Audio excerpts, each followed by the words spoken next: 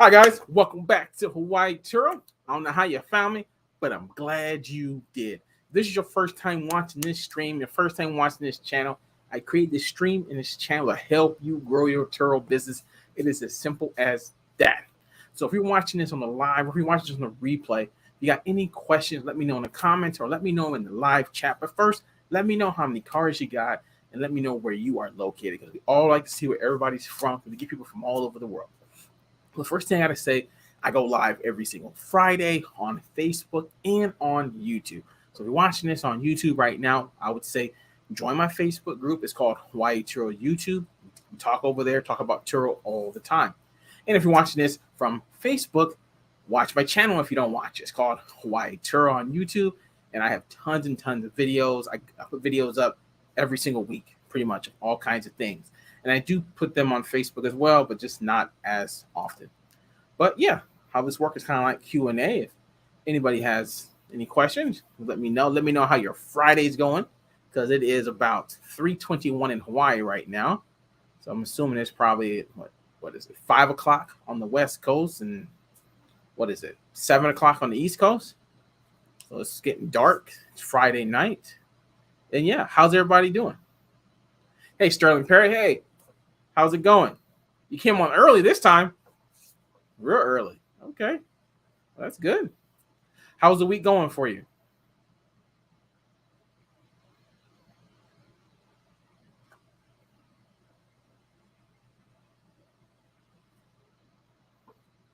And for everybody else, how's the week going for you? Have you been getting booked every day?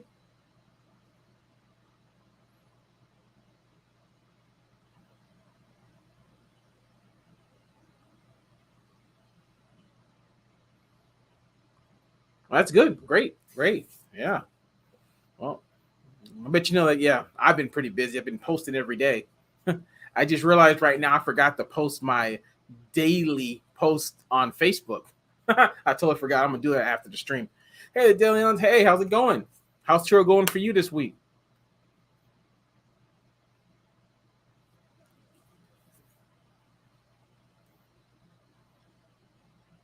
Oh, hey, Kwan. Hey, how's it going? Getting busy over there. Okay. Well, that's good. Yeah, busy is always good, right? That's what's up. Hopefully it stays busy. You know, we get into the summer, it just gets crazy again. That's what I'm hoping for, anyways.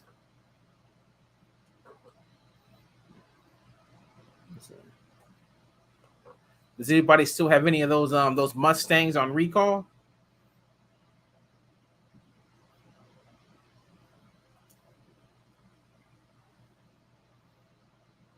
Oh, hey Danny, how's it going?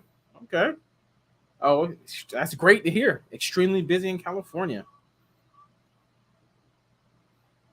Okay, sir. Okay, 3 or 5 cars out on the road. Can't get okay. You gotta get that GPS. That is the truth. Gotta have that. Okay.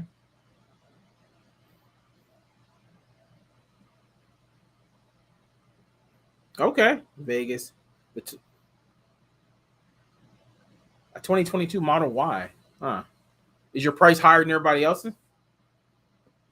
That has to be highly desirable.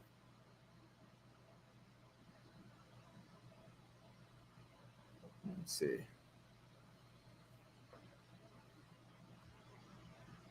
But I am jealous of your Model Y though, because I have the Model 3 22 and I wish I got the Model Y. So I am jealous.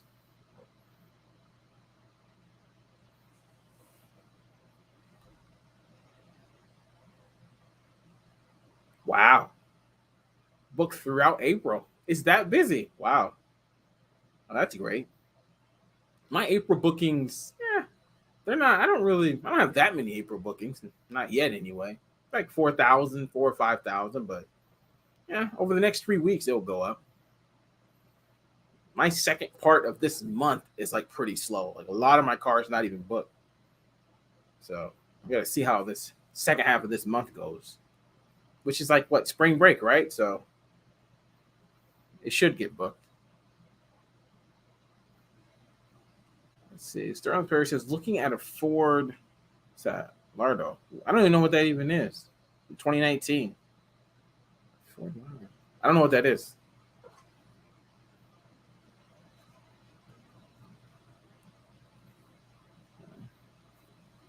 Let me see. Is anybody else waiting on some new cars?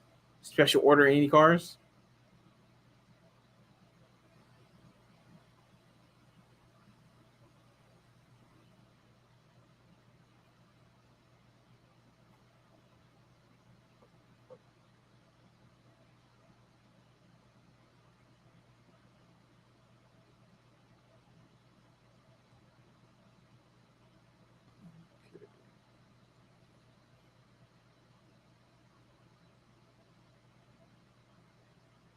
Let's see. White on white, Model Y performance. We offer free delivery and instant booking and Turo Go, but nothing yet. The Mustang is a white convertible with red stripes, so it's an eye catcher. Okay.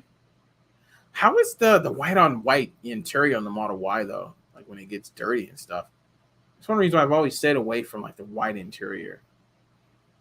Even the beige interior, I hate it. A couple of my newer cars have it. I just like the black ones. You know, it's easier. I would imagine. It looks nice though.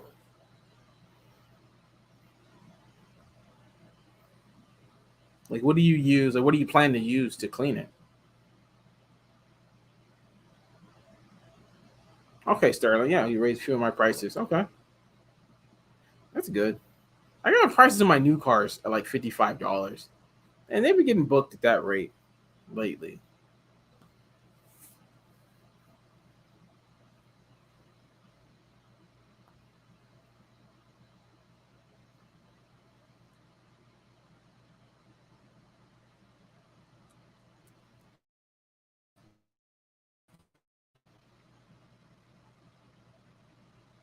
Yeah, but yeah, that's true. So, yeah, that's true. Yeah, the white color, you're not getting hot. Yeah, that is 100% true.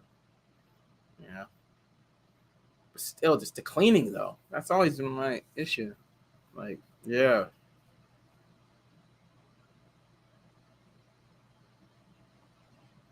Oh, hey Cheryl. Hey, how's it going?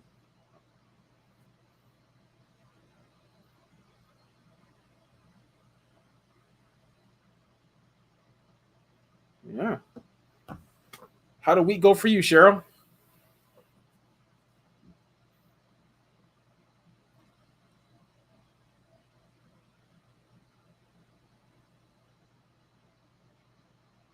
It's a good question.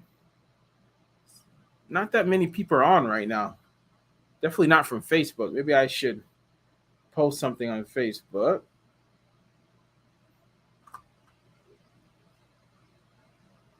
Let me see.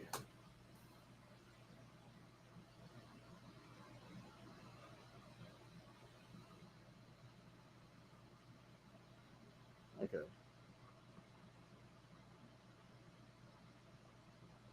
Okay. Just post it. The leather wipes is good enough?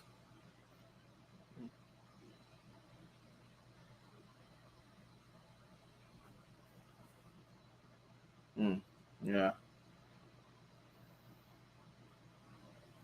Carvana is real. Made my 9 car goal. Oh yeah, I saw it. Yeah, congrats. I remember. I saw your post. New one already on a trip. Ford Max CIB. Yeah, I saw that. It was on the truck, right? Yeah, I definitely remember that. Yeah, I wish they had Carvana here. At least I know you can't sell cars to Carvana here. Buying, I don't know. No, I think you have to ship. You have to pay for shipping or something like that here. Oh, there's something right here. Sterling Perry says, "Does Turo allow you to use your own Go system?" I'm kind of using my own system, but Turo Go means that what they can unlock it themselves with something. So I don't. Yeah, the actual way, I don't think so. I think you got to use Turo Go because the way I do it, I have my app and I unlock it. So I'm pretty sure that's probably what you're doing too.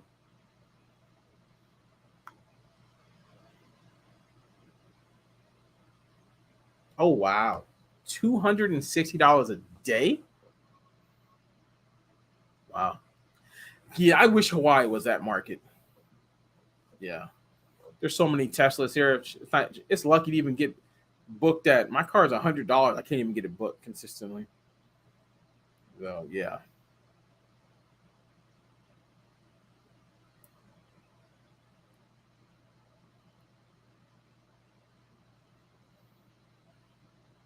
Yeah, that might be true too. Yeah. What's the price of the other Model Ys in Vegas? Yeah, at least what's the average price to like it actually gets booked?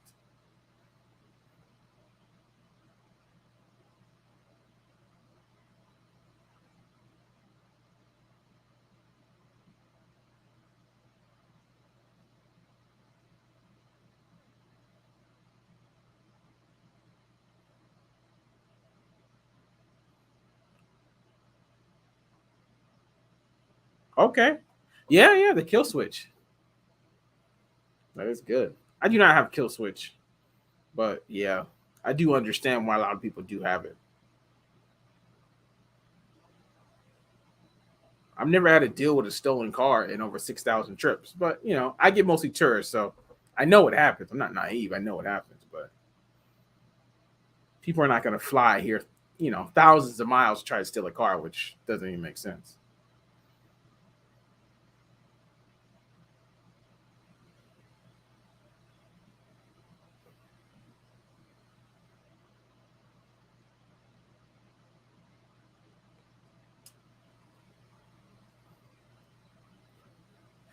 Hey, Far, really? Let's see what you got. Do you pay for parking in Waikiki in between your bookings? Oh, are you here? Are you in Waikiki? No, I have. I move my cars consistently, like every single day, so I do not pay for parking. So, yeah. How long you been doing Turo? And I'm assuming you're in Waikiki because you're asking me a Waikiki question. Yeah. Where are you parking your cars at? But at first, yeah, I did pay for parking. I had this parking garage where I used to live at over there by the Red Lobster, but I don't park over there anymore. Yeah, some stuff happened, and yeah, either I park on the street for free, or I kind of park like at this other parking, or I just find places where I can park for free. But I have my scooter, so I move the cars, during the daytime if it's not booked, to places where they're free, like parks, right?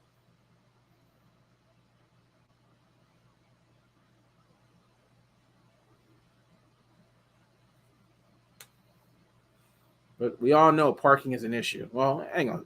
Well, it depends where you're at. Some people get parking, they pay very little for like a whole lot. But places like in the city, yeah, we definitely know. Yeah. How was parking in Vegas, the DeLeon?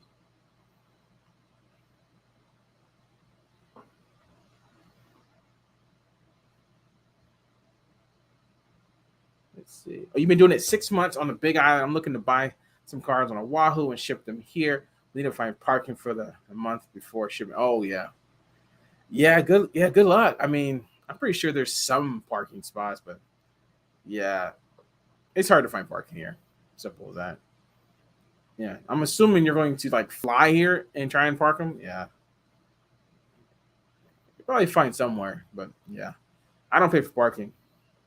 But there are definitely parking lots in Waikiki, but I don't really think they do like over all day. I mean, usually I have something like at nighttime. You got to leave, yeah, get them out really early in the morning, right? So, yeah. Oh, hey, Kizi. I think I'm saying it right. Kizi. Sorry if I'm saying it wrong, but hey, what's up, man? So I'm on the 90 plan. That's me, and I have a question. If a guest has insurance with the trip, does their deductible cover my or some of my deductible? Are you talking about their personal insurance, or are you talking about Turo's insurance? If you're talking about Turo's insurance, it does not cover any of your deductible, and that's just what you have to pay. If you're talking about the personal insurance, and of course, if their personal insurance covers Turo, then you don't pay anything. In Vegas was the Deleons.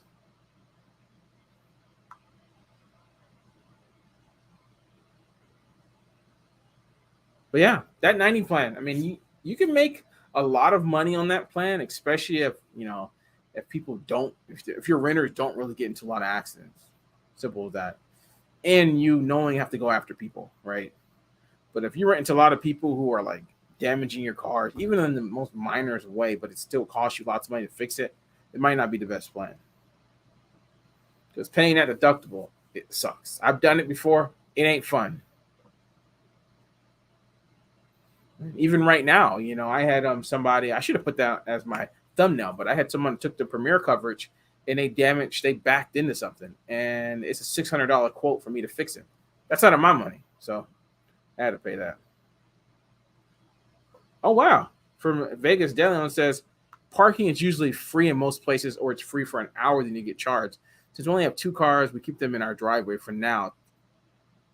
Okay, wow. Well, that must be nice. Free parking down here in Waikiki. Yeah, it's. I mean, there's all the free parking is all taken up, but that's usually street parking.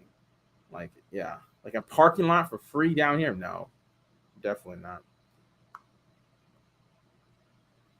And Danny says someone scratched 2 rims on my Tesla. Should I try to charge her? Yeah, for me personally, I don't care that much about rims. It depends. Yeah, but other people they really care. My cars I had on for years, the rims are all messed up. I mean, it's not like it's horrible rims. It's not unsafe, but definitely got curb rash like a lot. My Tesla actually does have curb rash on it now. I mean, it is what it is, but try and charge somebody for that. I mean, like you gotta like fight with them. What plan did they take? And it just that's something that you're probably gonna have to get money instantly, like right there. If you let that wait, they're probably not paying anything. Mm. Everyone is drastically dropping prices in Vegas. Yeah, I don't. Yeah, I hate it when that happens. I wonder why. Let's see. Okay, so I'm remembering you said you encourage guests to pay for it. Why should us, the hosts, care what their insurance plan is? I don't. I don't. Did I say I encourage them to pay for it? No, I would rather them decline it and use their own insurance. I care because you just said you're on a 90 plan like me. We have a deductible, right? I mean, if you're okay with car gets damaged, you instantly just fix it yourself. Anything lower your deductible, then yeah, that's good. But cars cost a lot, and doing that often, that's going to cost you money. You're probably better off switching plans, right? I mean, that extra 15%, yeah, is it going to be worth it if you're paying out more than what that is? So for me, that's about $3,000 a month. So every month that I have less than $3,000 a month in damage I have to pay for, that's a win for me. In most months, I'm under that. If it was over that consistently, I would switch. 100% I would switch. It don't make no sense to be on that plan when it's 3,000. It makes no sense. But I don't know what your number is. I don't know how many cars you have and yeah, how long you've been. You said already, or that was the other person. But I don't know how many cars. I don't know how much money you're making monthly. Once you know how much money you're making monthly, then you can know how much money that you would be paying Turo if you switched to the 75.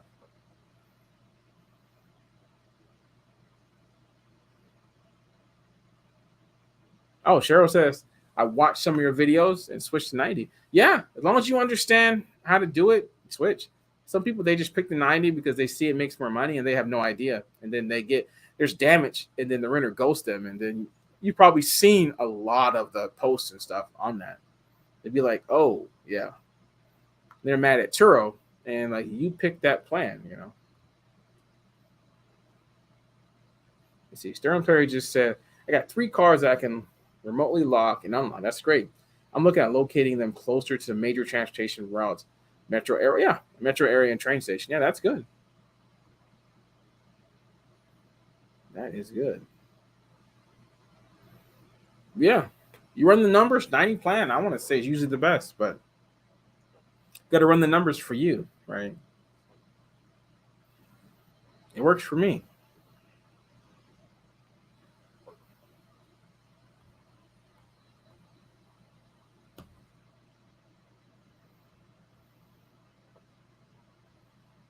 Let me see.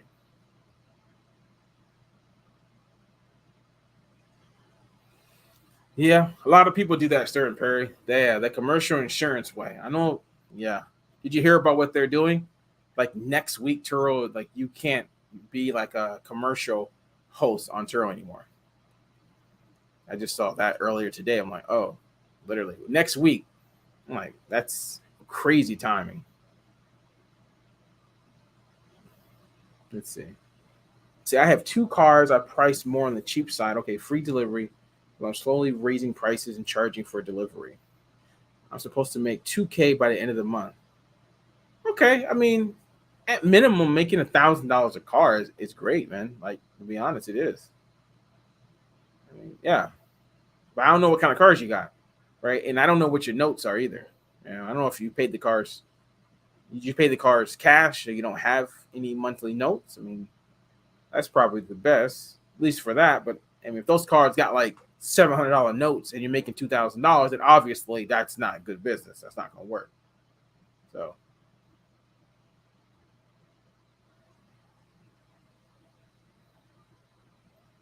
let's see. Final release says, "Are you concerned about the new bill proposed?" There's a few of them. There's a tax, and there's a insurance bill, which the insurance bill is okay.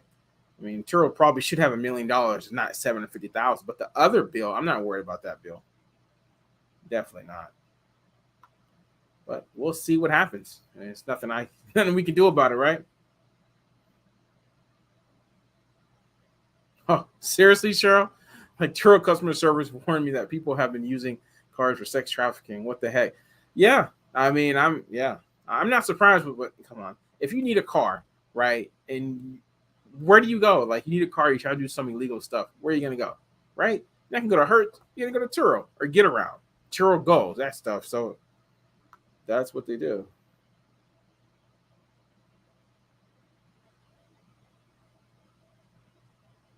That's why I don't like written locals. Straight tourists is not doing that. You said that's my situation. Ha ha. 700 notes, both cars. Okay. Yeah, and that's why you said 2,000 because you want to make like 12 or 13 before taxes and all that stuff. Yeah, I mean, but yeah. So okay, 22, a brand new Camry and probably a brand new Tacoma. So what is that? Okay, 2,000. You got like a 350 note average around there, doing three times $1,000. Yeah, so that's not bad. I mean, like $1,000 a car. I mean, it's not great, but it's not bad. I mean, I know you said something that your free delivery stuff probably should be changed. I think you said you were going to change it anyway. But yeah, if you're just starting out, you said 6 months. You said something.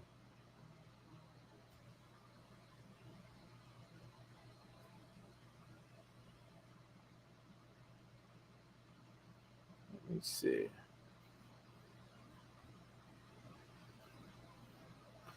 I can tell you something about these loans. Like, oh, whoa, hold on. No, you did not say. You said it was 700 each. Okay, no, that is going to be a problem. Yeah, see, not yeah, okay, not every scenario worked for Turo. Like what you're telling me right now, 2,000 is not going to cut it for you. If you're paying $700 a month for that Camry, and yeah, that's not going to work. You need to be doing like probably at least like almost $3,000. So yeah, 700. Yeah, man, your car's got to be doing. Yeah, why is it seven? Yeah, exactly. 700 for a Camry. What did you not get a base model Camry? Like what? How much do Camrys cost? Or is it because your Tacoma is like $1,000? And I don't. Yeah, what's going on? Yeah, your Tesla's 550. Wow, yeah, my Tesla is like 790. But I mean, how much does this Camry cost? Like, how much is 22?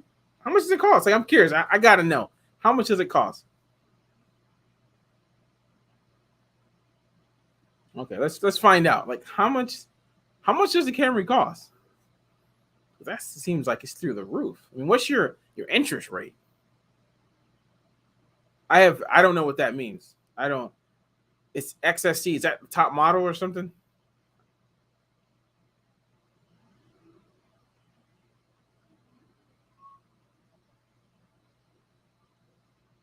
Well, if you're paying $700, that means that car note is at least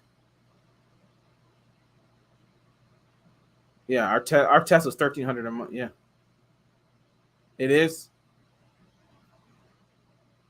Yeah, oh yeah. You're not including insurance either, right? I mean, 700. Yeah, 30 plus $1,000, if not 40.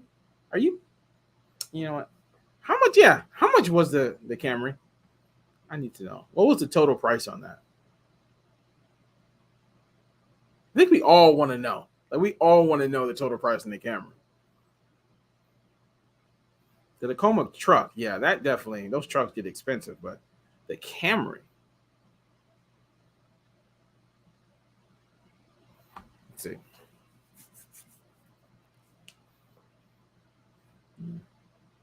So this is kind of the problem, you know, when a lot of new people, they start Turo and they get these brand new cars and they have high notes and they put them on Turo for like $40 a day or on automatic pricing, and you'll see, like, I mean, it's just between that and insurance. I mean, yeah, see, Danny says, yeah, I return that Camry.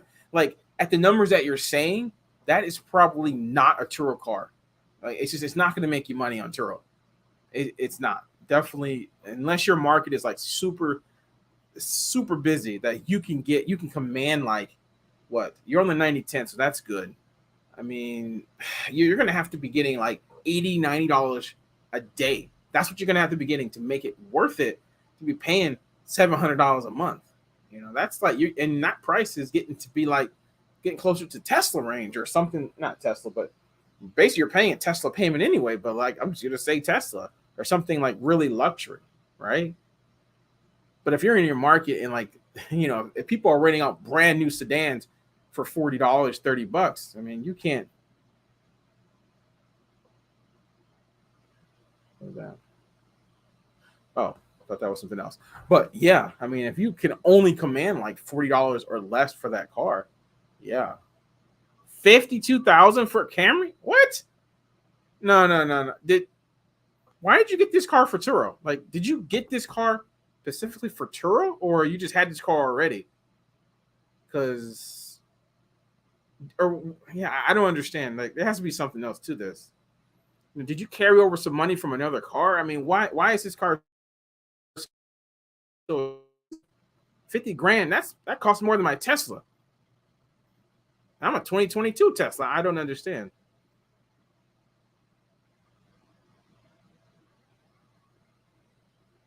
I don't. Oh, you carried over money from another car. Money. You carry over from another. Okay, that.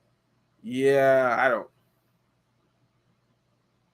Yeah, you're in a situation that car is not gonna. You're not gonna make money. You're not gonna make much money off that car. Like, you're really not. Usually, when people have loans for Turo, they're usually like 300, 200, or cash. You know, really anything more than that. Like, I have. No, I didn't trade it in. You didn't trade. So how is it so expensive then? I don't understand. I'm pretty sure MSRP on a Camry.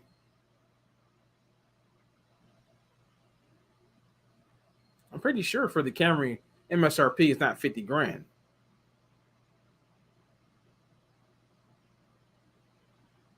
I mean, does anybody else here have a Toyota, a Toyota Camry 2022 XSE model? The markup stuff. How much was the markup?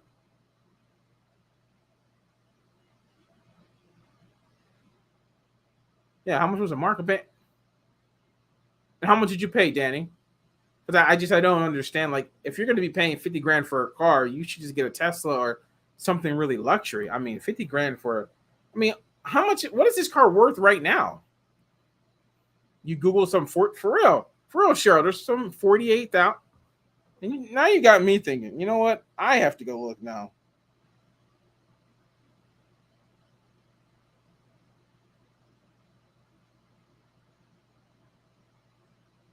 I gotta see for myself.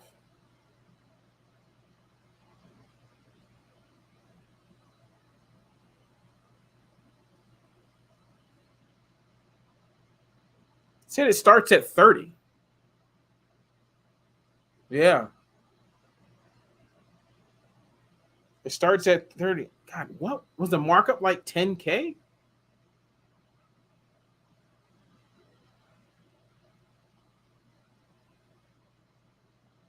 Yeah, that's crazy. Yeah, you're gonna make some decisions, man. Because yeah, paying $700 for that car, yeah, that's taking a lot of your money. I mean, a lot of your net is, yeah, yeah. Yeah, to be honest, that XSE hybrid means absolutely nothing in regards to renting a car on Turo.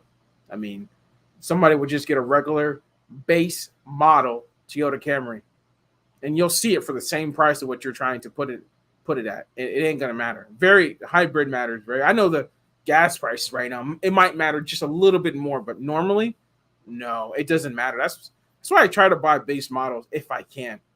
Buying top line model, especially for like a regular car like that, it really doesn't make that much sense. You're not gonna get like $20 to $30 more a day. You're really not. Like I did just buy a Kia Soul, and I am paying $500 a month.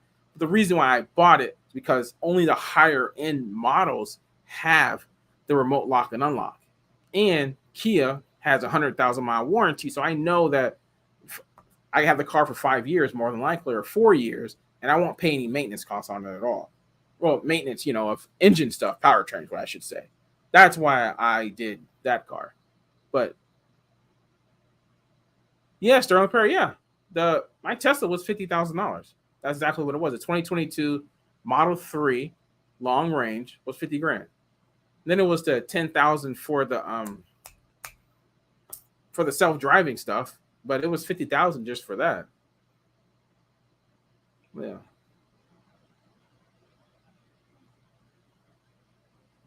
Like, yeah. Another problem with that Camry is like, what is it worth right now? Right? Like, if you try to get rid of that car, how much negative are you? And that's the problem with, a lot of people, including me too. When I got all those car loans, those new car loans years ago, and I had to deal with so much negative, and I did pay it off, so I definitely did lose. But just imagine, a couple years from now, and if you're just making the minimum payment, and you think you're making all this, whatever money you think you're going to make, when you try to get rid of this car, it's going to basically take almost everything that you made. And that is like the thing that Turo will never tell you. I mean, that's why some cars are just not Turo cars. And that's the cold hard truth on that situation with that car. Like, I mean, yeah. I mean, you're paying 50. That car is probably, just imagine, in 3 years, what's the car going to be worth? I know it's a Toyota, but what is it going to be worth? Is it going to be worth 30 grand in 3 years? Yeah, I'm going to probably not. So how much are you going to make in 3 years off that car? Calculate that and then what I said, and see how much money that car is going to make you. And that's the problem. And let's see who somebody just came. Who was? Oh, hey, who's that? Oh, hey, Chief Olive. Hey, Chief Olive. Hey, how's it going? I haven't seen you on here before. You're from Connecticut. Can you explain the Graves Amendment, please? Well, for one, I got to say, I have never used this before. This is kind of the stuff that I have heard over on Facebook groups for over like years and years and years. But, from what I know of it, it's, when you get sued, right? You get sued. Basically, you get sued and it's supposed to protect you. That's pretty much. I'm pretty sure someone else here, maybe someone, it's happened to them, or maybe they know someone has happened to. Because when somebody injures somebody or kills someone in one of your cars, they sue everybody. And that's basically what the Graves Amendment is. Hopefully, I never have to use it. Hopefully, no one in here has used it or heard anybody use it. It's not something that happens all the time, but, it can happen in this business, right? That's why some people want to get the LLC, but what's the LLC stopping people from suing you? But, yeah. Hopefully, someone else can say something about that. What does anybody else? Does anybody else know anything about the Graves Amendment?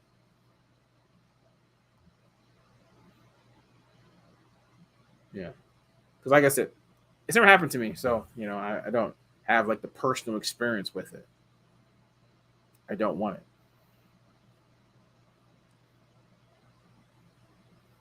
But welcome to the group. Welcome to the group. I go live every Friday. And Sterling Perry, yeah. You've been in a situation before. I paid $38,000 and financed $54,000. I was upside down in my trade. Yeah.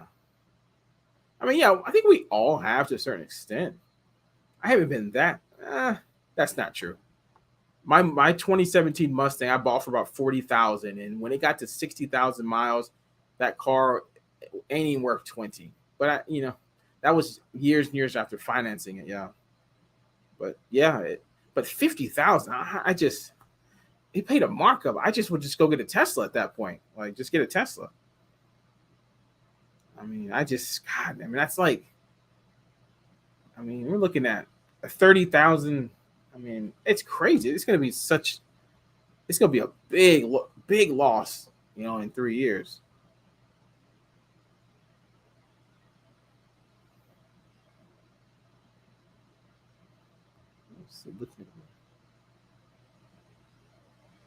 Oh, daily lounge. Yeah.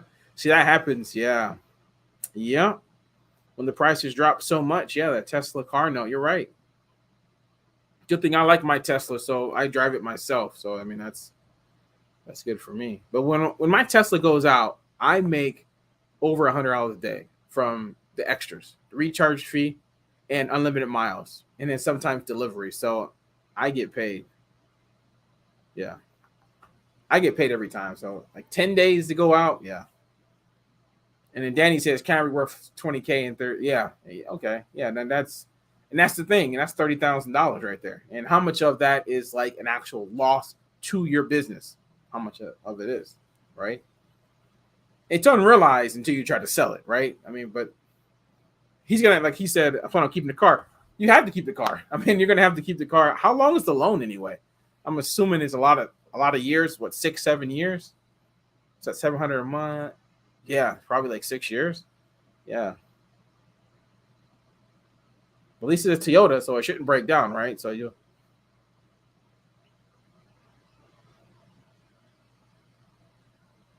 Yeah. Maybe your best option is just to take every single dime you make on that car and put it into the loan. Everything you make for what? For 3 years. But then you're like, why are you renting out a car to work for nothing, right? And then that's another thing that comes into play. What's the point? 84 months. Wow, man. Yeah, I remember those loans. Yeah, those bank gets paid a lot of money on those loans. I can tell you that. Lots of money. 84. Jesus. Man. I got a calculator right here. I got to see exactly what it. Yeah, $58,000. Yeah, that's. Damn.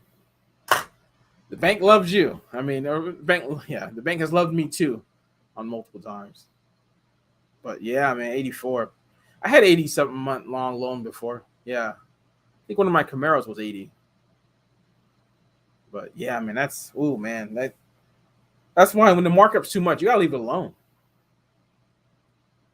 Sterling Perry says, please be careful not to discourage your audience.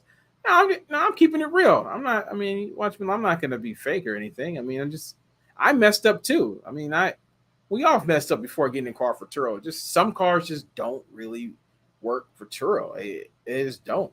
I'm not gonna. I can tell you right now, my 2019 Batmobile, my Camaro, it was I'll get back. It was okay. This car, I love this car. I love my Batmobile. I love it, but I shouldn't have gotten it. I shouldn't have gotten it. I really should not have gotten it. I looked at the numbers. There was no reason why I should have gotten it. Like my loan payment was $809 a month. I know it was insane. It was kind of a trade-in with my Kia that I had to get rid of it. But I should have done it in a different way. I should have paid off the Kia and I should have just left this car alone. But I special ordered it and I wanted to have it. And USA did the finance. No one else would do it. And it was crazy. I was like 800. I'm like, okay, I can make 2,000. I kid you not. Like I looked at the numbers over the entire time I had it until I paid it off. I literally made gross about $4,000 in about 3 years. So literally, like there were some months that I lost money on, right? That particular car, like $809. It was a stupid decision, completely dumb. Like I tell you, like I made bad decisions too. That was a dumb. I should have never have gotten that car. Like $800 a month for really for any car that's not giving you like $2,000 to $3,000 a month ain't worth it for Turo. And so, like I said, I made a mistake too. Never again will I make that mistake, but I've definitely made it. Some cars it's not good for Turo. $800 a month is insane for a car that some months I made under $1,000 on the car. Like I said, I took losses on that car. That was just a nice car for people to see, but it didn't make me any money. Now it does because I paid it off, but it did not make me money. And I never again will get a car. I do have a Tesla, but that's more of a personal side. I would never get a car for Turo for that kind of payment. But yeah. That's something that I learned in this business. But yeah, I try to keep. If I had to get a car loan for Turo, I try to keep the payments like 300. Yeah, 300. Unless it's like a Kia, because that Kia has that 100,000 mile warranty, so that's kind of like you can push the car to 5 years, right? I try to keep a car in warranty, so that's like 3 years, right? So in 3 years, what can you make? Yeah, 60,000 miles. Here it's like about 3 years, maybe a little bit less, but for you it might be 2 years, right? I don't know. People put 30,000 miles a month on your cars. Not here, at least not for me.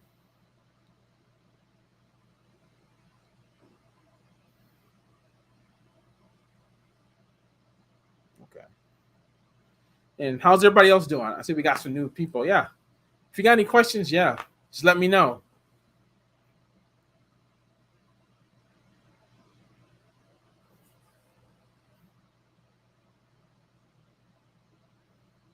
See, Delion says, "What would you do in our shoes with the Model Y? It's a nice car, but it's not pulling its weight at all. And we didn't buy it with plans on keeping it as a personal vehicle." Let's see. Are you upside down on it all? I mean, like, would it cost you a lot to get out of it? If it doesn't cost you a lot to get out of it and it's not performing, I mean, you got to make that decision, right? I mean, are you? Yeah, I mean, are you trying to make money on it? I mean, or are you not? Right? It's pretty much what it is. But I probably, if I could get out of it, I probably would. Tesla's in a whole different market. If it ain't gonna rent, they're just not gonna rent, right? I mean, people want a Tesla or they don't. It's as simple as that. And if your market is flooded with Teslas, then that's then it's it, right?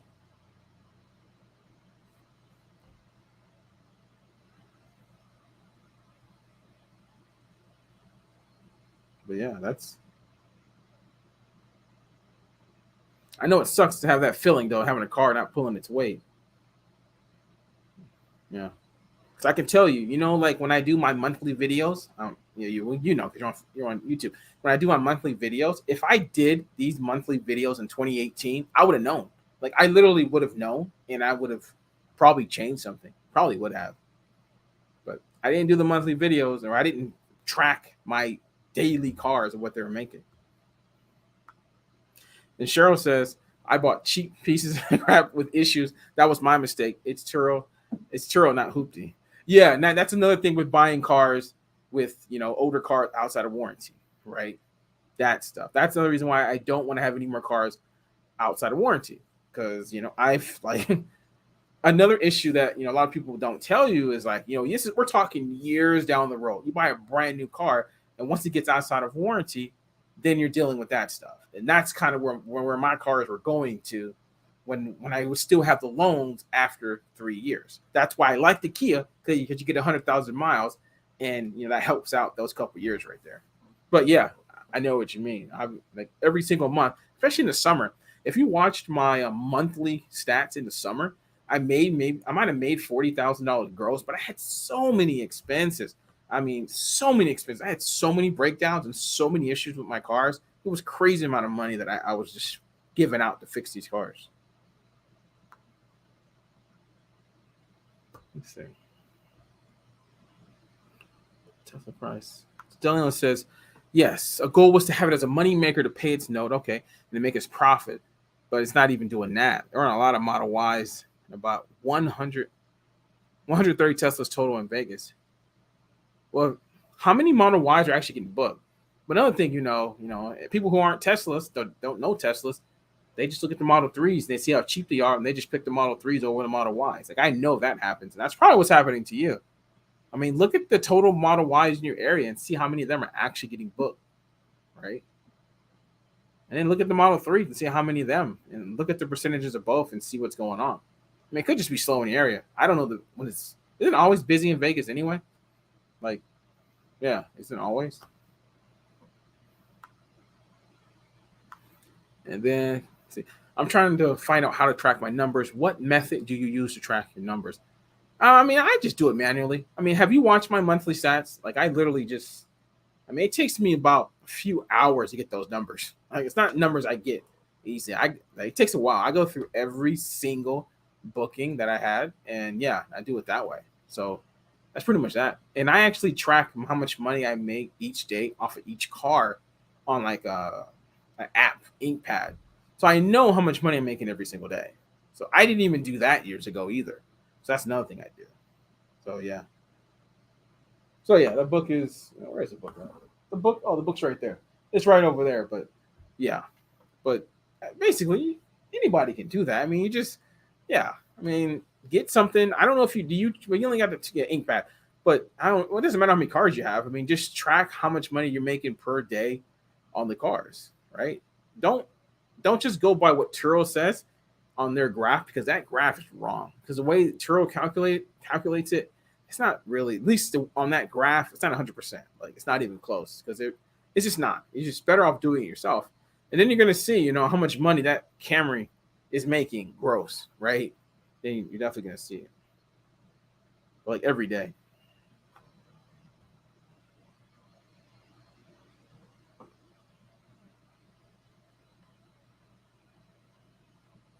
Okay, I have somebody. Okay, have somebody get one of my cars right now, so I got to use my Chevy app, and get them in the car. Okay, I'm gonna do this real quick, and they have to upload the photos, which they haven't uploaded the photos yet. So, actually, never mind. They did upload the photos. So basically, unlock the car, and then they are good to go. Yep, good to go. Boom. Okay. But yeah, like I said, everybody should be tracking how much money they're making on the cars. That's one thing that I wish, people told me when I first started, because when I first started, I had Airbnb, and that was actually my main thing. It was not Turo. And if Turo was my main thing back in 2018, I would have done things a little different. Definitely. I mean, I would have had to make a decision on that Camaro, like how the DeLeon's got to make a decision on that Model Y. Like I would have had to do something. I mean, I would definitely have been upside down in it, but would have to do something. Something.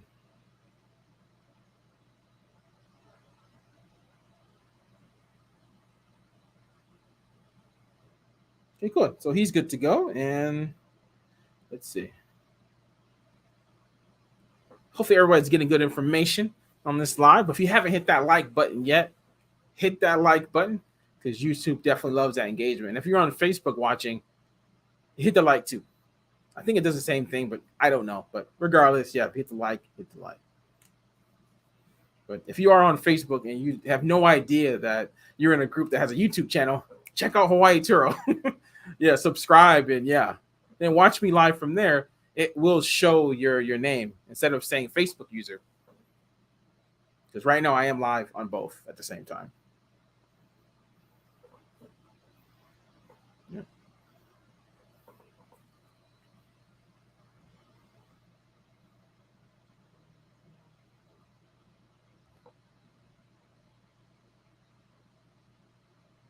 Okay. Cool. And I did just finish filming my monthly video for February, so that video is going to be up probably the next couple of days. I just got to edit it and stuff. So if anybody's wondering, the actual video, I know I did. I posted something on Facebook, but like the actual video of it.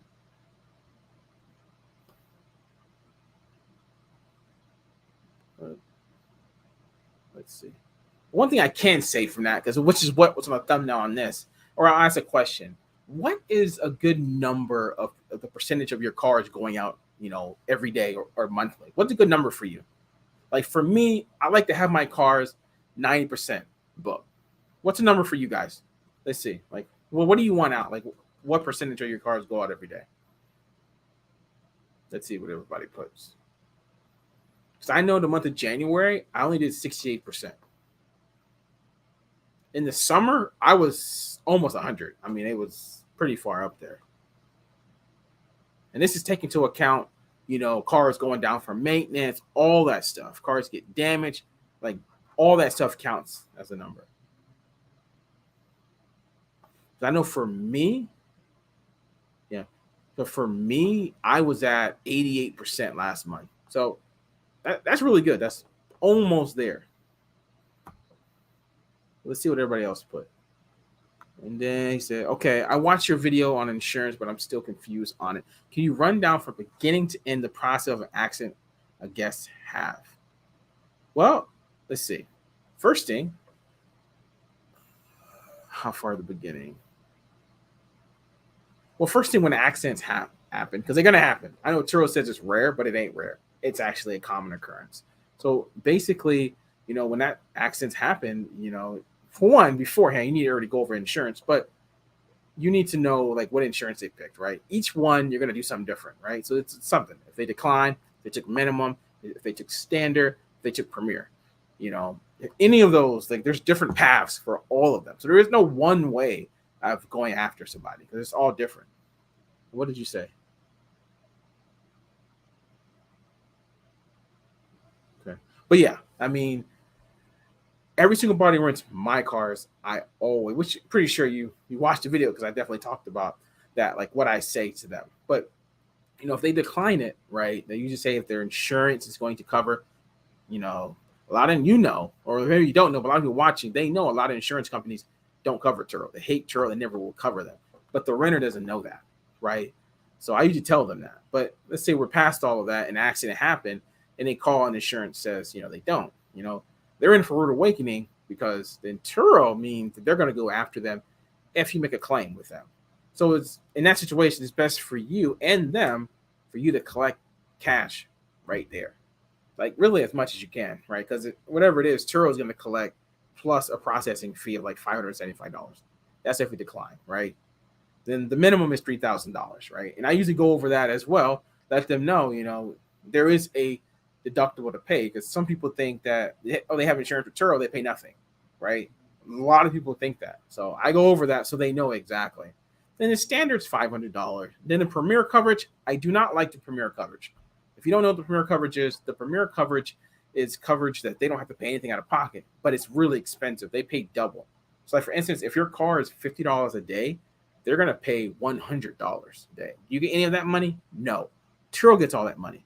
That means they pay nothing. Like for me, if you are in my Facebook group or even on my Instagram, I don't know if I did it on Instagram, but I just had an accident. Like somebody one of the renters backed into something in my Camaro, but they took the premier coverage, which means they pay nothing.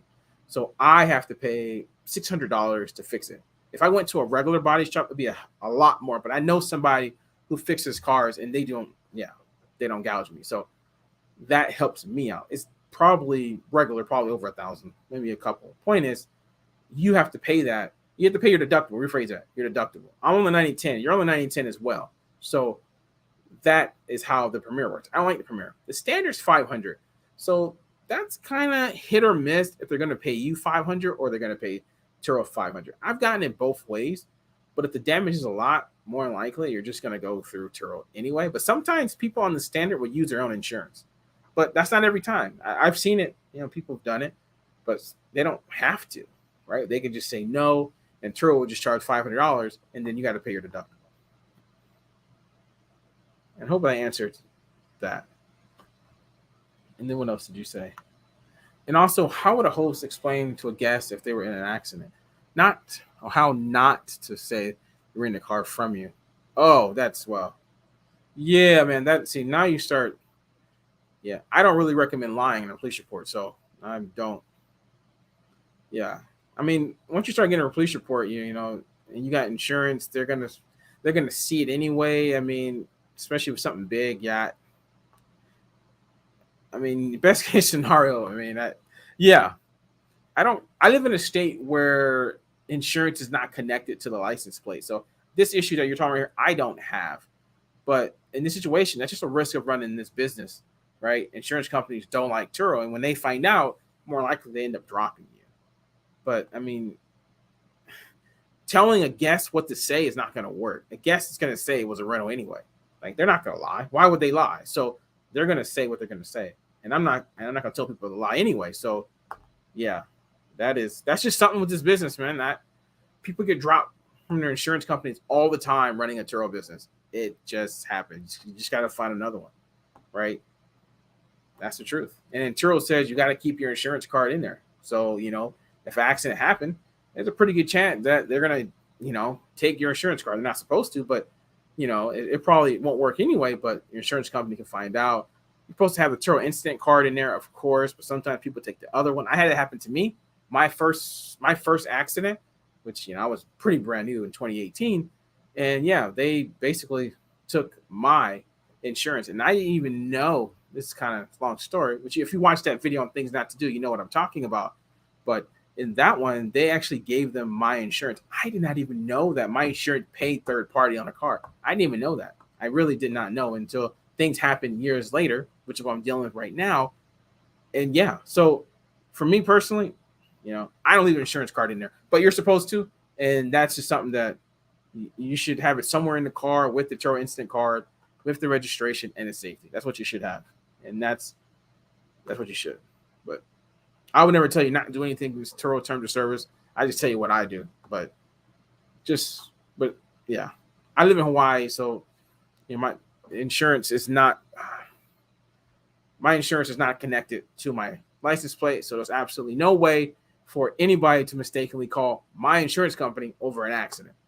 But for you or anybody watching, you got your insurance connected to your license. It doesn't even matter if your insurance in the car or not. If there is an accident, they run your plate. Your insurance company is going to find out. I mean, that's just how it is where you're at. It's not for me. But yeah, that's really deep in there. Yeah. Does anybody else got any questions? I know that insurance side is, yeah. I wish Turo would have done something in the 10 plus years they had this business, but they haven't. So it is what it is.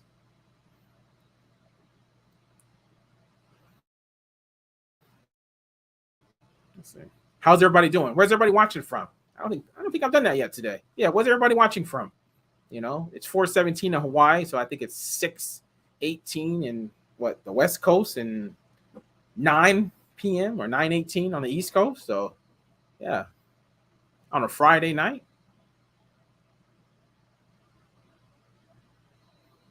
Yeah, we got about like 17 people in here right now.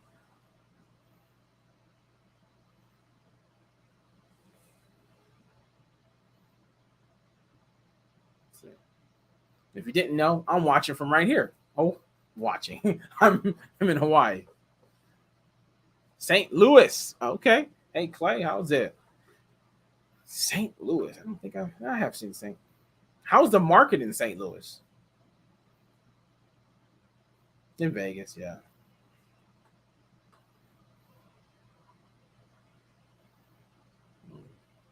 I know we get people from like all over the world. I know we get somebody like people from Canada, London. I mean, it's yeah, people all over. Is anybody from London watching right now? Let's see, who is that? Okay, Chief Allah. Let's see. I don't have an extra car. My wife is 100% on board. We have 2 cars. I have a 2011 Suburban and my wife a 2021 Palisade. Those Palisades are nice. What should I do to get her on board? Well, you said she is. Yeah, you don't need to do anything. You just said. Yeah. I mean, you said she is. Like, are you thinking about getting an actual Turo car? Is that what you're thinking? Yeah. Is that what you're thinking? I mean, from what you're saying she's already. Oh, she's not. Oh, I see. I got you. Yeah, that's yeah. Oh, you're on Maui. Okay. Well, I mean, man, you're in a predicament. I've never been married and I'm single, so yeah, yeah, to get your significant other to change their mind on Turo. Yeah, that's gonna be something. I don't know if I can help you with that, to be honest. I don't even know. Like, what would you say? I mean, Turo's high risk. I mean, a lot of people know that. At least after a while of doing it, you know that. I mean, it's not for everybody. Maybe it's not for her. Maybe it is. Who knows, right? I mean, you can make a lot of money doing this, but I mean, you can do it wrong and lose some money, right? I mean, Maui, I think Maui's a good area right now. Like, I know that Kauai is really good. I think Maui is Is it better than the Big? I think the Big Island went down. I know on Wahoo it's really saturated here. Like I think Kauai is still doing numbers like last summer, which is crazy, right? But still doing numbers like that. I don't know how Maui is doing. I think it's doing good. I think what's his name? George Purdy. He's on Kauai. Never mind. Yeah, I would say good luck. Hopefully you can get her. I mean, we got summer coming up. I mean, it's gonna be some money. You know, hopefully we get some international people, more international people coming here by the summer, right? That's gonna be really beneficial for us. And of course, hopefully that bill gets thrown out and that doesn't affect anything towards that.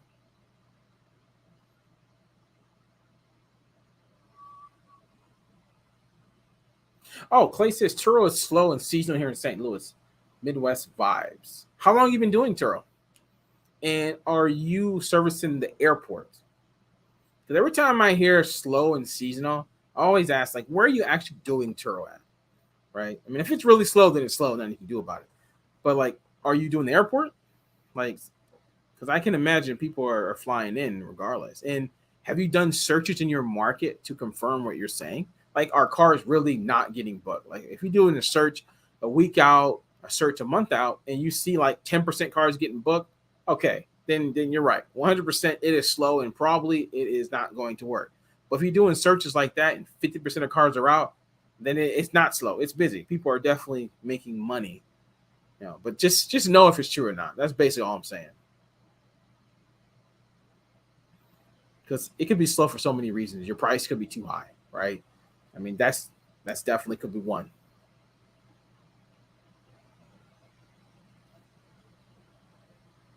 That kind of goes for anybody that's watching that thinks it's slow. Just do some searches. Then you'll know if it's slow or if it's not.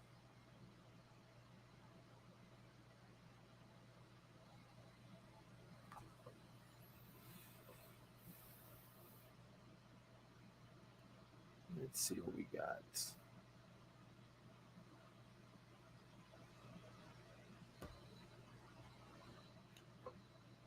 Oh, that was actually someone else who did the shock. Sir Wonga.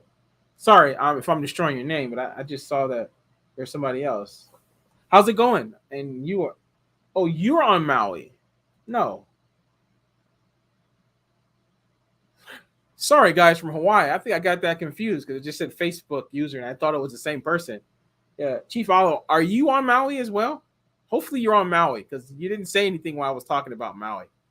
Hopefully you are. We'll see. Since March last year, yes, I've changed and doing vans now much better. Okay. Well, okay. So you said March last year. So what? It's kind of did it slow down like during the winter time? Or maybe technically still winter, but did it? No, it's March. It's not winter anymore. Did it slow down during December, January, or February? Or did it like pick up? I know the summer probably was crazy busy, and it went down a little bit. I'm assuming.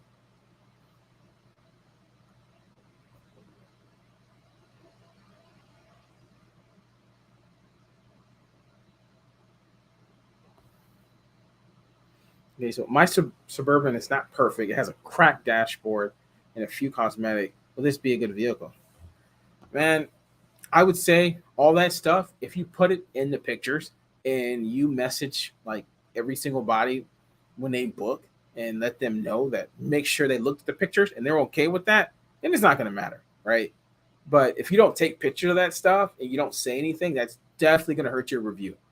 But there's a way to put cars on there that have cosmetic issues. You just got to put it, you got to lower their expectation of the cars. You got to let them know what the car is before they get there. Because I've seen people with like five-star reviews when they have cars like 10 years old that are piece of crap cars, but they get 5-star reviews because I see their description of what they do. I mean, they basically tell the person everything wrong with the vehicle before they get there. And once you do that, people are going to have their expectations so low, you're going to get 5 stars, just to let you know. If you don't do any of that stuff and you put that on there, I guarantee you people will ding you for that. So that's a tip right there if you're trying to rent out those kind of cars. And see, where do you keep all your cars when not on the trip? Well, For most part, most of my cars are booked. But the cars that don't get booked, I park them at I park at the park, because free parking. I try to find street parking at night, or I park at there's some paid parking that they don't really check. Kind of just one spot overnight that they don't check, so I park there. And yeah, I just find places to park. That's pretty much it. I don't have nothing, no, no lot or anything.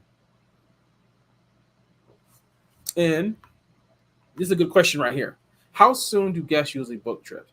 Well, this all depends on your market and your pricing and how you set up your listing. Simple as that, right? Because if you are doing like automatic pricing with discounts and your pricing is so much lower than everybody else, you are going to get booked months and months and months and months out. But you're not going to make any money, right? Not really, unless you are renting out like a 12-year-old car that you bought super cheap.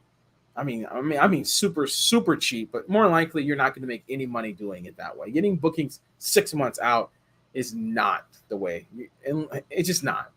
Most times, it's not, because the people who are booking that far out, they're looking for the best, the absolute best deal. And if you are the absolute best deal, then probably your car is very cheap, right? So yeah, some people do like a month out. For me, I like to be booked at least. I have my pricing set up for like max a month out. So yeah, I start getting bookings like a month out. I have some bookings months out, but not. It's such a small percentage. It's just like someone like booked my Tesla for like one day in July, which I'm like, okay. I'm like, why do they do that? And because my car is not the cheapest. There's definitely cheaper Teslas. Maybe because it's brand new, 2022, and that.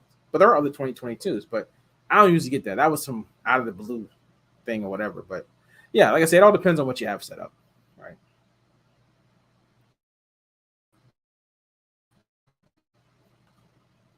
And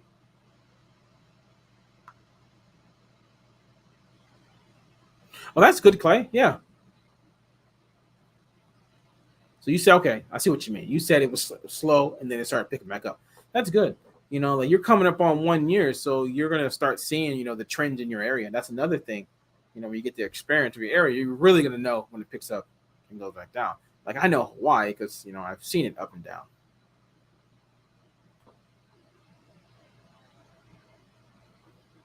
Oh, you're welcome. Yeah, you're welcome. No problem. Yeah, join.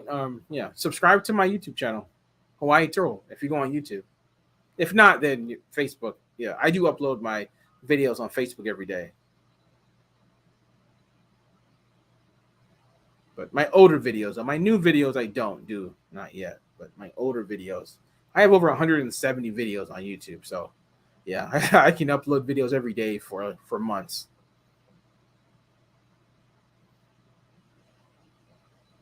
Just if you do go on YouTube, don't watch my first videos. My first videos are pretty cringe worthy, pretty cringe. Yeah, I'm not gonna lie. Like, oh hey Marbell, hey, how's it going? How's it? How's it? How are you? Yeah. How was your Friday going? Yeah, we've been at it for 1 hour and 8 minutes. Let's see. So, do you have any other side gigs? I think I asked this before, but I don't remember. I don't think I saw. I don't think I saw this, but no. At the moment, all I do is Turo. I do some coaching as well, so that maybe if you count that as a side gig, I coach some people. But other than that, all I do is Turo. I had Airbnb before, but I stopped that. He said, "So I received a letter from Turo. No more commercial hosting." Yeah, I saw a lot of it. I didn't actually get that letter, but George Purdy's on. We were just talking about it. But yeah, that's gonna be something. A lot of people who are just all commercial and banking on those fees and stuff off the Turo renters. Yeah, that's gonna stop. You're gonna have to get the people, to get them from outside. Hey George, how's it going?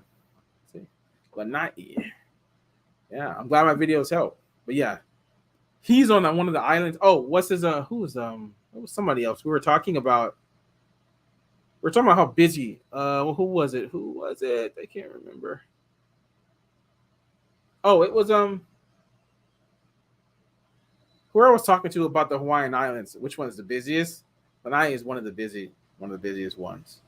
Are you still getting top dollar, George?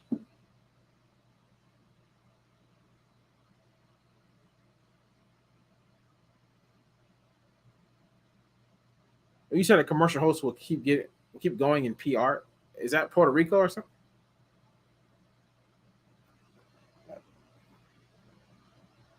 Oh, hey Steven. Hey, how's it going? Louisiana. Nice. Let's see. Do you think competition would decrease with this? Decrease? I mean, and who knows really what that is?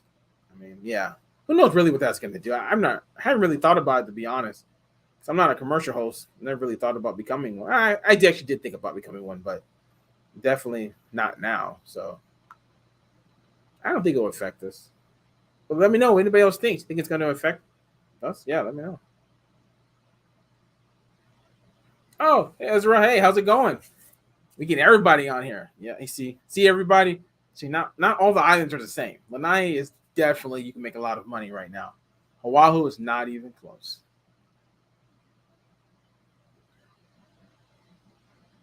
I'm jealous, George. Definitely jealous.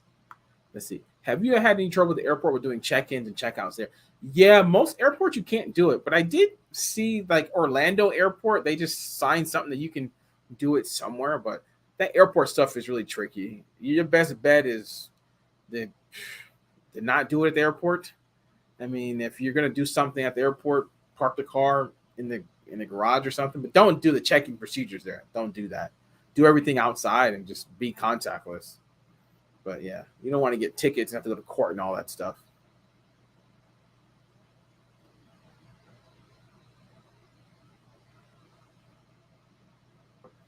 And then let's see, Marvel says, see if I can remember. Okay, so I don't know if you remember, one of my cars got stolen while in a trip. Vaguely, it was recovered by police. Now going through Turo for repairs. I think, yeah, vaguely. I think it was vaguely. I think somebody stole their car. Like, what's wrong with the car? Yeah, what kind of issues are there? Yeah, let me know. I think everybody want to know. Yeah, incognito. Yeah, incognito is kind of like the best way to go. Yeah, I try to be. Try my best. I would like to be the remote there, but the problem with trying to be remote is trying to get people to find out where the car is. That's my problem. So I know if I do it, like people are gonna have issues trying to find it. You know, it's their first time there. They got to get to the parking and find it. It's just it becomes an issue trying to find it. That's why I haven't done it like remote. I just meet them in a parking, and I usually do my photos before, and I just basically just check the ID, leave. That's pretty much all I try to do. Oh, and people do that.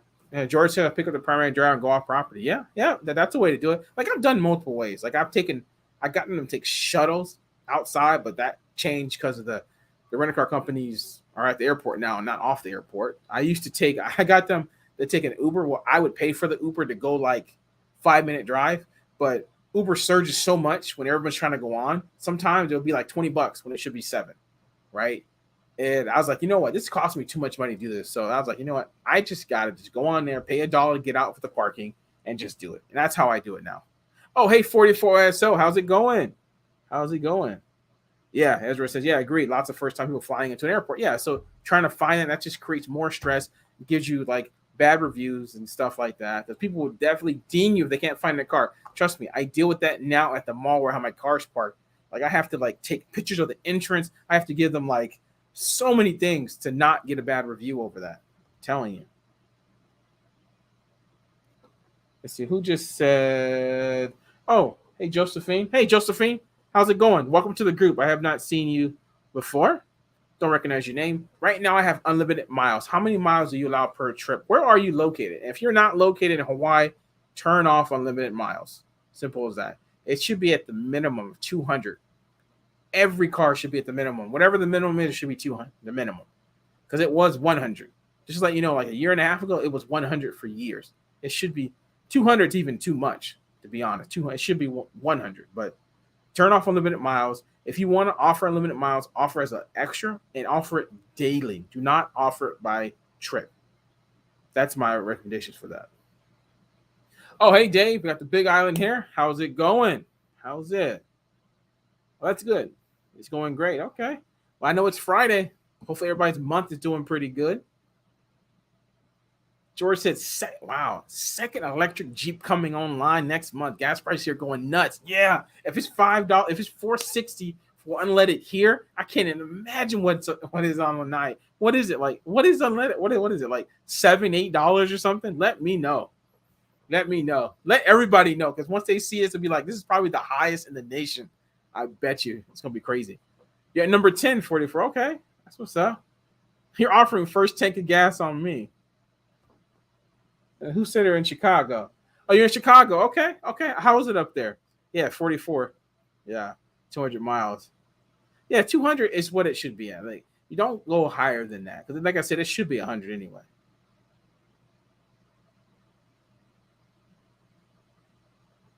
And then, oh yeah, I have a renter who wants to rent my truck early today. He's already over miles. I told him I can't get out to him until near the end of the trip. He's driving around now, still money. Yeah, the overage miles is not as high as what it used to be, unless you are charging a lot per day. It's not that much. I'm not saying it's nothing, but it ain't that much. Please tell me you had that 200 though. Cali gets 6, 5 in Vegas. George Purdy. Oh, where's the Lanai? I gotta know. We gotta know. Let us know, Lanai. We gotta know what the price of gas is there. We gotta know, because I know it's higher. Oh, okay, it's 6. Okay, it was $6.89 last month. $6.89. Oh well, San Francisco was $6.50. Wow. 6. Wow. Wow. Well, we're 60. And let's see. With so many hosts, how do you stand out? Man, that's a great question, right? I mean, obviously everyone's going to tell you price, but price definitely not everything, right? It's how you set up your listing. Are you close to where people are looking for, their trips, or where they're located, their hotels, the airport? I mean, what's your availability, right? Do you do like what? Do you have minimum 5 days, minimum 3 days? I mean, there's so many different ways to stand out, right? So many different ways. But one of the easiest ways, don't be the highest price car in the area. But then definitely don't be the cheapest price car in the area either, right? Don't do that. But there are lots of ways.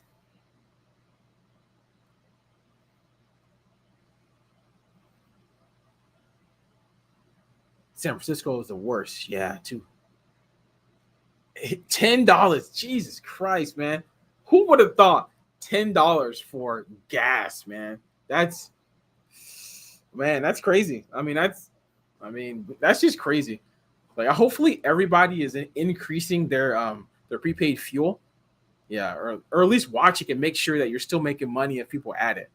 Like, my price is $55 per trip on my regular cars. I think it's 85 on my Acura MDX.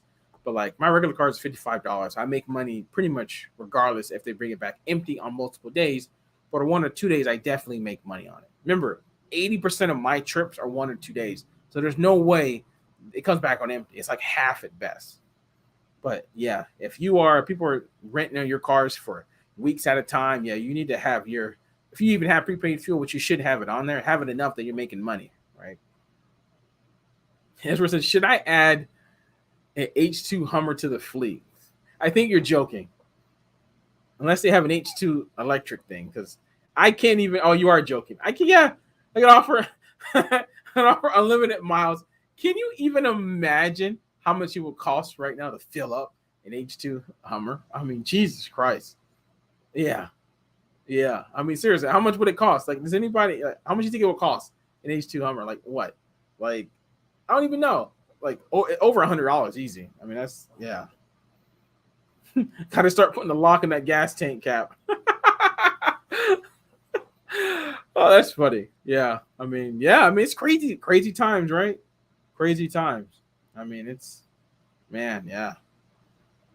But hopefully nobody has like prepaid fuel for like $40 right now, right? On any car.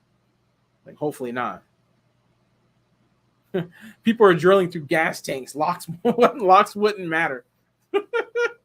Yeah, man. I mean, it's just some crazy times. I mean, it just, man. I mean, yeah. When does it stop and go back down? I mean, yeah. I mostly drive a Tesla, so I don't get gas personally, but I don't drive that much anyway. So, other than I don't drive that much anyway.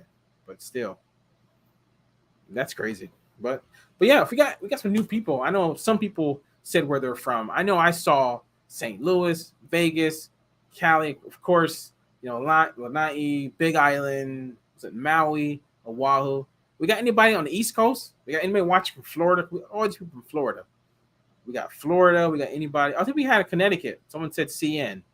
And we got Puerto Rico as well. We got anybody like the Northeast, Atlanta. See, we got Atlanta in the building. Oh, hey, Thierry. Hope I said your Tierra. I think Tierra. Tierra sounds better. How's it going? Let's see. We got anybody from like Canada? Why don't we get that? Eva Beach. Eva Beach. Where's Eva Beach? I'm just kidding. Eva Beach is here. Eva Beach. Oh, hey, Walter. I don't think I've seen you on here, but how's it going?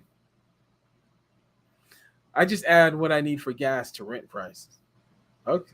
Well, yeah, I mean, you can charge whatever you want over there. So, yeah, you're lucky. Eva Beach. Okay. Well, hopefully everybody is having a good week and a good month on Turo. Hopefully it's going to get crazy busy for everybody. Oh, you've been to Canada? Okay, you've been to Canada. I have not been to Canada. I have not. Okay, Walter, not bad at all. That's good. How long you been doing Turo, Walter? And when did you join the group? And welcome to the group. If you've been here a while, then maybe I just missed you. But the group is growing pretty fast. So like anybody who's watching from Facebook, anybody's watching from YouTube and you have a Facebook, join my Facebook group if you haven't. Hawaii Turo YouTube. We are growing really fast every day. We talk about Turo all the time. And it's called Hawaii Turo YouTube. And when I go live on YouTube and Facebook at the same time. That's why when you see all these Facebook users, they're everybody from Facebook. And everybody who's saying their name is Facebook user, if you want them to see your name, you have to accept StreamYard's permission, which is like somewhere on there, and then it will show your name. And if this is your first time watching me, I do this every single Friday, at least for an hour. I know I'm very busy with like 18 cars, but I try to at least give everybody like an hour a week. And let's see. Oh, Tiara. She says, I'm new to the community. In the process of choosing a car, stuck between a Prius and a Camry, purchasing next week. Okay. What I would say, what's the price between them? And I would probably go with that. I know the Prius probably gets more gets more MPG, but yeah, I would go with price right there. That's the truth. Are they both new? Let me know. Edward says we're on fire. And who said, oh, hi, Monica. Hey, how's it going? Sorry, I didn't even see it. How's it going? I don't know if I've seen you before on here, but you're on the Big Island. How's the Big Island going for you? We have a couple people watching from the Big Island. Dave is on the Big Island, and someone else is on the Big Island. See, Walter says, I started in December and joined the group last month. Oh, congrats. Congrats. Don't know how you found me, but I'm glad you did. That's like my saying. I say all the time on YouTube. But yeah, welcome to the group. Welcome to the group. Let's see. I had George Porty just said, you had a guest from Canada. Okay. Oh, there you are. Oh, I see it. Oh, you switched to the Facebook. Yeah, just Ezra, just accept the permission and it will say your name. So yeah, like I said, anybody watching from Facebook, yeah, just accept it and it will say your name. If you're looking where it says accept, it should say like somewhere on the side of it, on the side of where you see my face, somewhere there it should say. Let's see. So Tierra says, does year of car matter? What's the lowest year you would purchase? Me personally, I'm at the point now, I don't want to deal with cars outside of warranty. So I'm getting really strict on that. So within 5 years, I wouldn't even buy a car. Yes, I do have cars that are outside, but in the next 6 months, I'm getting rid of all of them. Every car that's out of warranty, I will not have by the end of this year. So, but if you have a place, that will fix your cars cheaply, or you're good at fixing cars yourself, then yeah. But for me, it does matter. But some people, it doesn't.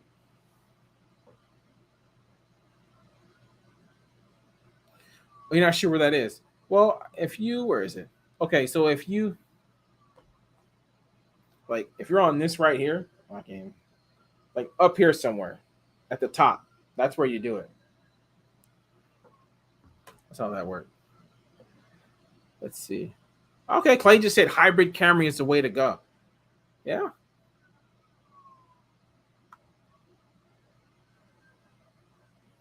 Okay. Well, maybe that's something, Danny. If anybody got a hybrid, raise the prices.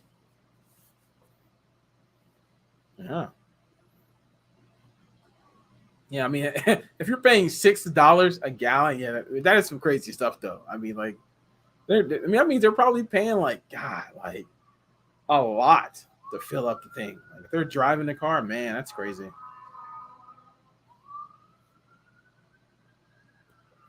Let's see.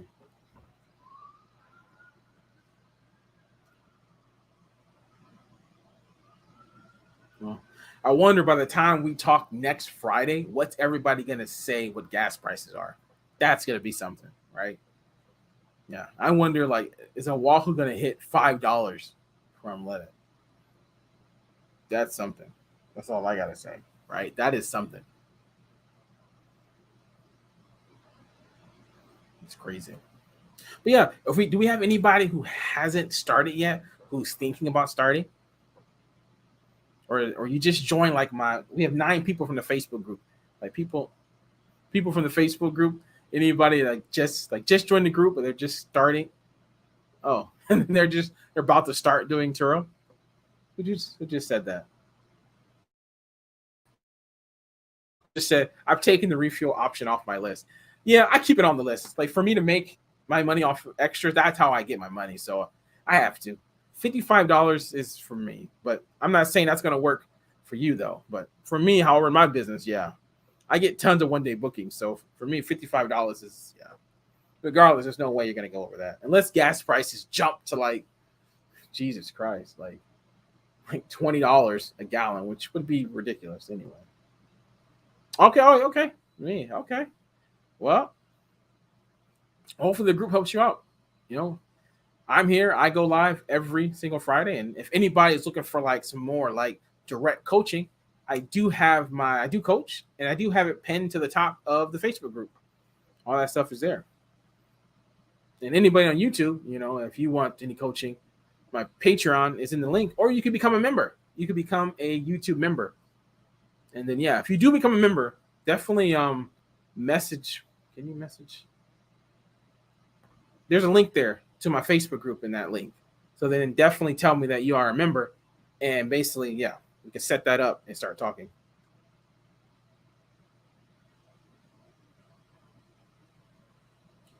Yes, Deleon. Yes, does Turo take percentage of your extras? Yes, they do. I believe it's 10%. 10%. Before it was based off of your percentage of your plan. So if you was on a 60/40, they took 40%. I know, pretty crazy, right? But yeah, but now it's 10%. Yeah, intern coaching. Yeah, so just scroll up to the top. I have a post right there. Just click that, and whichever one you want, yeah, just do that, and then sign up on the Patreon. And you can message me on Facebook or message me on Patreon. It doesn't matter. Either one I'm going to get. Probably the Facebook it'll be the same because I get it anyway. And then yeah, we can set up a coaching call or Skype or Zoom. The newest one I got now, she wants to do calls because if you pick the $350 one, you get my phone number. So yeah, that's the more intense one. That takes about a month to go through everything Turo. That's like talking every single week, literally every week for a month.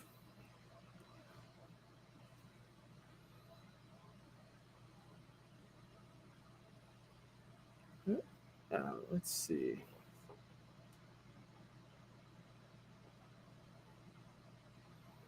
So we got.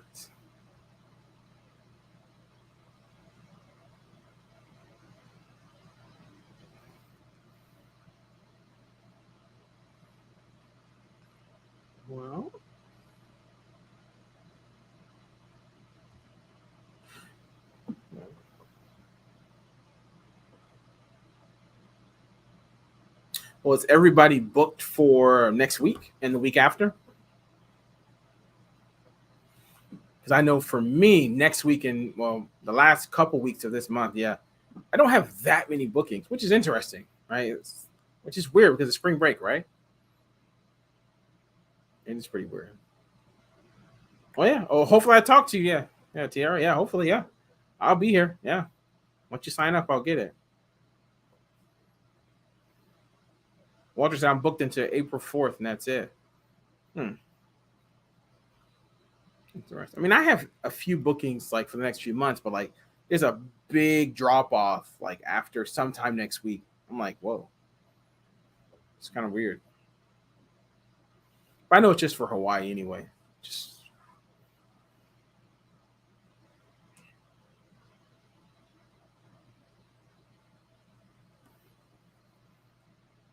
let's see, one booking in April, but second half of this month slowing down a bit. Yeah, see, second half.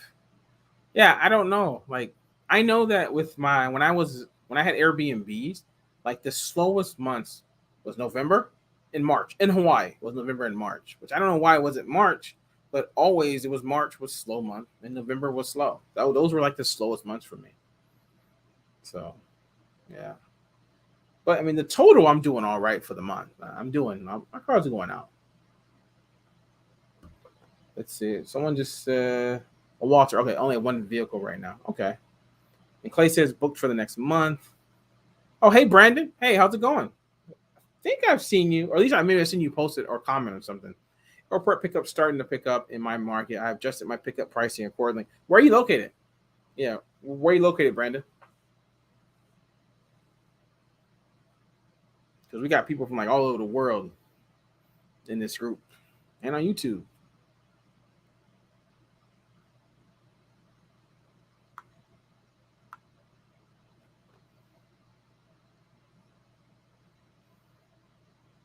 How's it? Michigan? Michigan. Okay. Well, how is that market? Yeah, I think on what's it called? We have somebody. Let is from Michigan. Yeah, Detroit. That's Detroit. She in Detroit. I haven't seen her on here in a while. She's probably busy. But yeah, I'm strictly on Turo. Yeah, I'm on Turo 100%. There was a time that I had about 10 cars and I had about 7 condos. And I would run around. Like, you see me running around now. Like when I had 7 condos and about 10 cars, it was crazy. Like my evening, like this time, I couldn't do live right now. There's no way because I would be cleaning condos. My cars was the morning, and my condos was the afternoon, early evening. Sometimes it got pretty crazy. Like literally, like all day I'll be working. Like it's pretty crazy. Like all day. But I'm crazy with it. Most people definitely not going to do what I do. But it is what it is.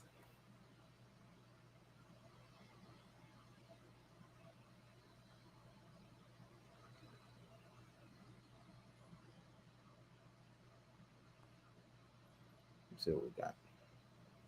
How crazy I am. I do over like 200 trips a month, right? That's a lot of people that I got to deal with. Most people are cool, no issues, but I deal with a lot of people who are really irritating. But it is what it is. Let's see. Brandon said, I traded the Mustang for a 2020 Honda Civic Sport. It's been booked since then. Noticing the out of towners loving the Honda. Okay, yeah. I mean, you can't go wrong with a Honda anyway. I never had a Honda. Maybe one day I will, but yeah. I'm assuming you're Yes, that's why. You were one of the ones who had the 15, 17 recall, right? That's got to be. And I do not have employees, Clay. Yeah, I do it all myself. My mornings start at about 5 a.m. almost every day. Not 5. Yeah. I mean, I can wake a little later sometimes, but I do got to move my cars and stuff. Like today, I had a 5:30, so I had to get that car. So just small stuff I had to do to it. Just check it because it came back late last night. So I had to go check it. It was already ready to go. Like people ask me, do I clean all of my cars, vacuum everything every single time? I don't. Most of my cars come back, just needs to be wiped down and sanitized, and that's it. Like, that's all I gotta do. Like there's no, and I have a little portable vacuum that if I need to use it, I use it. Not the best, but it gets the job done if it's just a little bit. If it's a lot, then yes, I gotta bring it back to the house. Yeah. If you watch any of my day in a life on YouTube, like I did about 49 days in a row, and I just did daily. If you watch some of those, you'll see me vacuuming and stuff, and that's basically what I'm talking about. Oh, hey, James Todd. How's it going?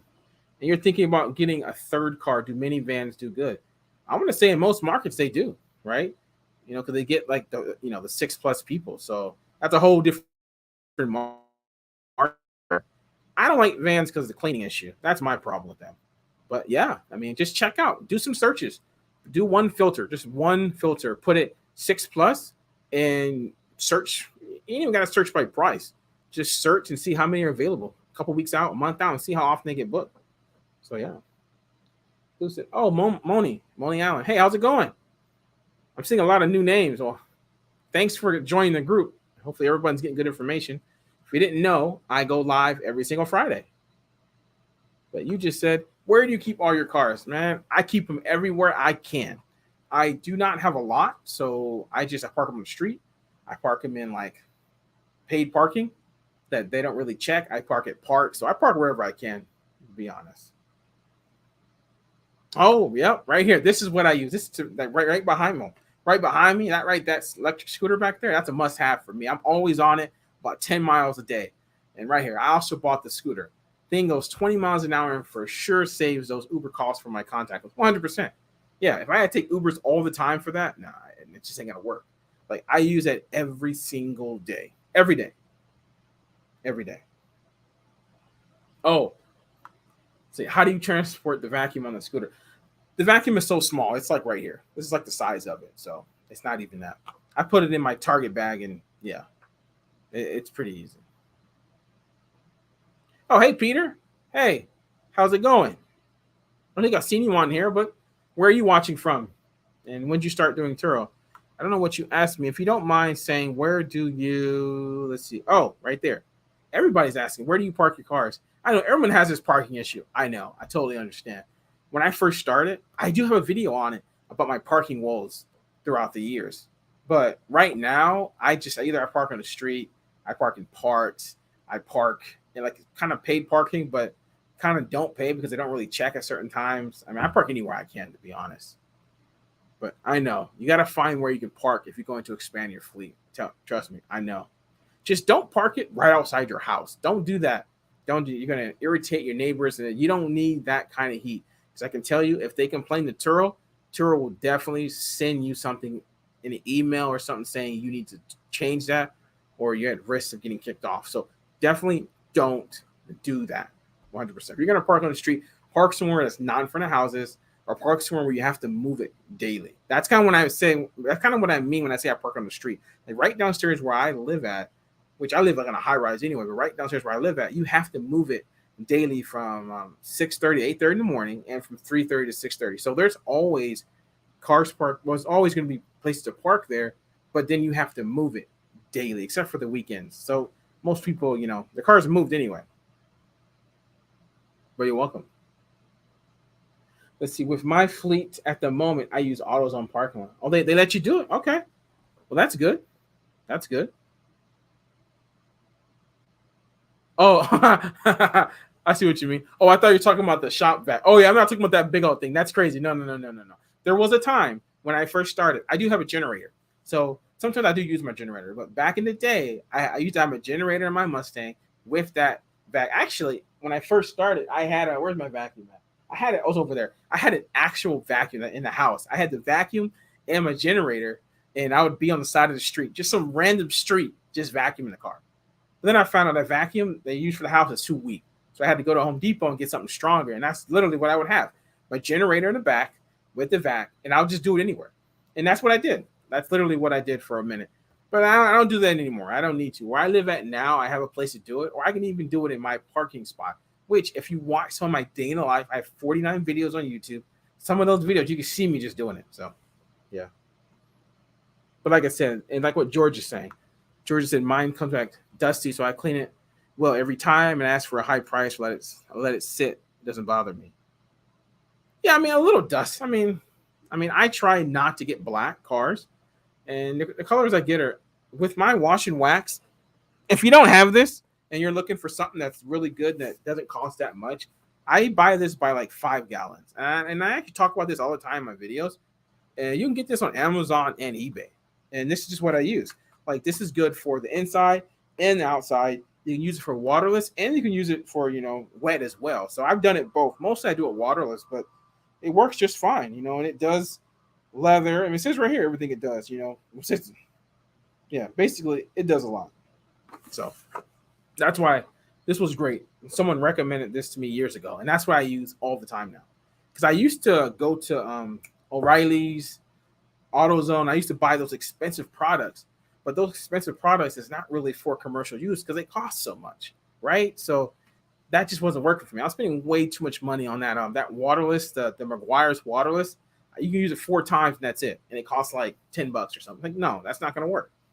That right there costs, well, the 5 gallons is $150, and that can last me like months. So yeah.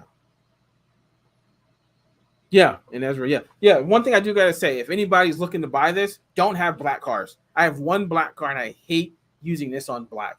It's horrible. It takes forever. You got to do it multiple times, and it does show sometimes. So dark colors, yeah. So when I buy cars, I stay away from black and kind of like dark. Like my tracks is like borderline, gets irritated with this, but like all the other colors, white, silver, gray, dark gray is still good. That's what this is good for.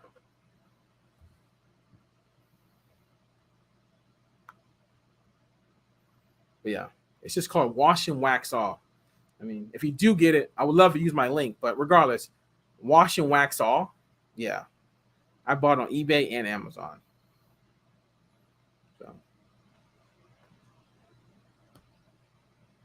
oh, George, talking about we talking red dirt. Okay, yeah. When it's really bad, yeah, this is probably like doing it waterless is probably not going to be the best way.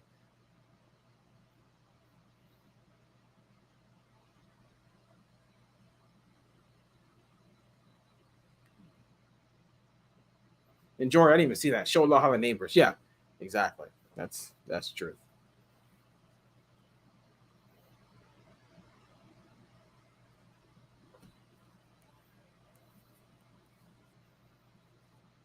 But one of the problems with not having a lot is that I deal with tows every month. I got towed last month. I got towed the month before last, but it is what it is.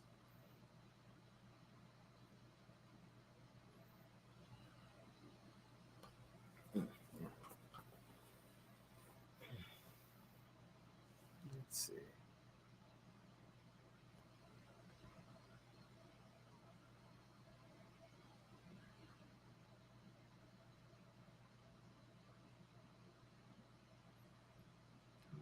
Okay. George, you see you have all black cars? Is that what you just said? If you got all black cars, then definitely don't get it.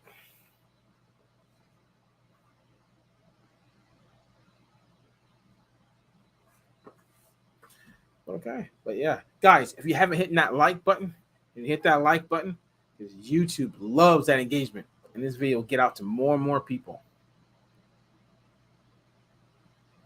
And thank you for doing that. Yeah, Ezra. Yeah. Oh my God, that's terrible. Getting towed is expensive. Can you sign up for a towing membership? Yeah, I mean it is, but you know what? You know what? I pay almost nothing for parking for 18 cars, so I'm okay with getting towed. I hate it. Don't get me wrong; it sucks, but it's just something. I go there, I deal with the people which they're irritating or whatever, and I pay them and I move on. It is what it is, right? It is what it is. I don't pay $1,000 a month for parking.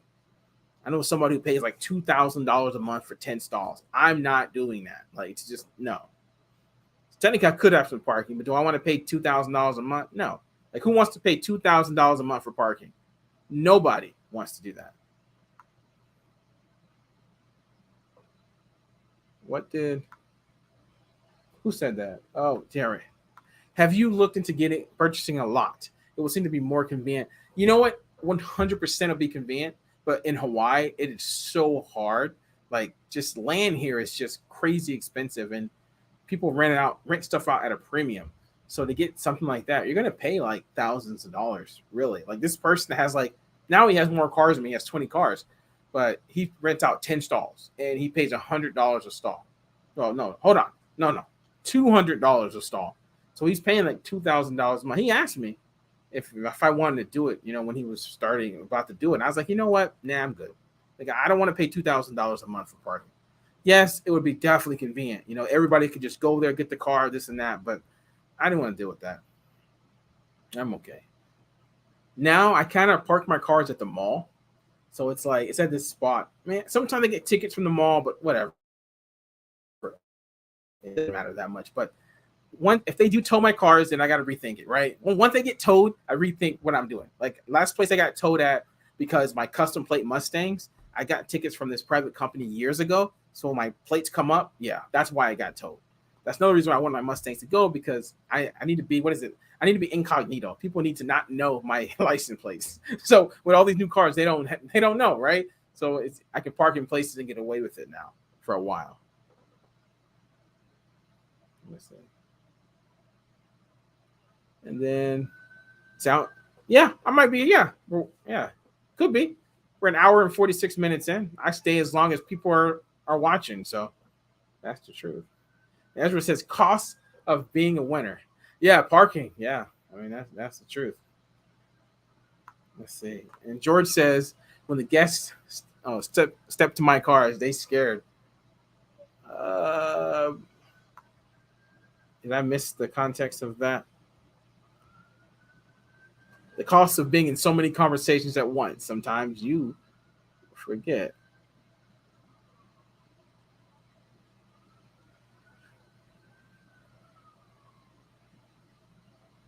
Okay. What was that in regards to? We on island got to think differently. Are you talking about parking, George? I don't think you are. You're talking about something else.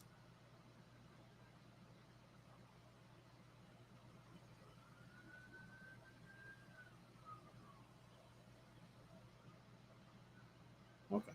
Well, let's see what you say next. Sorry, I didn't even get the context of what you were talking about.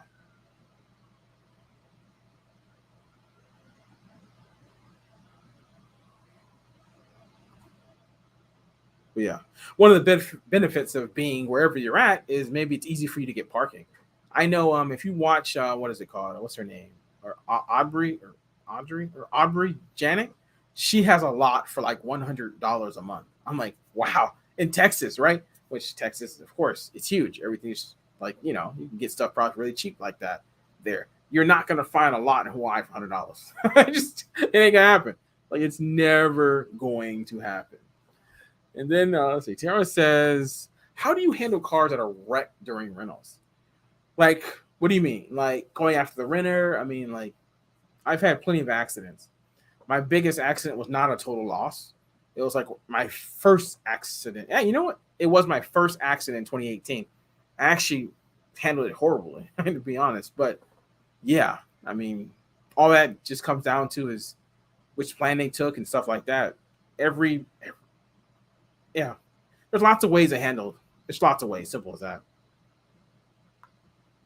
Yeah, there's really lots of ways because it all depends on which insurance they took. To be honest, so yeah.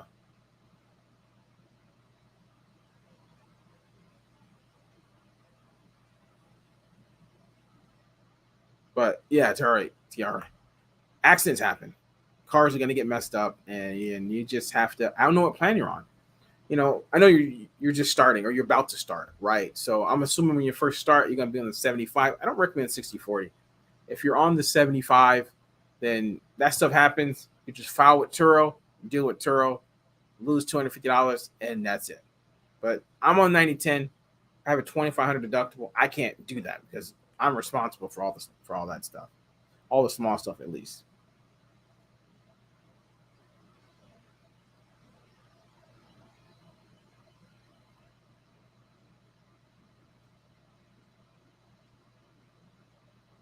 Let's see.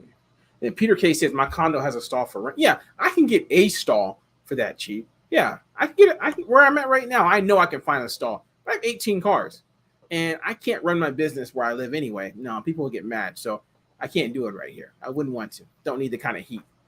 I'm only renting. I don't own, so I don't need that problem. But yeah, for me, it's like I'm trying to cut down as many expenses as I can between insurance, parking, and cleaning cars. Like when I first started, I actually had membership to clean cars, and I paid about $600 and something a month for unlimited car washes on about 10 cars. Yeah. And then my insurance was really expensive because I had full coverage on everything back then. Right? So I was paying like over $2,000 a month on those two things. Back then, I did not track my expenses. I didn't do any of that stuff. And I was paying so much money on that stuff. And I was like, you know what? You can't pay that. I mean, unless you're getting top dollar, like maybe George Purdy gets crazy money on his race, but unless you get that, man, you gotta find ways to not pay as much. It's as simple as that. So yeah, I don't think I'll ever pay for parking. I'll have to find a way to be free. That's just how it's gonna work for me, unless I could, be making like $40,000 a month, something like that. Which that's gonna take an insane amount of cars. Not insane, maybe 10 more cars, but yeah.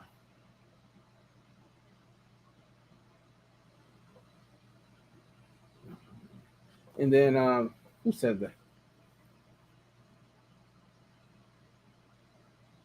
Oh, I didn't. Who said? Oh, okay, right here. See, Turo doesn't insure the cars, rather which plan they choose. Um, in regards to the host, it's called a plan. In regards to the renter, as far as the renter knows, it's insurance. Like they advertise to the renter that it is insurance. To us, they do not advertise it as insurance. It's a protection plan. So just remember that, like two different things. Because as a renter, it does say insurance, minimum coverage. It does say insurance for them, but for us, they don't say that.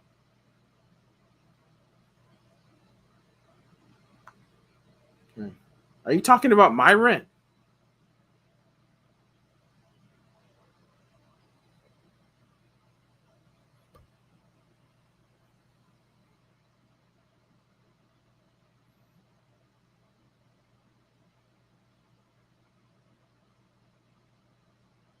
Yeah.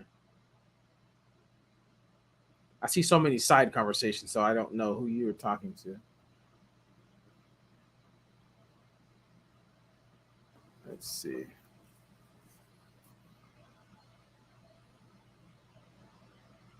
Oh, talking to me. Yeah, I live in a two-bedroom that overlooks Waikiki. So I mean, I pay somewhat of a lot. I pay like 27.50 for rent for this place. Kind of expensive. I ain't gonna lie. The only reason why I got this place is back when I was doing Airbnb and I rented out one of the rooms. That's the only reason I got this place back in 2019. Oh, George. Okay, you say I started a detailing company to offset expenses. Oh yeah, that's smart. That's good. That's good. Have you considered buying a lot and expanding your parking? Yeah, I just answered no, no, definitely not. And buy a house in Hawaii, yeah, buying the average house price here is about what $800,000 to $1 million. Yeah, I am definitely not there. I am not rich, so I just rent.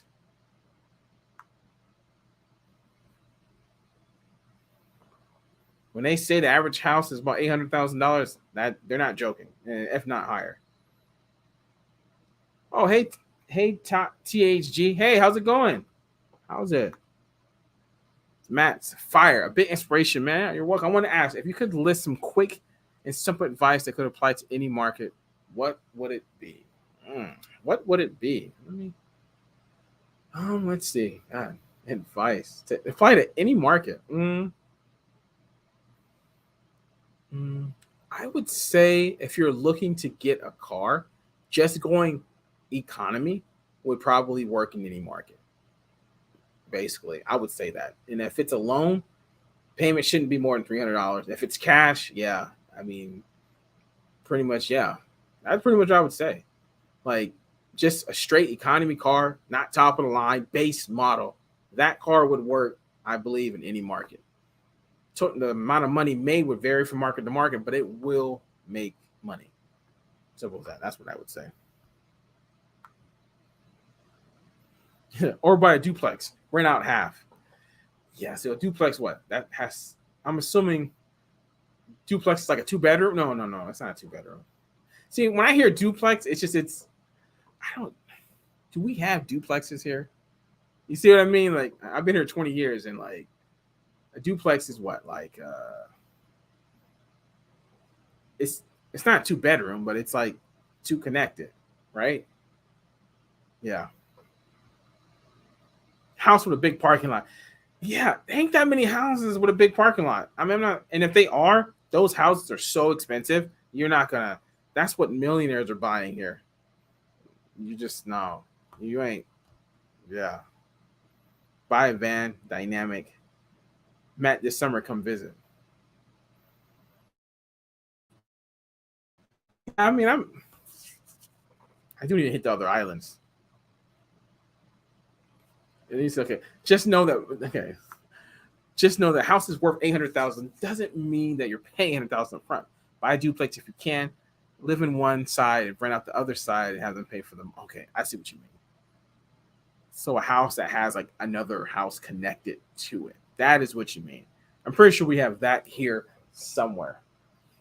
But the reason why you say that 800,000, you got to be able to technically, maybe I do now, but in a couple of years, they all make some kind of decision to buy something when I'm like 36 or something.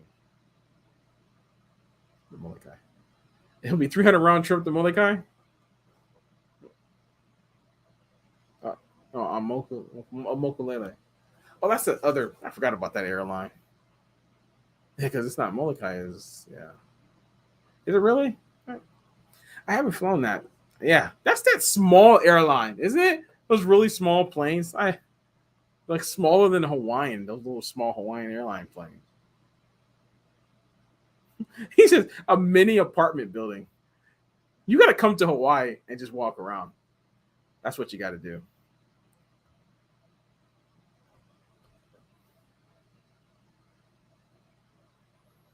Let's see. Are there any restrictions on the years of cars listed on Turo? 100% yes. 12 years, 130,000 miles. So, yeah. That's, yeah. You're going to see cars older than that? Yes. Because you can get grandfathered in. But, yeah. Unless it's some kind of like exotic, stuff like that. And you got to get like the say so. Yeah, that would be the only way. But regular cars, yeah. And thank you. My name is pronounced Ta. I'm sorry, Taj. Okay, I'm saying it right. Another question: what was the hardest part of scaling your business and growing your fleet? The hardest part of scaling.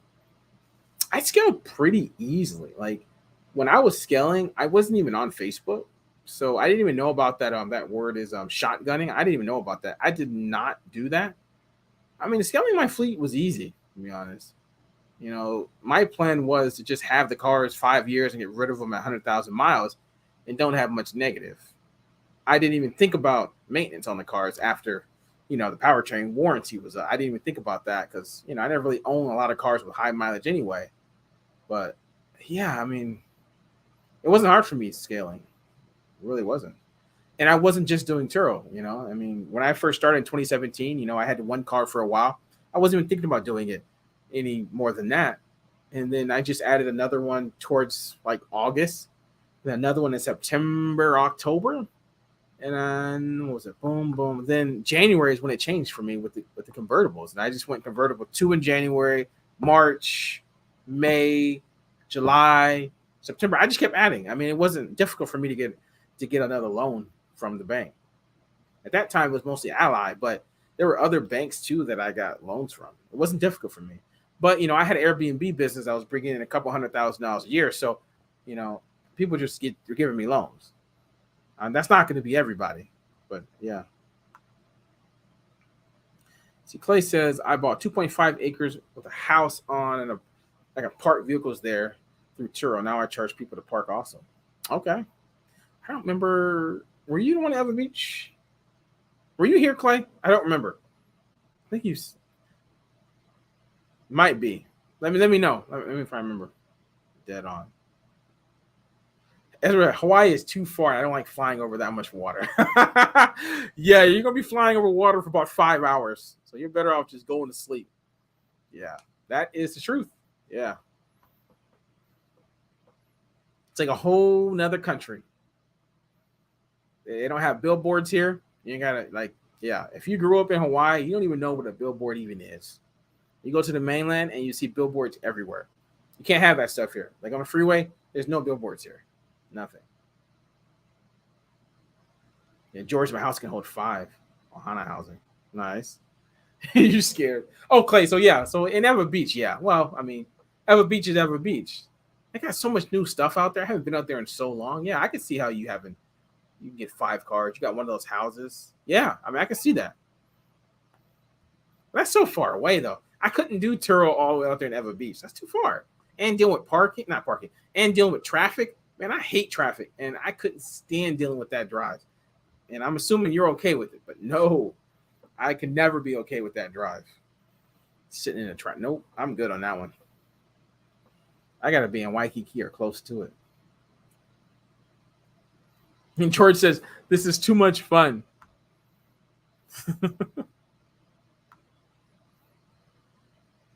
Yeah.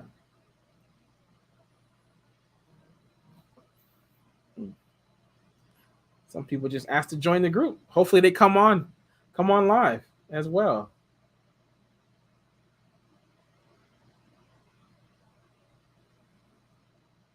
Oh, Steve might come on. Yeah.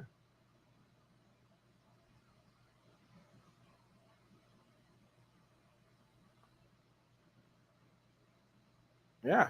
Someone else might come on. He might. Yeah, he just messaged me. But yeah.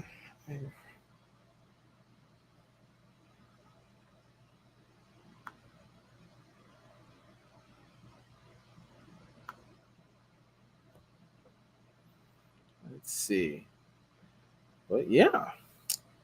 How's everybody liking the stream so far? I can't believe we're 2 hours in right now. That's crazy. Yeah, we're 2 hours in.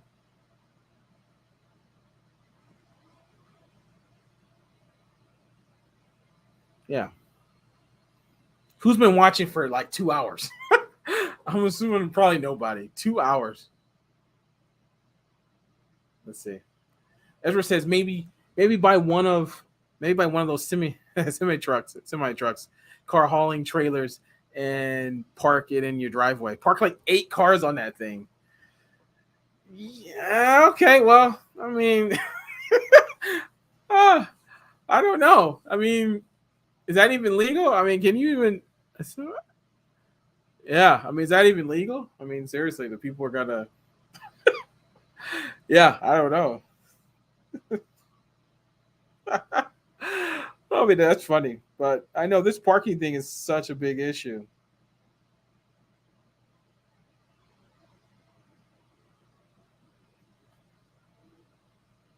Yeah, laughing. Yeah, it's funny, right? Yeah, yeah. Look at that. Yeah, see, HOA. That's another thing. You buy a house, gotta do an HOA. Yeah, I guarantee HOA complain. There'll be so many people complain, be like, "What in the world are you doing?" I guarantee. Yeah, that's a fact.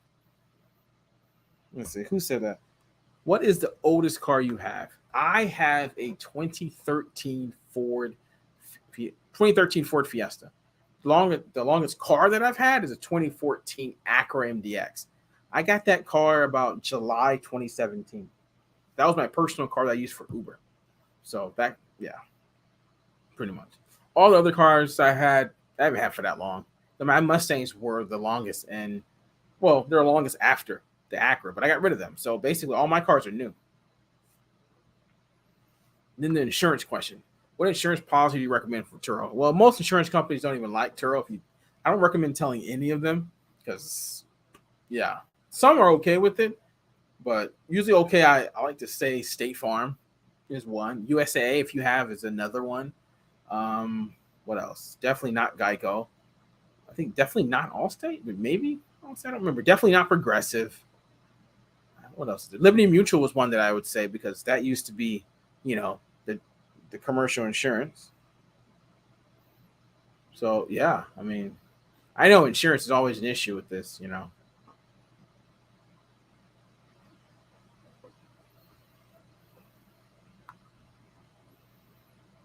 But I know I can tell you right now, when I first started, I had a USA and I had full coverage on everything. And I was paying a ton of money. And basically I was paying money for nothing. Like I actually used them for tows and eventually USA kicked me off because of the issue that I had with one of my cars, my first accident. They actually kicked me off and kicked me off being a member with them as well. But yeah, I mean that was that with after that incident, that basically told me there's no way that I'm leaving my insurance card in the car or anywhere that they can find it. Like there's just that's just not me. Even though you're supposed to, Turo says do it, but it just for me.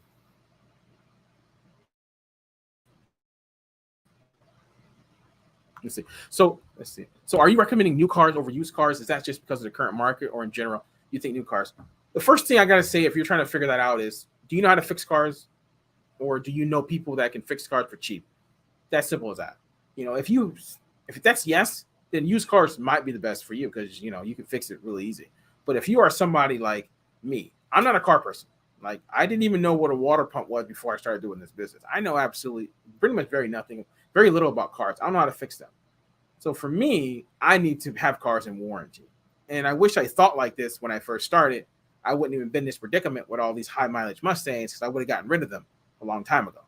So I mean, I like cars in warranty. So getting a new car, I mean, you got to worry about like maintenance stuff for the most part. So that's why I say that. But if you are good with cars, you can jack up a car or you know if you're good at if you can change a water pump, I mean, seriously, you can do that stuff yourself. Then I mean, yeah, lots of people who run the old cars, lots of them, but they know how to fix it too. Or they know somebody, they got a mobile mechanic that can do it for reasonable rates. I mean, yeah. But if you're going like me, like I have given Honolulu Ford, like the main dealerships, so much of my money over the years because I don't know how to do it, and I didn't have anybody. And yeah, it came to a point that I just had to stop doing it. Like that's why I was so glad that all the Mustangs are gone because of that right there. Because they're all high mileage, and every single month one of them goes down something. So even though now I do have somebody who can fix cars cheaper, than way cheaper than them, but still, my maintenance costs. If you look at my monthly stats in the summer, even like last month, how high my maintenance was, they're so high. It's like $5,000-6,000 in maintenance alone. It's insane, right? That's crazy. Like running a business like that and having $5,700 a month in car loans, that's insane. Running a business like that's way too much money given out. So, yeah. What did Ezra says? Are all of your cars on the same insurance plan? I have multiple insurance plans.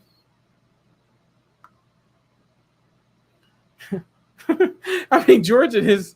Oh man, y'all parking at Walmart in the fire station, and y'all getting all kinds of stuff parking them. Y'all funny. Let's see who said. Let me get back into the thing. Oh, Jamie. Hey, Jamie. Hey, how's it going? Let's see. Hello, Matt. I have a question. I just put up my minivan. Congrats. Today. Wow. And I got to book it for 12 days. And that is a problem. And I can guess where you're going to go with this. I haven't even read the rest, but I know where you're going with it. But he's planning to use the minivan to go all the way to Florida. Family trip. Bad things is my price is so low. Exactly. What would you do in this case? You're going to get so many ways on this. I can tell you right now, you have automatic pricing on with discounts, correct? I guarantee you. And that's a minivan. And he saw that price, that it was so cheaper. It was so cheap compared to everybody else. He was like, 100%, I'm booking this car and I'm going to drive it. And that is exactly what we call, what do we get? Well, I mean, I say getting Turoed, but this is an issue that a lot of new people have when they first start. And then once this happens, they understand and it never happened again. In the end, it is up to you. What would I do personally? First starting, you have no trips. I mean, canceling, it's going to show up on your stuff. I mean, how many?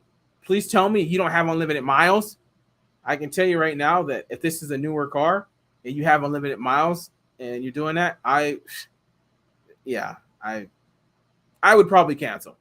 But I mean, a lot of people are going to say other things, learn from this, do that. But in the end, it's up to you. I mean, I would say definitely unlist your car and fix those things. Turn off automatic pricing, turn off discounts, and do not have your car. Yeah, exactly. You said you do. 100%. I would take off unlimited miles. Like that is, if you could hold on. Are you no? Yeah, you're not here. Of course, you're Florida. You're on the mainland. But yeah, if you got unlimited miles and you got that, yeah, that's the stuff that Turo likes because people see that and they're gonna book those kind of cars 100%. Yeah, someone's saying already cancel. I mean, like me personally, like I said, I'll take the ding and move on because there's just no way me personally doing that. Like that's 100% losing money. But in the end, that's up to you. I know some people will say, definitely on the Facebook groups, I would say, don't do it, take the loss, move on. But yeah, that's just way too much. I mean, unlimited miles. You're saying $34 per day. That means you're probably, what plan are you on? The 60/40? Hopefully not 60/40. But if you're on the 75, what are you getting, about $20 a day? I mean, you're probably making what, $200 off of that? I mean, and I'm just guessing here. I don't even know what plan you're on. I'm just throwing numbers out here.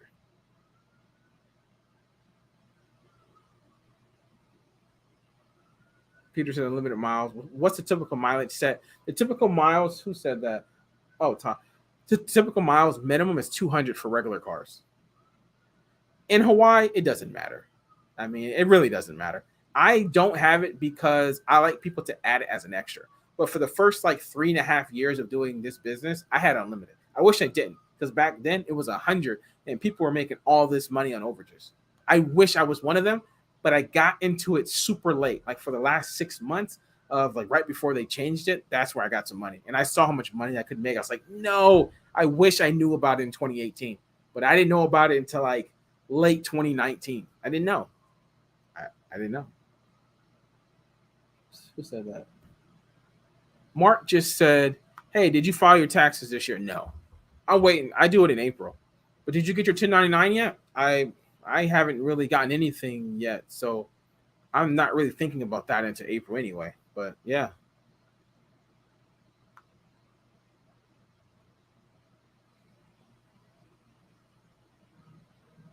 Yeah, I'm on the 90. Yeah, I am. Yeah, Ezra, yeah. Well, in Hawaii, yeah. I mean, that's not even, yeah. But driving down to Florida, I can imagine the thousands of miles you're going to put on that thing and unlimited. Man. I know you're on the 90 plan. You're on the 90 plan, but do you have commercial insurance? I heard Turo's kicking. I don't have commercial insurance. No, I do not. The 90/10 is good enough for me. And that's another thing I was talking about: insurance and cleaning and all that stuff. Try to lower your stuff. Yeah, commercial insurance is too expensive for me.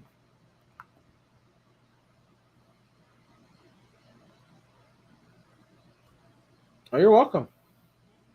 You're welcome, Jamie. Yeah, you are welcome. I would say welcome to the group. Welcome. If you're looking for any kind of coaching, I don't know if you saw it or anybody that's watching on YouTube and Facebook, but on Facebook I have the link at the top pinned about my coaching stuff.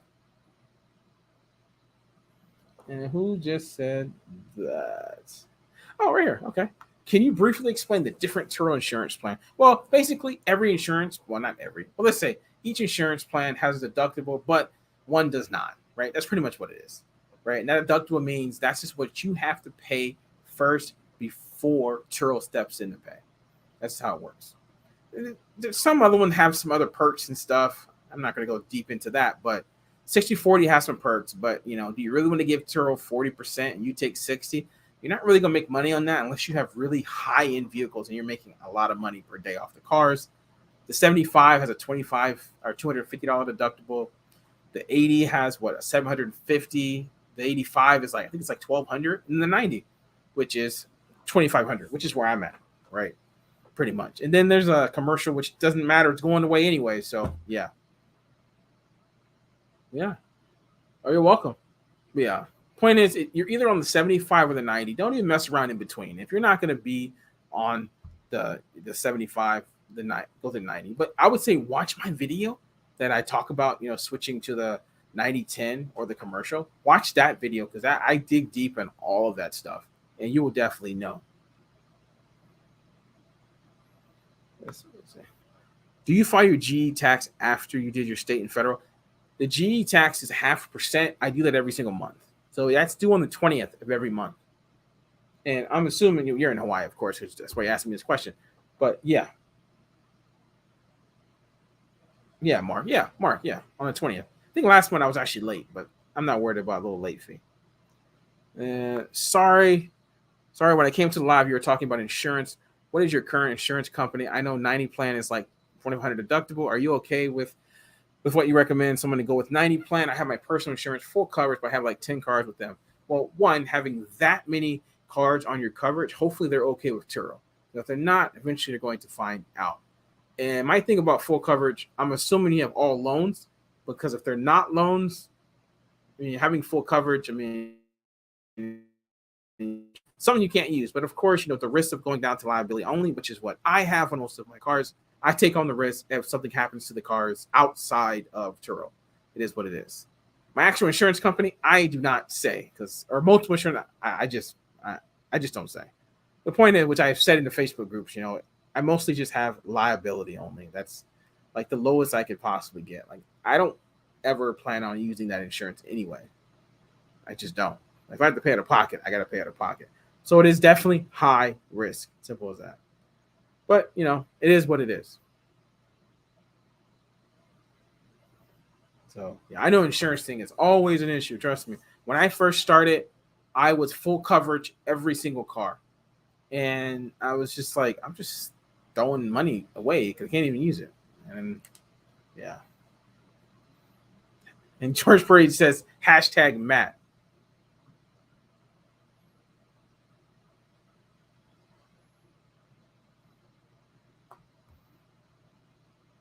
That's funny. Well, thank you. But I don't think there is a hashtag. Well, maybe there is a #Matt, but my name is so common.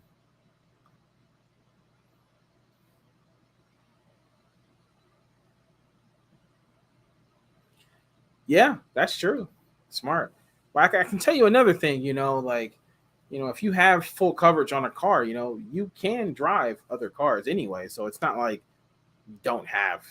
Yeah. Well, I'm not going to go deep into that, but yeah, I'll just leave it at that. But yeah, the car that I'm driving mostly, my Tesla, I have full coverage on because that car costs $50,000. So even in the same thing, I would still pay for it out of my pocket if something happened because I got too many claims on my insurance anyway. But yeah. Oh, hey, Don. Hey, how's it going? How's it? And you say tracking device. How do you manage it? And I have so many tracking devices, so I can show you like my apps. So this is all my tracking stuff, all my remote. I don't know if you can see all that. If you don't know what that is, one's a Chevy, one's a Ford Pass, one's a Nissan, and one's Kia. So that's what. Oh, bye, Ezra. Hey, yeah, hey. I'll catch you on the next one. Good. And good luck washing the cars. But yeah, that's what I use. And I use Bouncie too. There's one more. I should probably put that on there as well. But I have Bouncie. So I have a lot of trackers on my stuff. Because I really only buy cars right now, really to have it hardwired. Eventually all of my cars are gonna be hardwired anyway. So like factory. Like I'm looking to getting I'm getting a Kia, but I'm gonna get a Hyundai because I know that they have something too.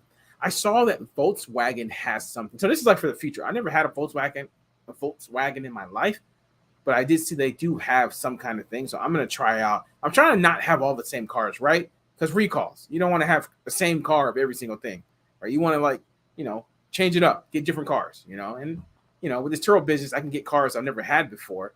So that's what I'm in the future. Yes, I am going to branch out to other cars I never had before. I never had a Hyundai, I never had a Volkswagen. And that's what I'm going to get. I don't know which one, whichever one I can get the cheapest with that service. I don't know what it's called in Volkswagen. I just saw it online. I was like, it has it. I was like, okay, good. I'm going to get it sooner or later. Who just said that? Let me.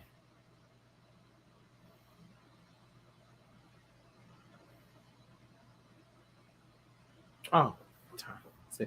What are some necessities for beginners that may be easily overlooked?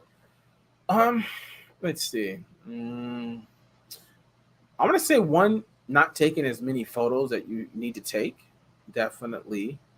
Your insurance plan or protection. I keep saying insurance plan. Your protection plan, understanding that. What else?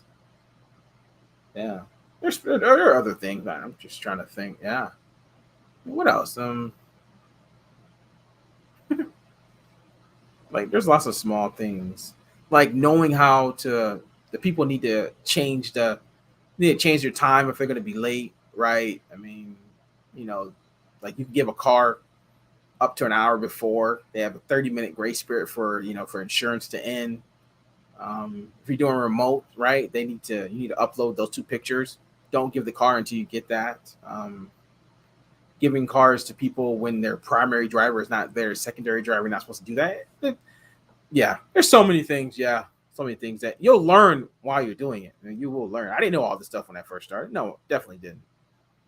But you just learn. I mean, there's some things I'm forgetting, but there's so many things that if I write it down, I'll definitely remember. But if it comes up, I'll remember. Like once something happens with a renter, like I know already. Like when someone comes up to me saying they need to add another driver, I already know already. Like I know, like instantly, I know exactly where it's at.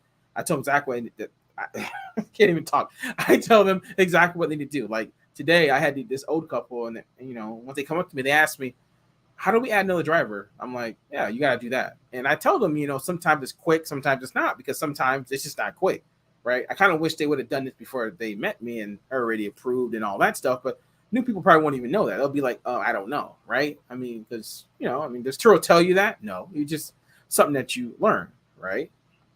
And changing the time too, right? You can't do that. The renter has to do that regardless. So yeah. Hopefully that answered the question. And then they have for the Volkswagen or no Hyundai, that's SEL and Volkswagen Tiguan and Jetta SEL. So I'm assuming the higher end models. Okay. So yeah, I'm months away by doing that because I have two Chevy Sparks coming in the next couple months. I'm talking about towards the end of the year and going into 2023. And then he said, "What's the average price to install the trackers?" Yeah, see, I'm trying to go hardwire, like factory hardwire. So, but if you're trying to go like that, Viper, they quoted me about $400 a car, which I'm glad I didn't do because I traded in the Mustangs, and I'm probably not. I do have two new cars that do not have trackers in. No, they do not have hardwired trackers, my Versa and my Kicks. And I got to make a decision. Am I going to get Viper or am I going to trade them in for or sell them and then buy a car like that? I don't know yet. But yeah. And Clay says photos of everything. Yeah, exactly. Then who said that about the miles? Jamie, what's a good miles average per day on reservation? I'll say always just put it the minimum 200. If you have a car that's a minimum 100, put it 100. The 100 is like deluxe cars plus. Like my Tesla is a 2022, so it has 100 capability. I have it 100. I see some people still got it at unlimited, and that's cool. But you're losing out on money. Like people now, they add my unlimited mile extra $25 per day on my Tesla. Like simple as that. Or I charge $1 per mile over 100. But people have it unlimited, right? But if you have a 2021, they don't have the capability for 100. So that's another reason why I have that car on there. But before, they had the mileage. You can do 100. So I'm telling you right now, this was a great thing before. Everybody who's watching, who's been doing this a while, knows. Before it was 100, and people banked on mileage overages because you can set the overages at anything. So you can do it 80 cents, $1, $2. You can set it whatever you want. So you can have the daily rate super low and just try to make the money on the back end on the mileage overages. So people were making a killing for years over that. I wasn't one of them because I don't know why. I had unlimited for like 3 years and I should have had it at 100. But then they changed it. So all the new people now, yes, it was not 200 forever. It was 100. And people made lots and lots of money off of mileage overages. And they changed it. And yeah, a lot of people quit because of that, because that's a lot of money lost. A lot of money gained by Turo, but it was a lot of money lost by us. But yeah. So when I see people saying, they ask me what it should be, I see people doing 300, 250. I'm like, it was 100 like 2 years ago. So you're doing even more than 200 now. It doesn't make sense, right? It should be really, it should be at 100, not even 200. So when you're doing 250, 300, doesn't really make sense. At that point, you might as well just make it unlimited. I mean, giving somebody 300 miles a day is insane. So yeah, even 200 is insane, but it is what it is. I think I just rambled on about that, but yeah. And let me know if anybody remembers that, back in the day. Did you make a lot of money off of that? I know somebody's here watching that's been doing it a while.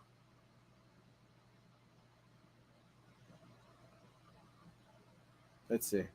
Like rent a car for like $25 a day, but have like crazy mile over, just like, I don't know, a couple dollars over 100. And sometimes people really didn't pay attention and know that was what it was, even though it's right there in their face. But some people don't read it, and then they get charged.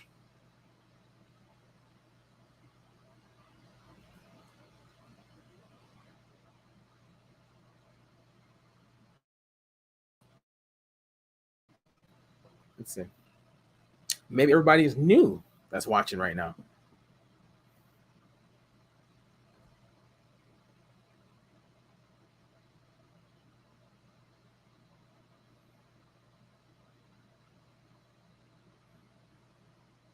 Okay. Okay.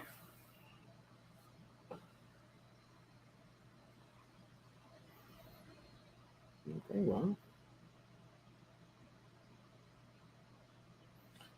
Well, we are 2 hours and 26 minutes in, guys. That I can say.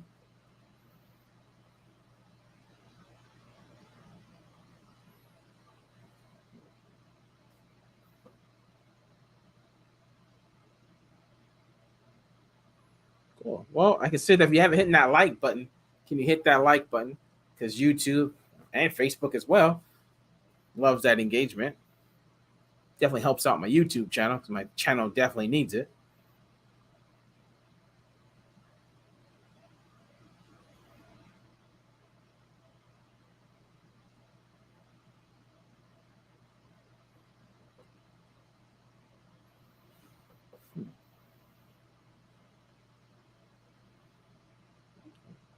So, does anybody else have any questions?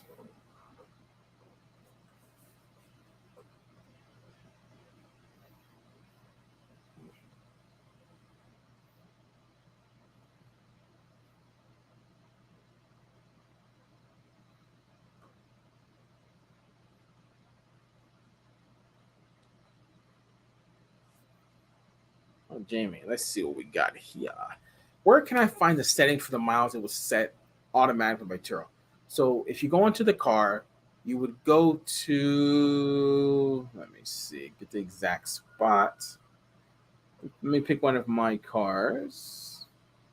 I think it should say, or what does it say? It would say distance included. So if you go down to distance included, you're going to see it. They're going to try to attract you to use unlimited miles because this is what they want, because they want it to be unlimited because that's what Hertz is. But, as you know, we're not Hertz. We don't get cars the way Hertz gets them. So we can't be unlimited. Unlimited's insane. And it won't work. So just scroll down a little bit and it's going to say daily distance included. And it's going to say like right here, it says like more miles means more guests. Okay. Offering 250 plus miles, open you up to additional 10% in guest bookings. Okay. Even if that's true, but even if that's true, that means they're going to drive more. So that's going to bring your depreciation even higher. So it doesn't mean you're making more money just because you're getting more bookings. It does not mean that.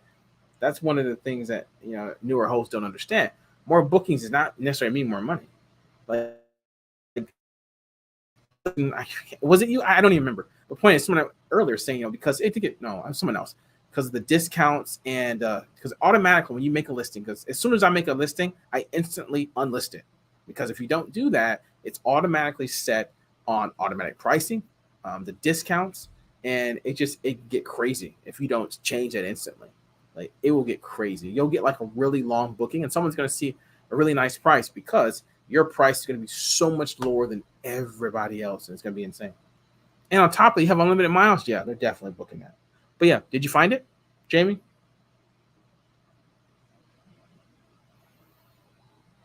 Yeah. And basically, you'll see miles included per day, 200, 250, 300, 500. This is just it's crazy anyway. But yeah, if you have one of those nice deluxe cars, you can get down to you can get down to 100. Actually, you can get down to 75. You got like a super deluxe, you get down to 75. But yeah, that's pretty much how that is. Okay, yeah. So yeah, whenever you yeah, that's how you know. Just where it says unlimited distance, click it off. Do not have it on. Unless you're on an island, then it doesn't really matter. But oh, it does matter. If you want to make some money, have it off regardless. I'm on an island. I get paid some money off unlimited. People do add unlimited miles. Not everybody, but some people do. But yeah, that's how to do that. And let me get back to let's see what we got. Okay. Well, it's 5:51 in Hawaii right now.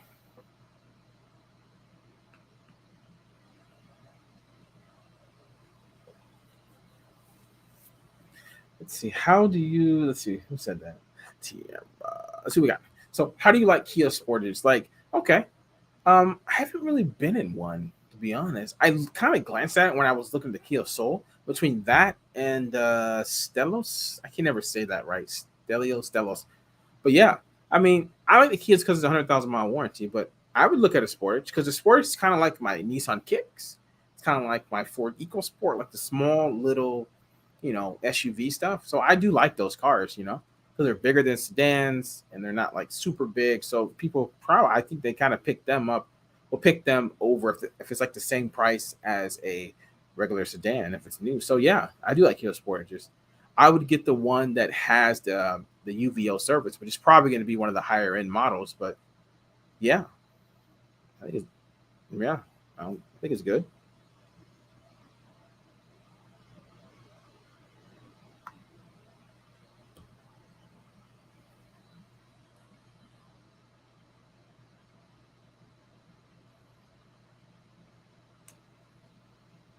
Okay.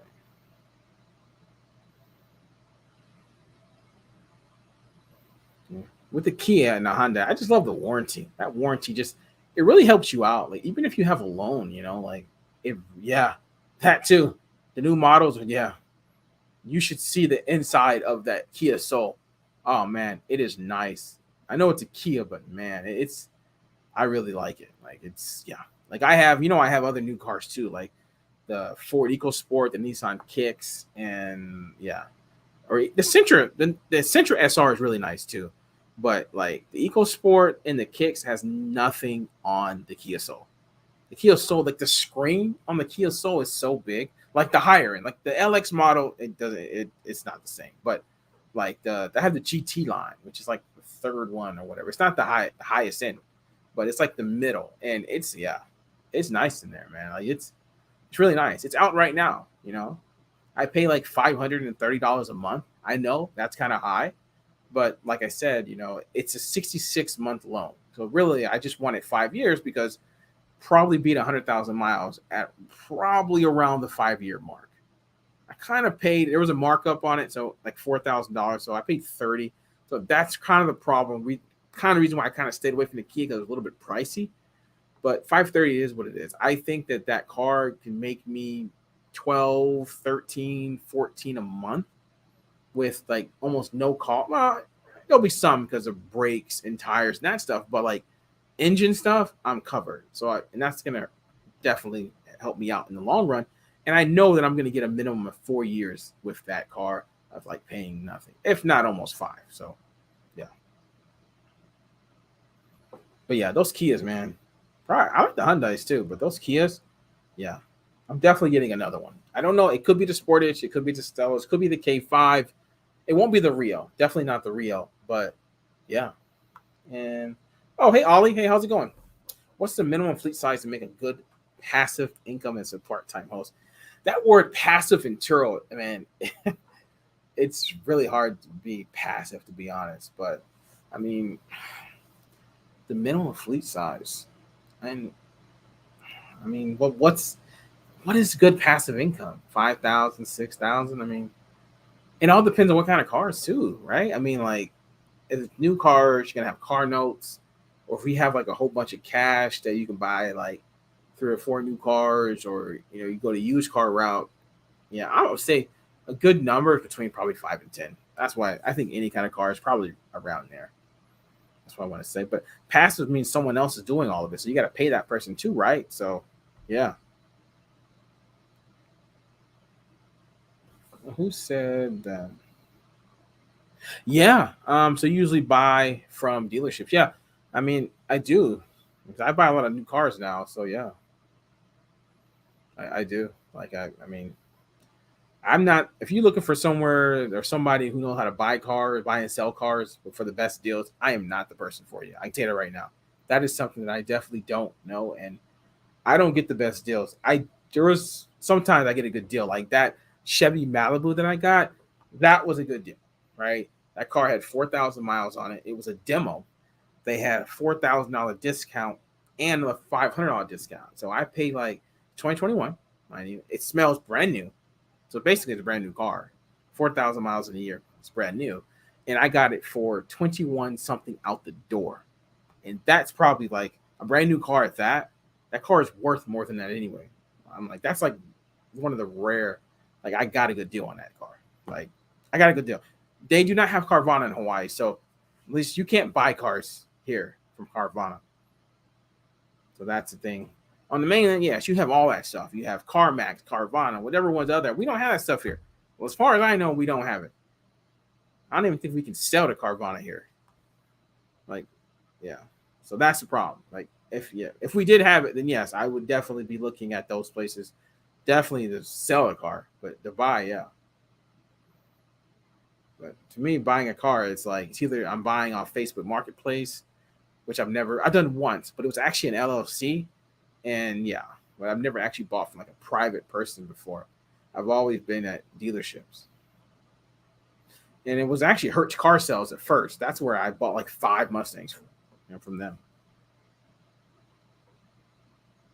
And Jarrett just says, well, we were talking about earlier, commercial hosts are gone as of March 15, which is crazy how they do stuff like that, man. They'll change policy, which they probably already thought of this like months and months and months ago, but they'll tell us literally what is 4 days from now, which I think it's that's Tuesday. I'm like, you could have told us like a few months ago. I mean, why tell us days? Like that's the stuff they do. That's the same thing they did with what was it? When they were changing the insurance, no, insurance plan, they were kind of talking about a little bit longer, but like, yeah, they just do stuff like that. It's just crazy. Oh, hey Steve, hey, how's it going?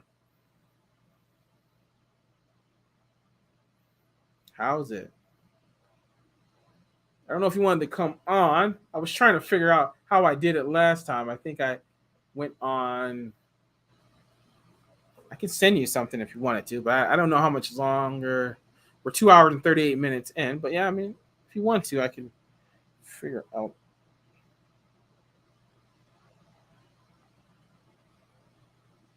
Let's see what we got.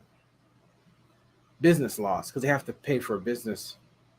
What do you mean by that? You mean that because of getting rid of the commercial, that's why they tell us last minute?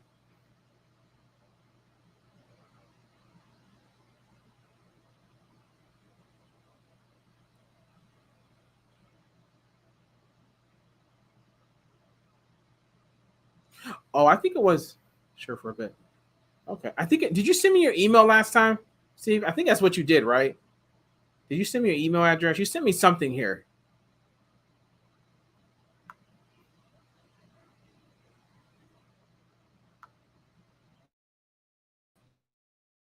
Yeah.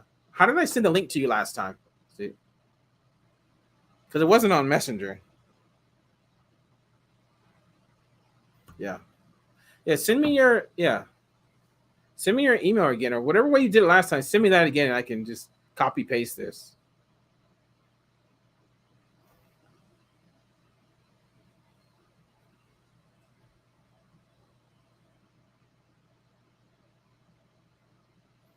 Let's see. Say you have a Tesla in the shop for 2 months. Turo have to pay for that. Is that a question? I think that if you're on the 60/40 plan, they have something that yeah. while it's in the shop, they'll pay for it. But that's 60-40. But you're giving them 40%, man. And that's a lot. But I would never use a 60-40 to be honest. But if you're on that, they should do everything for you. Where did I send an invite, Steven? I know what happened. I get it. I'm so being crazy. Here you go. Why did I not just do that? Yeah, Steven, there you go. I don't know why. That's what it was. But yeah, who said that anyway?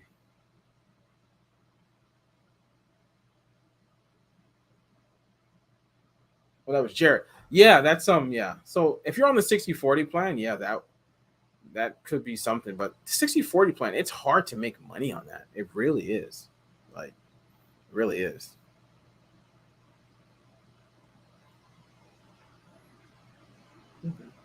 Yeah, guys, I think we're gonna have another person on here in a second. We did this a couple weeks ago.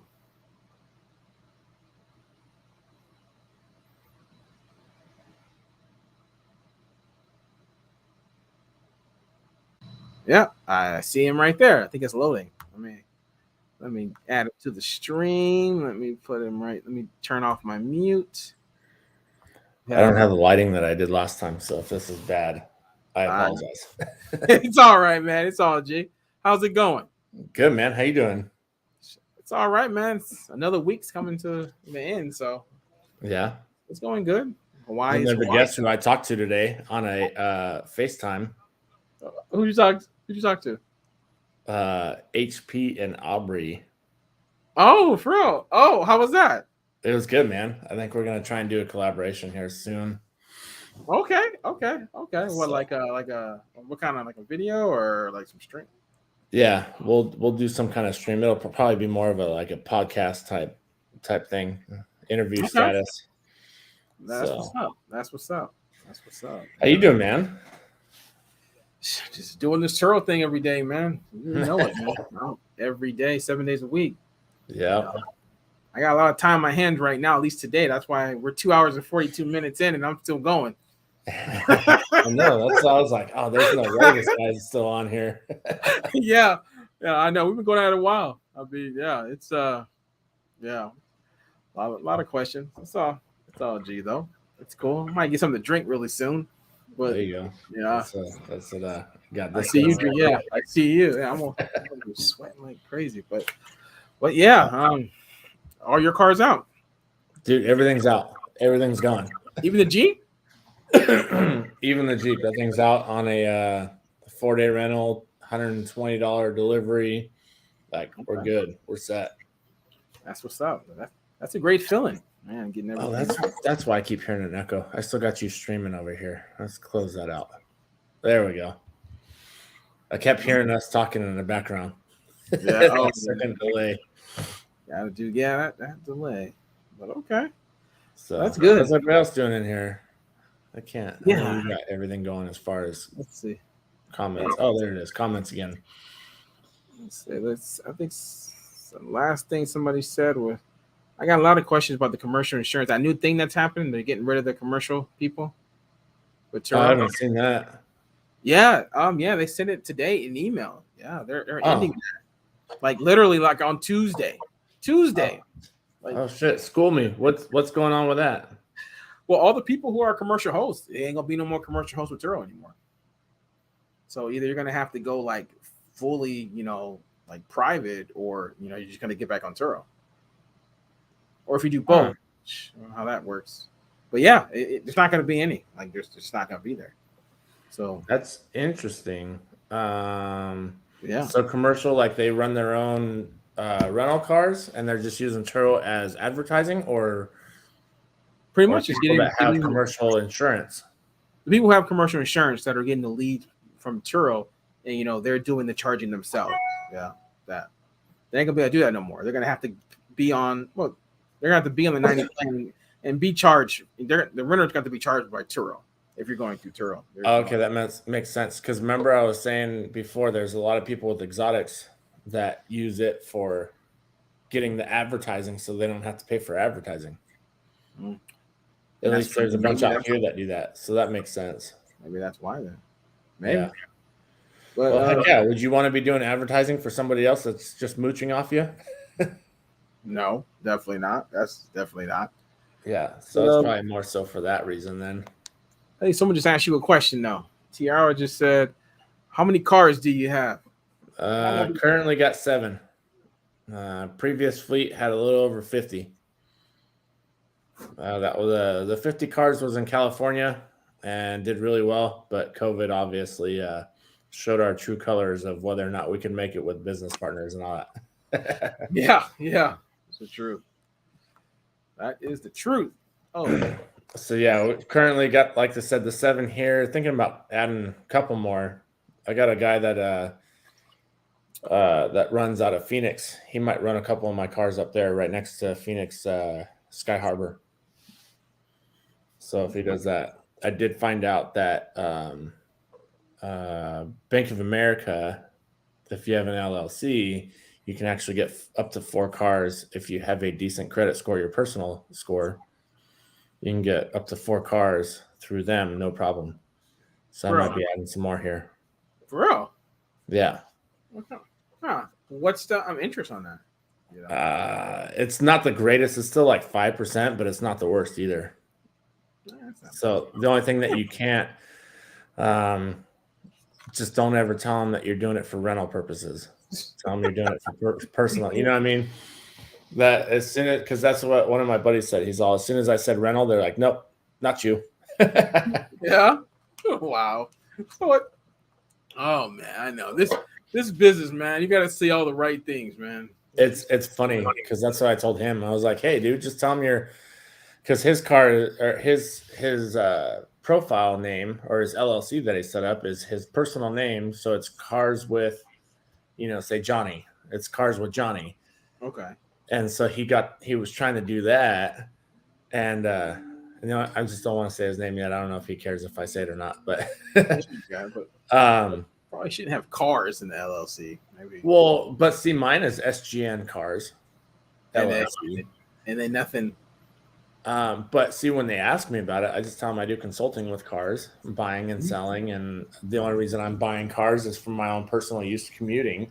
So it's like you said, man, it's all wording.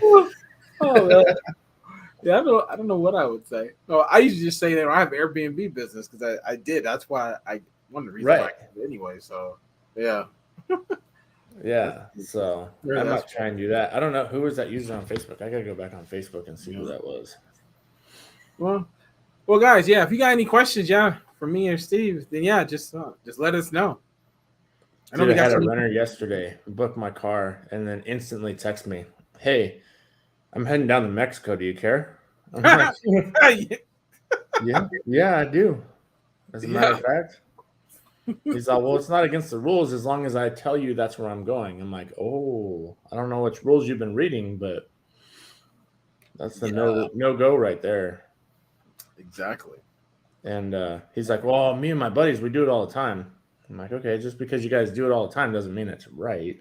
So you got to be careful with that. Yeah, living that close. Yeah. Bored. Yeah. Which obviously, I mean, he's going for. He said he was going for dental work, which I get it. People do that all the time. Okay, I'm assuming it's cheaper. Yeah, way cheaper. How do I get to? Oh, there it is. You got 99 comments. Holy cow! Oh, mine? Yeah. So, did I say that right? Tara Blanding, you were asking about cars. Yeah. So there you go. That's how many cars I got. How many you got on there? If you're still listening. Oh, and someone else just said, who was that? Oh, she just said, so they're not allowed to drive out of state if they pay the average. The what is it? The overage? No. The thing is, well, not out of the country. That's what it is. Not the state. Yeah. You can't go to Mexico with Turo cars. That's basically. Yeah. So, and that was his argument. Like he almost got in an argument over it. Like I was just like, dude, come on. So you can cross state lines. That's fine. If it's international, they have to let you know, but only with partnering countries. So if they went to Canada, whatever, take it. Mexico, I'm like, no, I'm not even messing with that. Yeah. But as far as states, I don't even care about that. Some hosts do, and they try and put their own stipulations on it, but realistically, you can't. Yeah. Have you seen Sima's listing? I haven't seen it in a while, but have you seen her listing? She says out of state, other than Vegas. She said she got like a kill switch and everything up in there. Really? I haven't read it in a while. Maybe she changed it. I don't know, but she got some stuff in there. You should read it. Go find her listing in Orange County. She got some stuff in there, man. Like only Vegas or something. Yeah. Now you got me curious. It's been a while. I haven't looked at it in not even this year. So it was sometime last year, might be in the summer, but who knows? She changed it. But it was I definitely saw it. I was like, oh, wow, okay. She definitely doesn't say that in her videos, though, but I definitely saw it. She said you can go to Vegas. At least some of the cars, but yeah.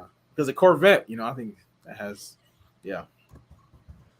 I'm sure it probably just kind of deters people from doing it. Yeah, pretty sure. But like, she's like the number one on YouTube, Oh, hey, Erica. Hey, how's it going? See, miles included per day is not letting to do 100 per day. Not sure why. So minimum is like 200, isn't it? So for most cars, the minimum is 200. So the only cars that are 100 are like the deluxe plus cars. So like my Tesla 2022 has the 100, but most don't. So I don't know what kind of car you have, but like most cars are 200 now. If you would have started 2 years ago, you could put 100 and you can charge whatever you want for overages, and people made lots of money off of that. Like lots of money.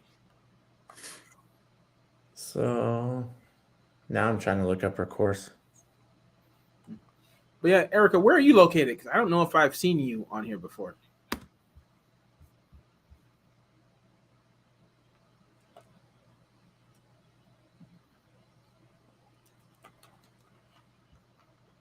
Power Host Club. I'm trying to find. Doesn't she have her Turo profile? There we go.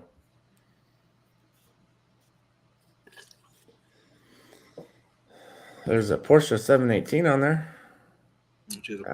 Audi TT. Let's see what the Porsche says. Yeah, look it up. 31 trips, 5 stars. Good for you. Illinois. Okay. How long you been doing Turo? And how are your rentals doing out there if you're doing Turo?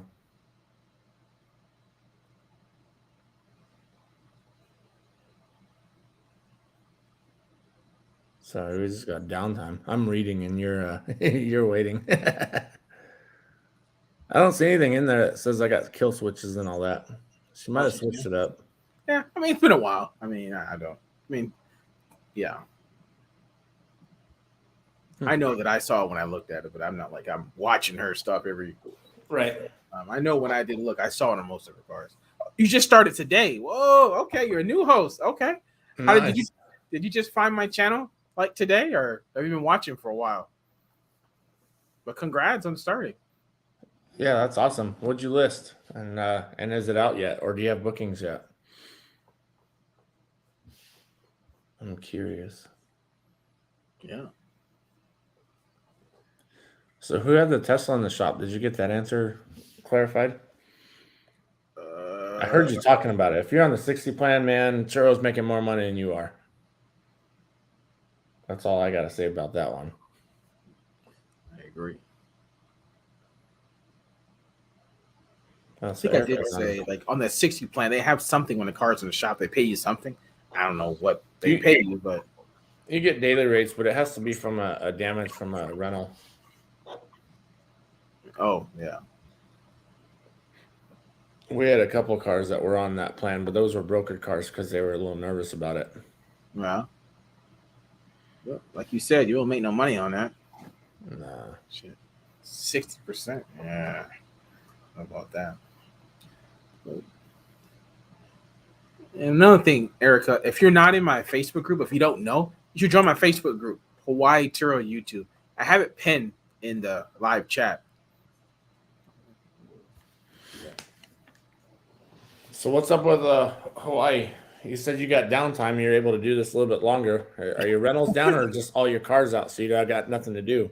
I'm more remote now, so I don't have to meet as many people as I was meeting every single body every single day. Oh, nice. That's the thing.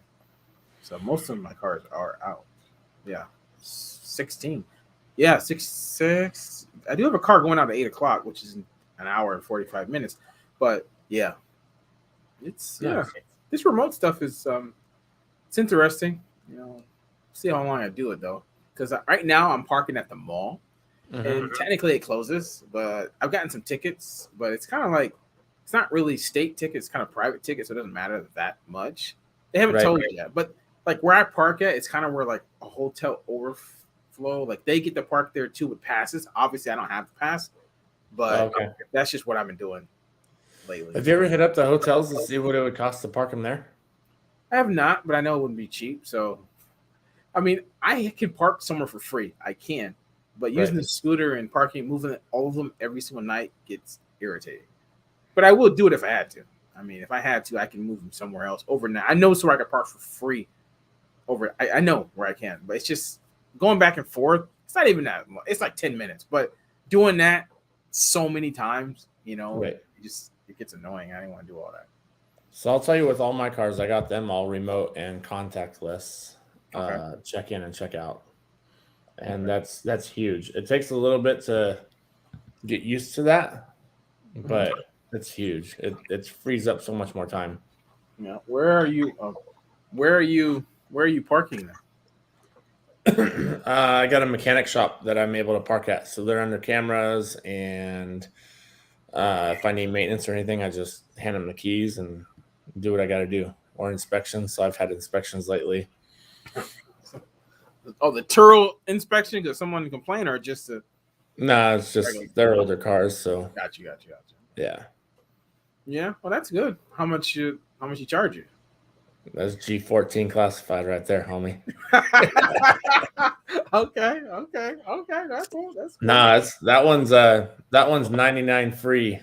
Wow. I just every month I usually hook them up with something just to, as a courteous thank you. That's a great deal, man. That's great. I mean, and let's face it, he doesn't cut me any deals for doing the maintenance either, so he's making money. Okay. Oh yeah. So cool. It kind of works out in both favors, and I get a lot of locals too. I know you hate renting the locals, but I get locals, so I send all that business over there too. Okay. So far, knock on wood, there's only been a few knuckleheads that are locals, but for the most part, they've all been pretty good. That's good. Well, that's good. Yeah, that's great, man.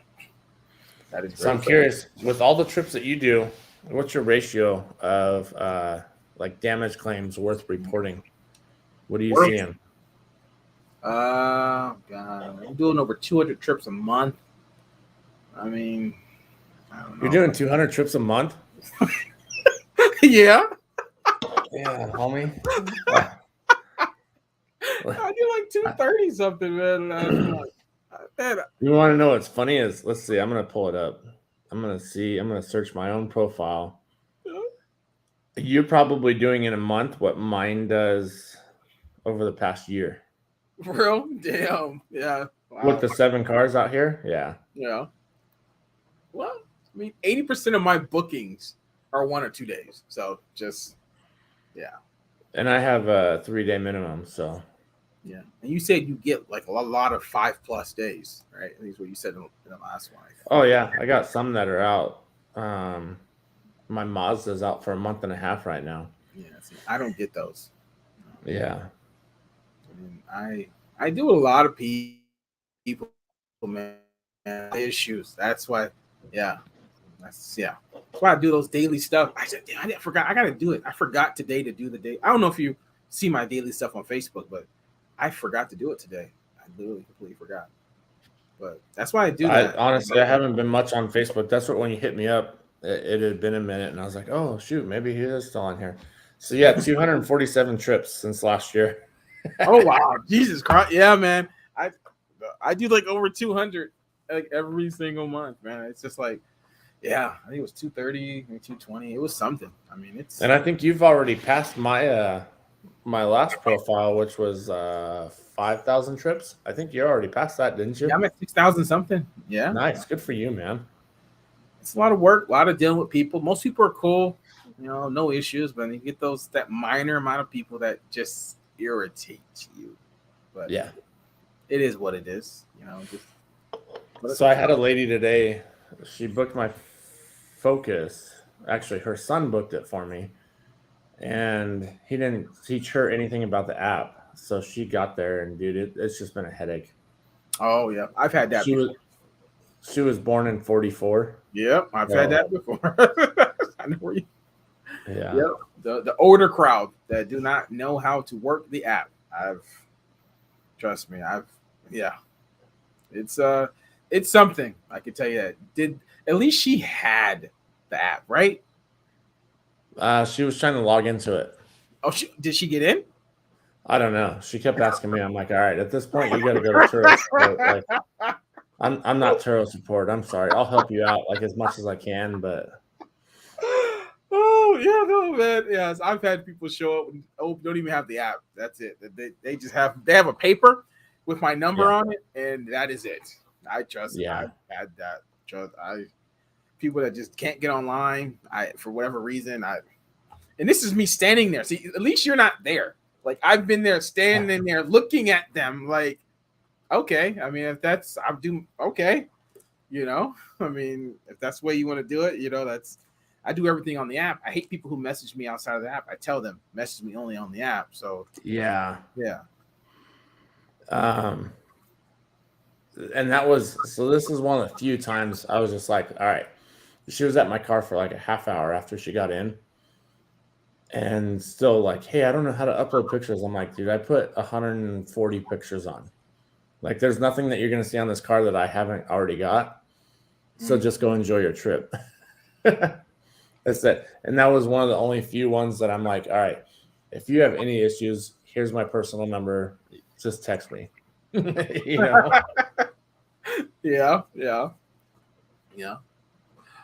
How about like imagine that problem with somebody international. They don't have no data, nothing. Mm-hmm. I've had that.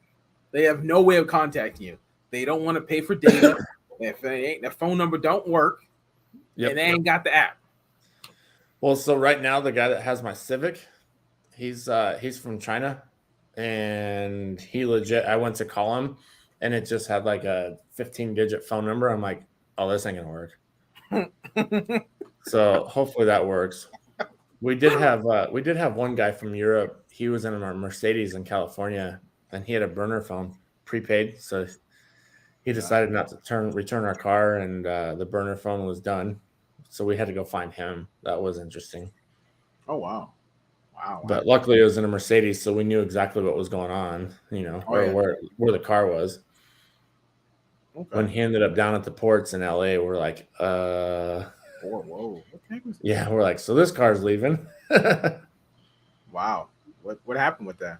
We ended up getting it back. We were watching the fuel level, and we're like, okay, we got close to the car, and we're like, he's got to fill up sooner or later.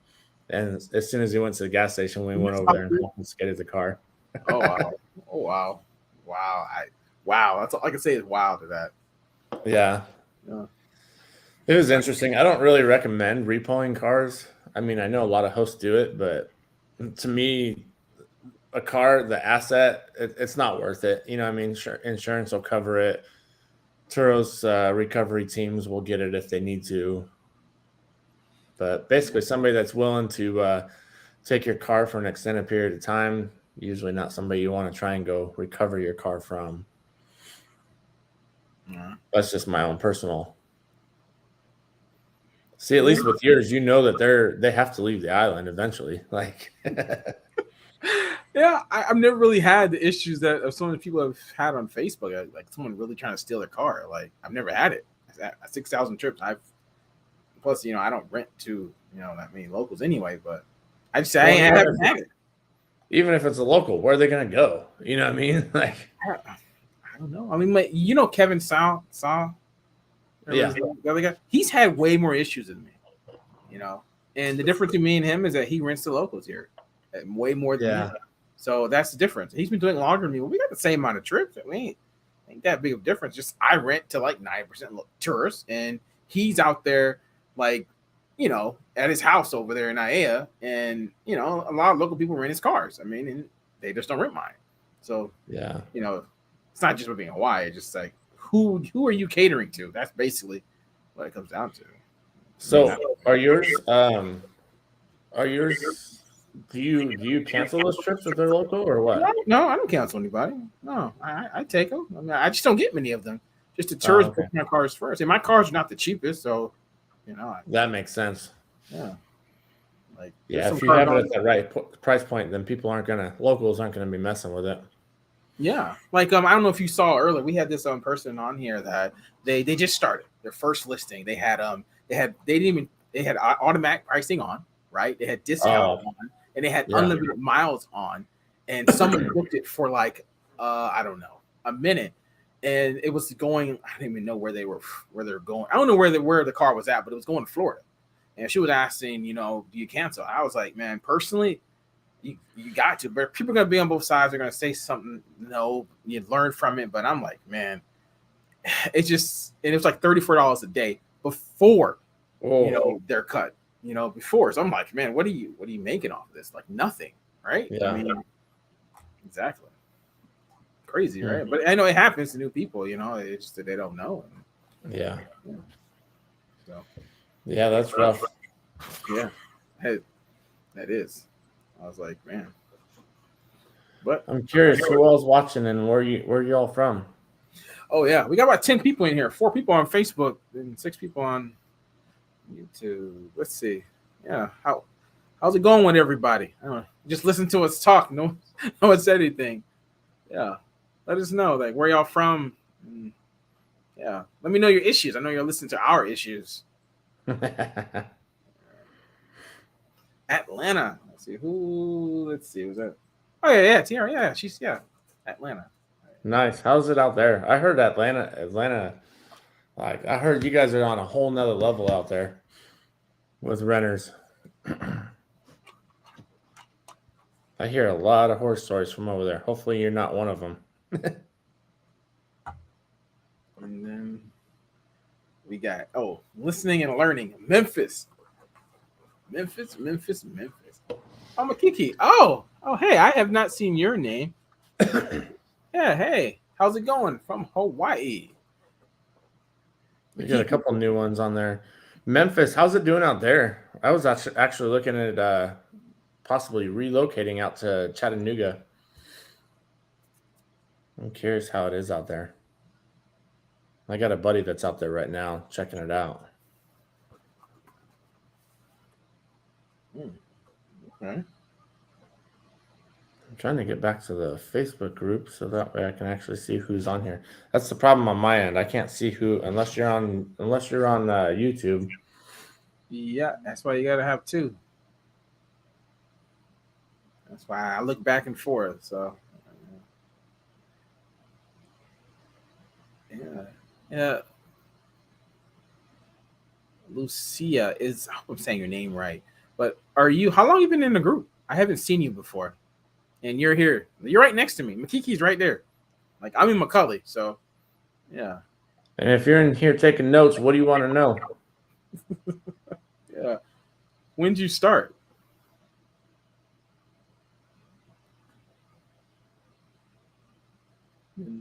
The person who's from Memphis said it's going well. That's good. Yeah, I just got in here. That's awesome. What kind of cars are you running over there in Memphis? And I believe it's Tara. Tara, you're new. What are you running, and how's that looking for you so far?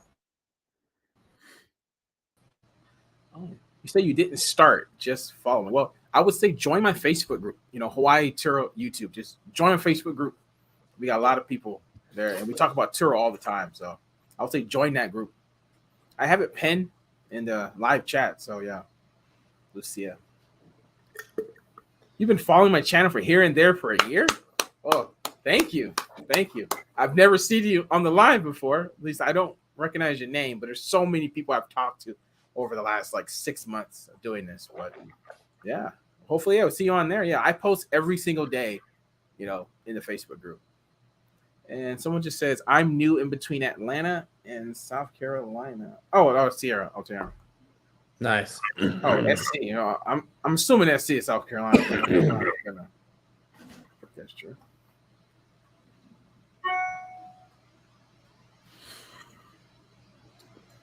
That's awesome. So whoever's listening, now's the time. What questions you got? Try and stump us. It won't be hard to stump me. Then I'll just have you go over here to to Matt to really answer the questions.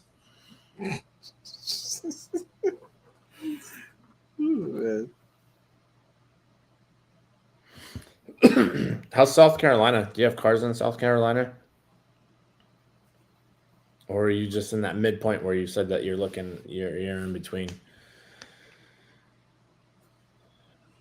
Deal with saturations of listings. Oh, in Honolulu. There you go, Matt. Oh. Sorry, I didn't see that. How do you deal with saturation of listings in Honolulu? Yeah, I mean, I know Hawaii is very oversaturated. I mean, it's not as bad as like LA or something, but I mean, you just gotta. Yeah, I know you haven't started yet, right? I mean, what kind of car are you looking at? Because different cars, different levels of it, right? What kind of car are you looking at? I don't even know, but there's ways. I mean, your location, Makiki, you're not that far from Waikiki.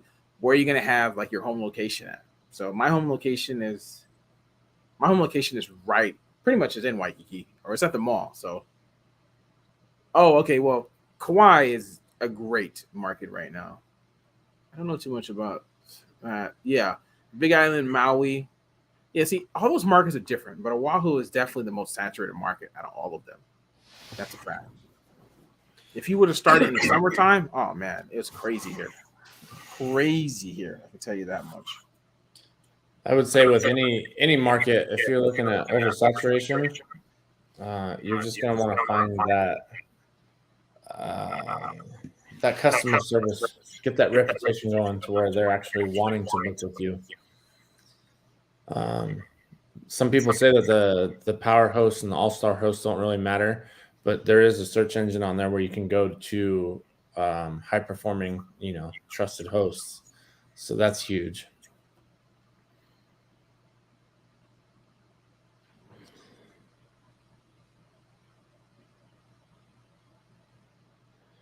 How do you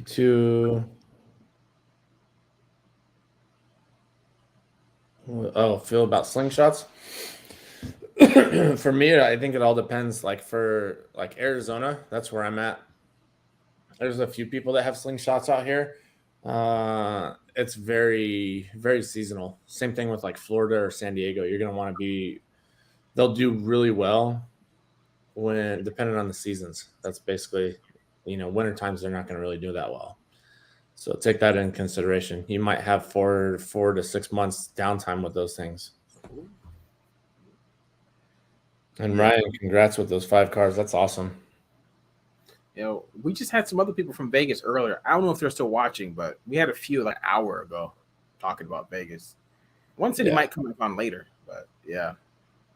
The slingshots here, pretty sure obviously it's Hawaii, so slingshots probably would do well, but it's not the kind of car that I know about, so I don't know too much about it. Yeah. Do you have many of them out there? Have you seen them on the platform? Oh, well, I don't know, but on the that's a good question. It's those 3-wheeled ones, the single wheel in the rear and 2 up front. I haven't really looked for them, to be honest, but there might be a couple, but I think the people who rent them out don't rent them on Turo here. They just rent them. I see them in Waikiki all the time. They just rent them there. People see them. You can just park in them. People go up and rent them out. Really, Oh, really? You don't really even need Turo for that. Yeah, there's lots of places that rent them out. I don't know what the cost is, but lots of places that rent them. Yeah.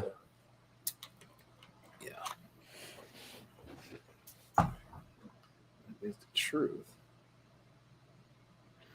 What do you use to cancel a reservation? Oh, I don't know about you, but I've only canceled one, and that was because my car was damaged. It was It was in the shop, so it was just, hey, sorry, it's damaged. Here's one of my other cars. Hopefully this works out for you. And honestly, then he realized how far away I was from the airport, so he just canceled it himself. But other than that, I try not to really cancel too much on people, which helps my searchability. It keeps it up there. I don't know about you if you're having to cancel much, Matt. Well, I get 200 trips a month, so my cancellation rate probably might be 1%. Which on 200 ain't that much anyway. I think on my performance, I'm at 98% commitment, 2,909 out of 2,983. Yeah. So I don't cancel. I mean, that is like, what is that? 74 cancellations out of 2,000. I mean, yeah. And most of those cancellations are pretty much because of maintenance stuff. People get into accidents or cars break down. It just happens. I mean, yeah, exactly. So I would say, Jamie, you just got to kind of figure out why you would want to be canceling. I don't really go through and screen my renters too much, honestly. If Turo approves it, I let it ride.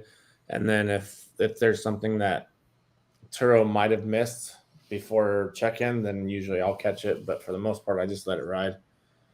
And if there is any questions, then I'll go through Turo Help and screenshot their messages back and forth for the reservation. So that way, if they say, yeah, let it ride, I screenshot it and say, okay, well, this was on you. You said it was good to go. So that's kind of how I go with it. Yeah. To me, canceling is just part of the business. It doesn't happen that often, but when it happens, it happens. But I can understand if you don't get that many trips, a cancellation might mean more. So it all depends on why you're canceling. So it looks like you said you were saying because of the pricing. So Turo was actually cracking down on this for a hot minute, because people were realizing that rates were going through the roof. So then they would cancel and then raise their rates, and then people would rebook. If it's just this one time, honestly, I hate to say it, just kind of bite the bullet. It's just like as if you were going to retail and you saw a shirt or a product on sale and it was mismarked and you said, hey, this is what it was, then they kind of have to honor that. So that's kind of how I would go about it. That's just me personally. It sucks when that happens, but at the same time, you get the good reviews out of it. You didn't cancel on them. Turo likes it, host or the renter likes it, and charge double on the next one. But this is the one I was telling you about. The one with the unlimited everything from Florida. Oh, gotcha. The one. Yeah, so that's tough. Yeah, I know. Yeah, you almost don't want to do that. The way I usually run it is, like I said, I don't cancel, so I just kind of let it ride. And then hopefully that doesn't, firm believer in karma. So, Ryan, let's see. So for me, Ryan was asking, since I store them at an auto shop, honestly, where I'm at, it's a 2-mile round trip. I have a body shop, mechanics, gas, and a car wash. So depending on how it is, if the car's really bad, I run it through the wash. If it's not, then I'll do kind of a wet wash or a dry wash, I guess it would be, with the spray bottle and all that. But for the most part, everything that I need for those cars are within that, 2-mile radius. So kind of lucked out with where I'm at. I know there's a lot of guys up in Sky Harbor, the main airport for Phoenix. It's funny, you go through there and it's like the old San Diego lot where you got people out there with shop vacs in the parking lot itself, shop vacs, and they're wiping down cars like they're doing their thing. So luckily for where I'm at, I don't have to do that. But depending on which airport, you might still be able to get away with that. I know it's very difficult. A lot of airports have been cracking down on that for sure. But no, for me, I just happen to luck out where I'm at. Yeah, a lot of people get lucky. That's the truth. I'm not. Well, and there's the general manager for the parking where everybody parks at Sky Harbor. He actually has cars. He's a power host. I don't know how many people know that, but more people will know that after watching this on YouTube. But it's nice because then there's no hiding it, and there's a shuttle that goes straight to it, so you're able to get away with it basically. Yeah. Let's see if I can fix this lighting a little bit. There we go. Change the camera angle. Background's not pretty, but oh, look at my background. I took a picture of Waikiki yeah. Yeah, but you got your scooter in the back. Oh yeah. Yeah. I try to. I got nothing. I can go this way, and you can enjoy my row machine. How's that? Yeah. Well, it's simple. Yeah. One day I'll get something else. I don't know. I was happy when I got that back there a while ago. That picture. I got something. It's only for YouTube. I mean, like it's like placed kind of low. I feel if I really wanted it, like an actual be there for the room. Well, this is the dining room. I would have it higher up, but for this, it has to be that low. But, that's what's funny is when I first started setting up everything in here in the office, it was like this picture right here. Yeah, it's sitting on my my filing cabinet, so it's super low. Oh yeah, see, yeah, exactly. The life of a YouTuber. Yeah, that's what it is. Yeah. Oh, I think Clay. Hold on, we missed it. Did you answer this question? Which one? The one from Clay. How to best price a car? Go for it. Oh, that's what. Gotcha. Sorry, Clay. I did not even see this. How to best price a car? Is there a formula you follow? There is a great formula. There is. No, it's not really. Basically, you just got to do some searches in your market. And depending on what kind of car, I mean, I do have a video on this, on how to price your cars. And maybe it is somewhat called a formula, but everybody has their own ways about pricing your cars. I'm pretty sure Steve has his own way. Everybody got their own way. I mean, but the point is you're just doing searches and you're getting ranges of the kind of car that you have compared to the market, whichever market you're in, because the price is going to be different everywhere, pretty much. Yeah, so it's kind of the same thing on my end. It's just like running comps for a house. You're just gonna check your market, see what's actually out there. Like, so if I looked right now for this weekend for cars, honestly, my Fiesta would go for $60 to $70 a day. But if I look 2 weeks out, there's 200 plus cars that are under $60 a day. So obviously my Fiesta is not going to go for $60, $70 a day. So you got to kind of really pay attention to the market and see how that goes and see what the availability looks like. At least that's how I go with mine. Yeah. There's lots of ways.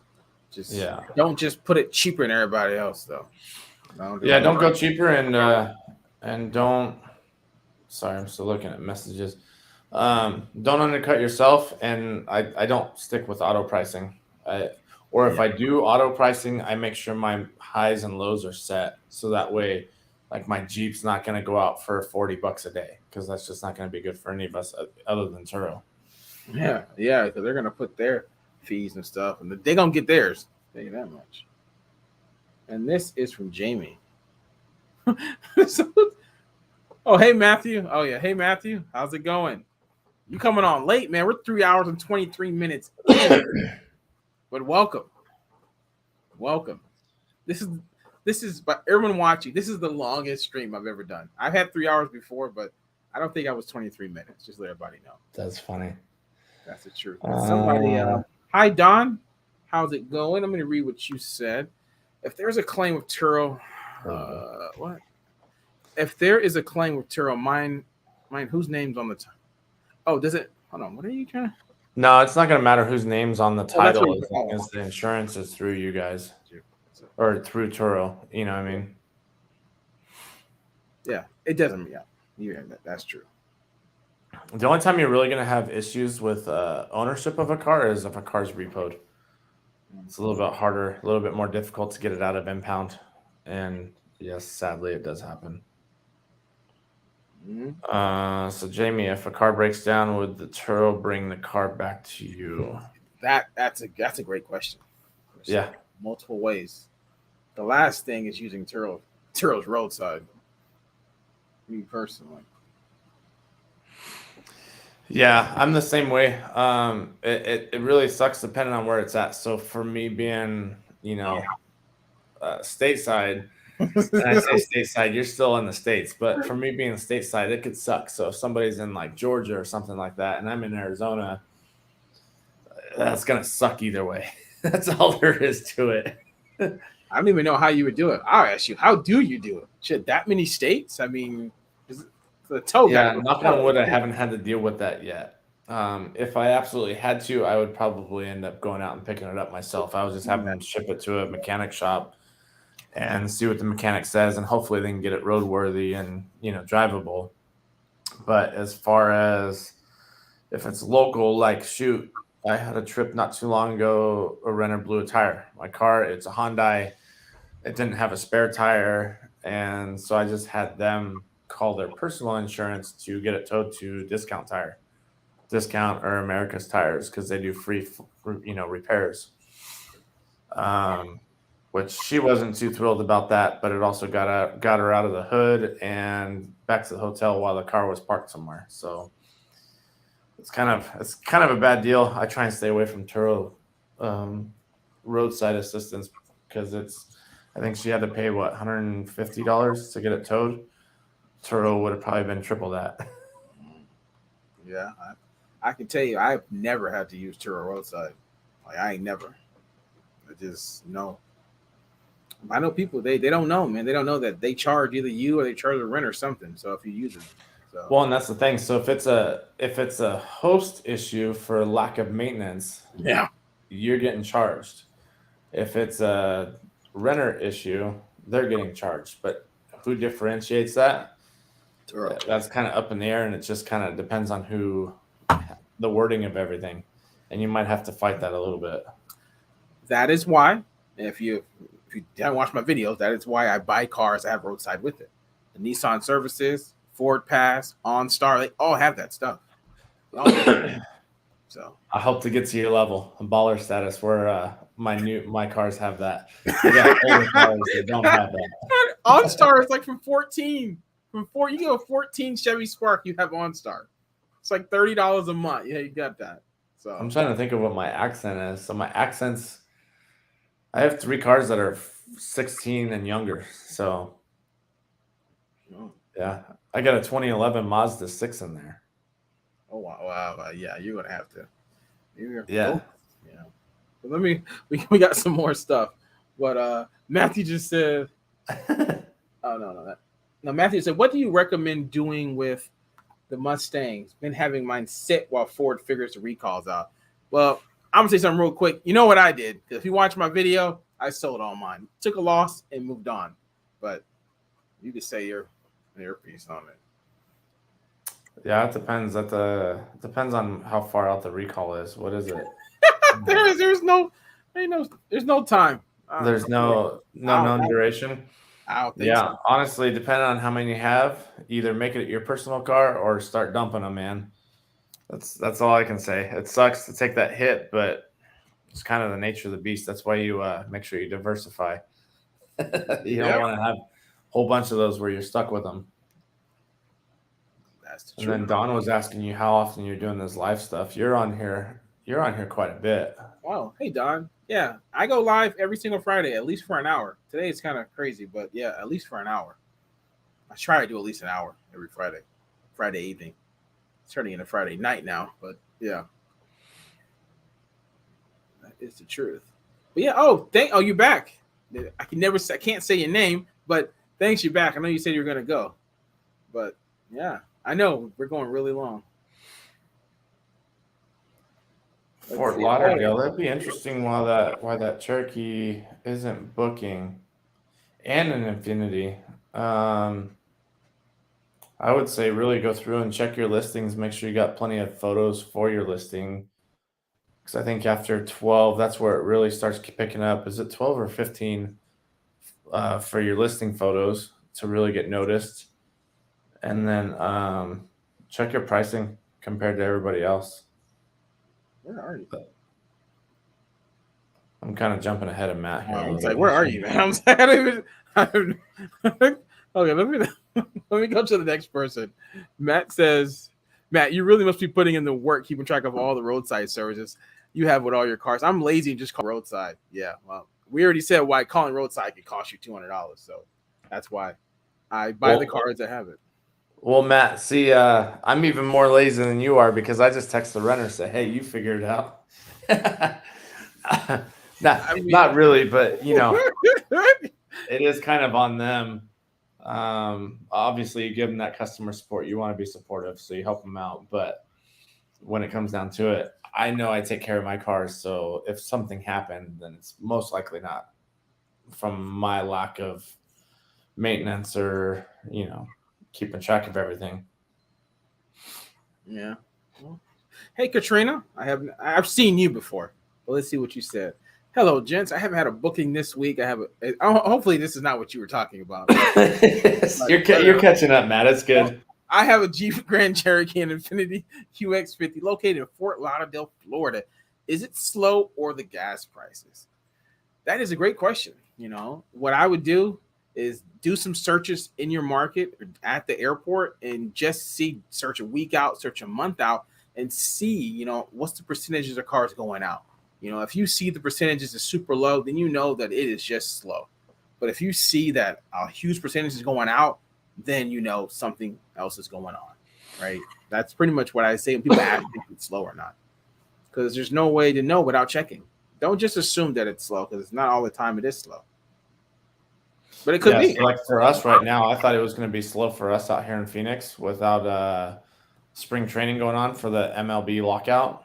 And honestly, all my cars are booked out, and they're talking about starting it back up again, MLB. So just really pay attention. My prices did drop quite a bit compared to if spring training, spring break, all these things were in effect.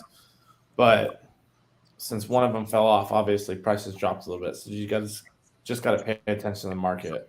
If you're not seeing bookings, then especially around spring break, then start checking your own ads, your own listings, see what the market looks like and your availability.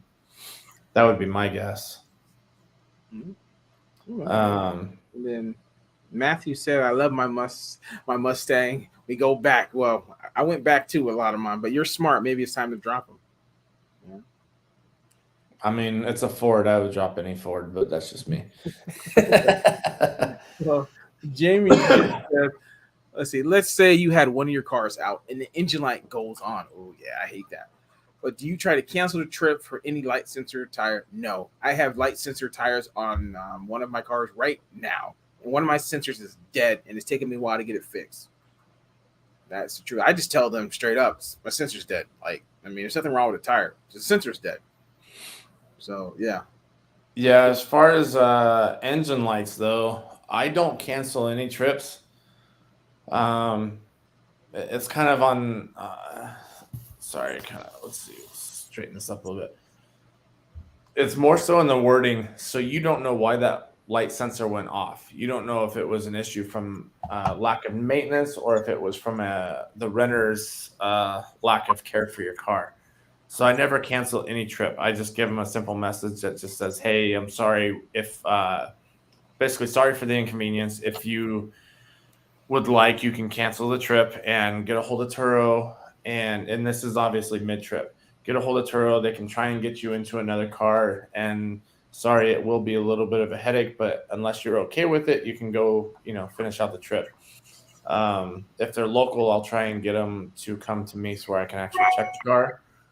But for the most part, you just got to be kind of careful and word it right, so that way you don't have to cancel your own trips.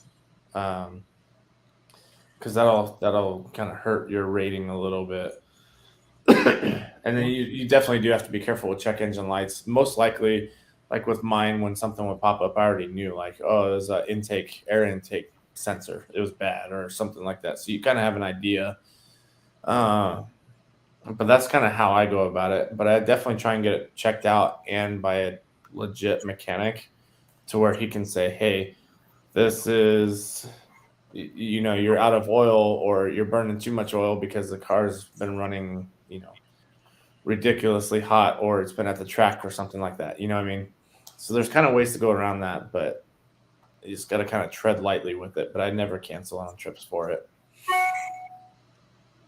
Well, one thing that you got to have in this business is going to help you out is one of these. Yeah. It's right here. The reader, and it can clear, if it's minor, right? You're going to need one of these. Simple as that. This was $50 on Amazon, just to let you know. So got to have it. I have it in my... And some of them you can get where it's like the Bouncie systems or the car sync. You can actually plug it in. It gives you GPS and the ability to see codes as they're coming up.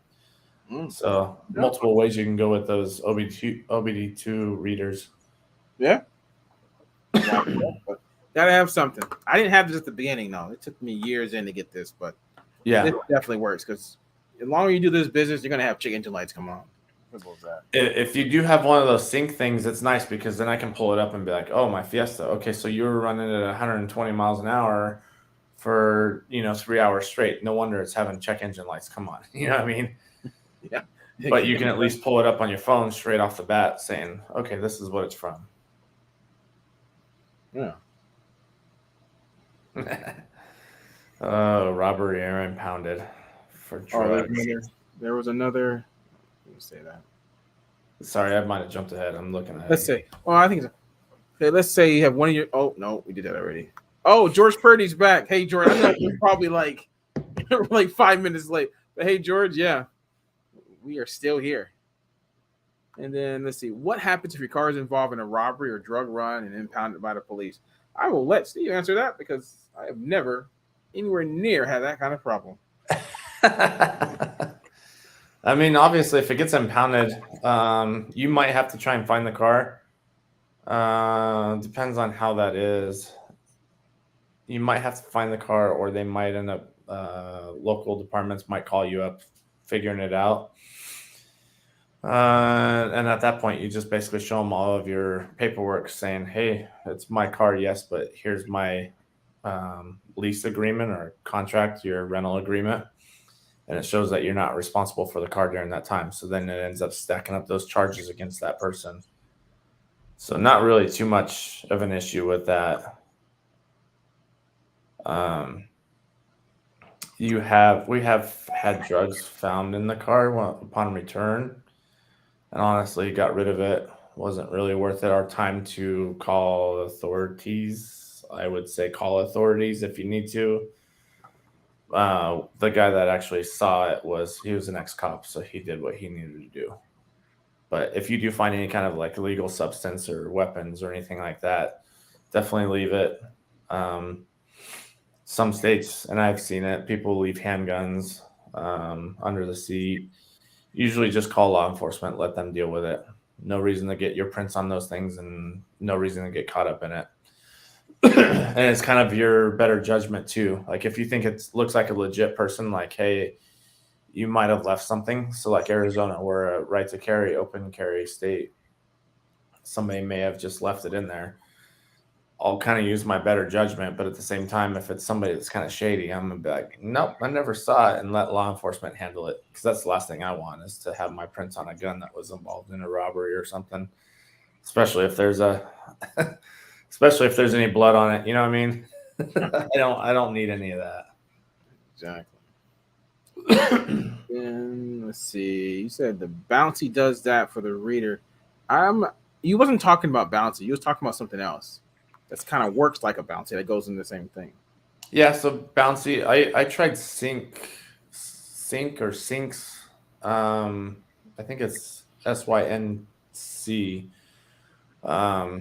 If you check out my channel, I got descriptions for it, but it's basically the same thing as a Bouncie. It was just the one I was using when Bouncie was out of stock.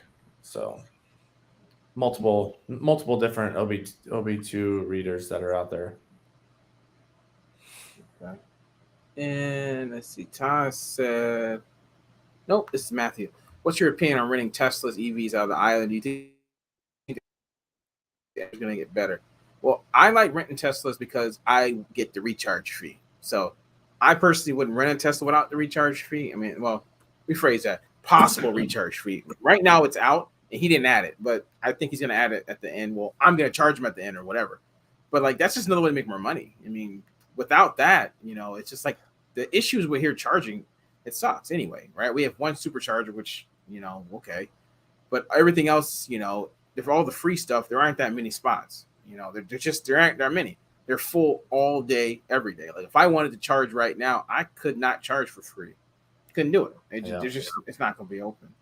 But for rental purposes, I like it because I want them to add the recharge fee. So for me, yeah, as personal, yeah, probably should have a house or something. But yeah, Well, is it going to get better?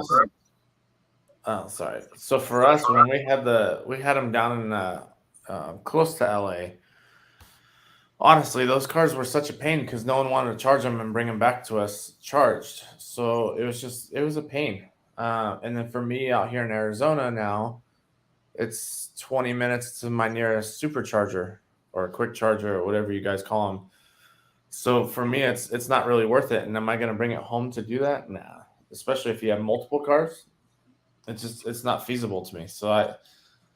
And then on top of that, when people would run them down dead and you got to go pick them up or go get them towed or whatever, then it was just more of a headache than anything. So personally, I didn't do it.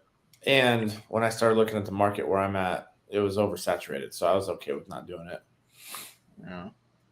Were you getting the recharge fee when you were, in California? Yeah. Yeah, we were still getting the recharge fee, but then it was the recharge fee for us and then going to get it charged. It never really added up for man hours and having to go do it. It just didn't add up for us. Wow. Yeah, I know it takes. I'm not talking about a supercharger. I know the regular one. It takes a lot longer. Right. I'm just talking about one Tesla. Like when I charge it, for free, from like really low, it can take all day. Yeah, exactly. Yeah. Multiply that by multiple cars. Yeah, that I probably wouldn't do. One, I don't mind because I don't mind it. But yeah, multiple ones. Yeah, that might probably wouldn't do it. That's why there's not that many people in Hawaii that has a Tesla fleet. Right. Not many. And anybody does it full time here doesn't have.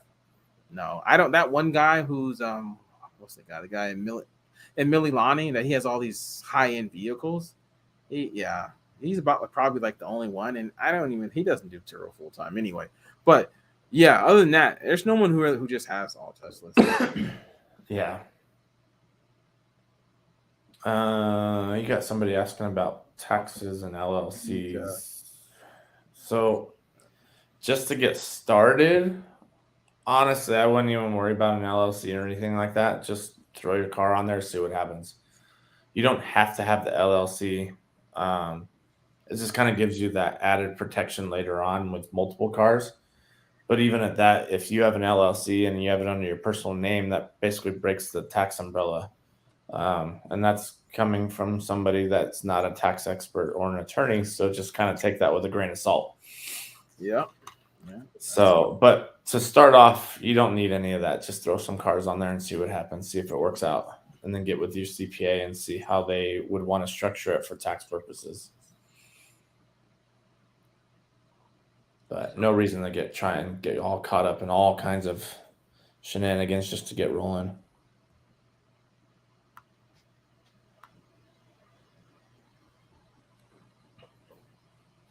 I think I missed a couple on there anyway. No, I think that's everything. Unless there's something back here. Yeah, that's everything. But yeah, we're 3 hours and 43 minutes in.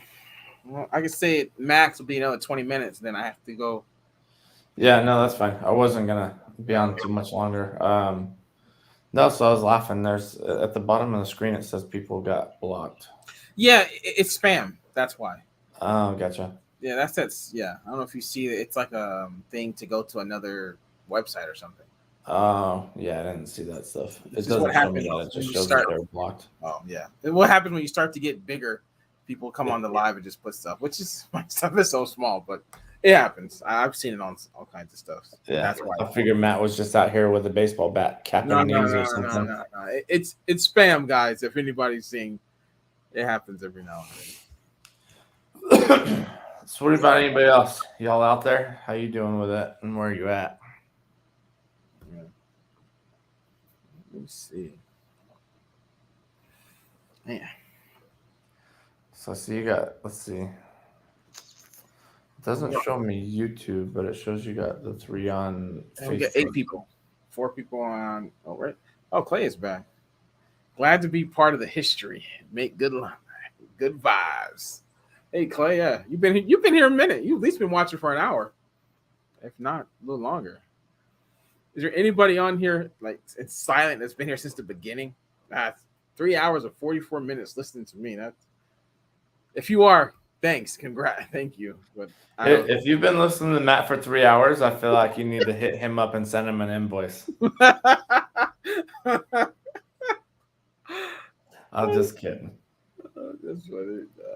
But yeah, if this is your first time watching, yeah, we do this every Friday. It ain't gonna be this long every Friday. I can tell you that. But yeah, every Friday.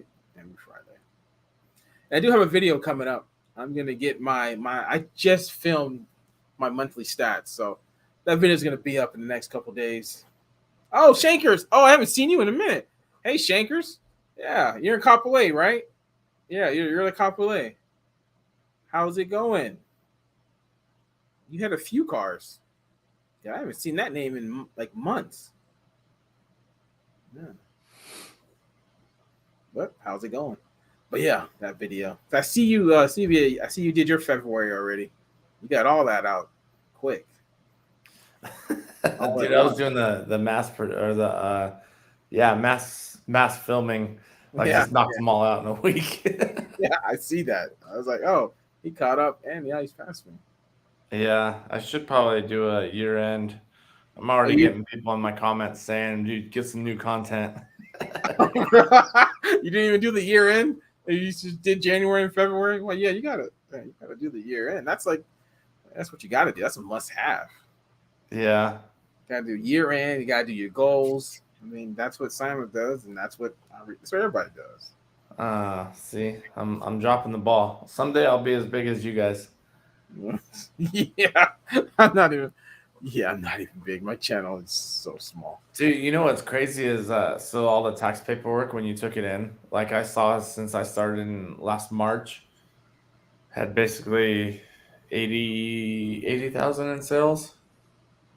And then when you saw the Turos cut out of that, because I'm on the 80 plan, you're just like, oh my gosh, the amount of money they took out of that. Oh yeah, I mean, shit, that's rough. They took like $200,000 out of mine, so yeah, you're big time. Like it makes me want to go back and see how much they took out of our 2019 and 2020 revenue. Yeah, a lot. I probably would have cried.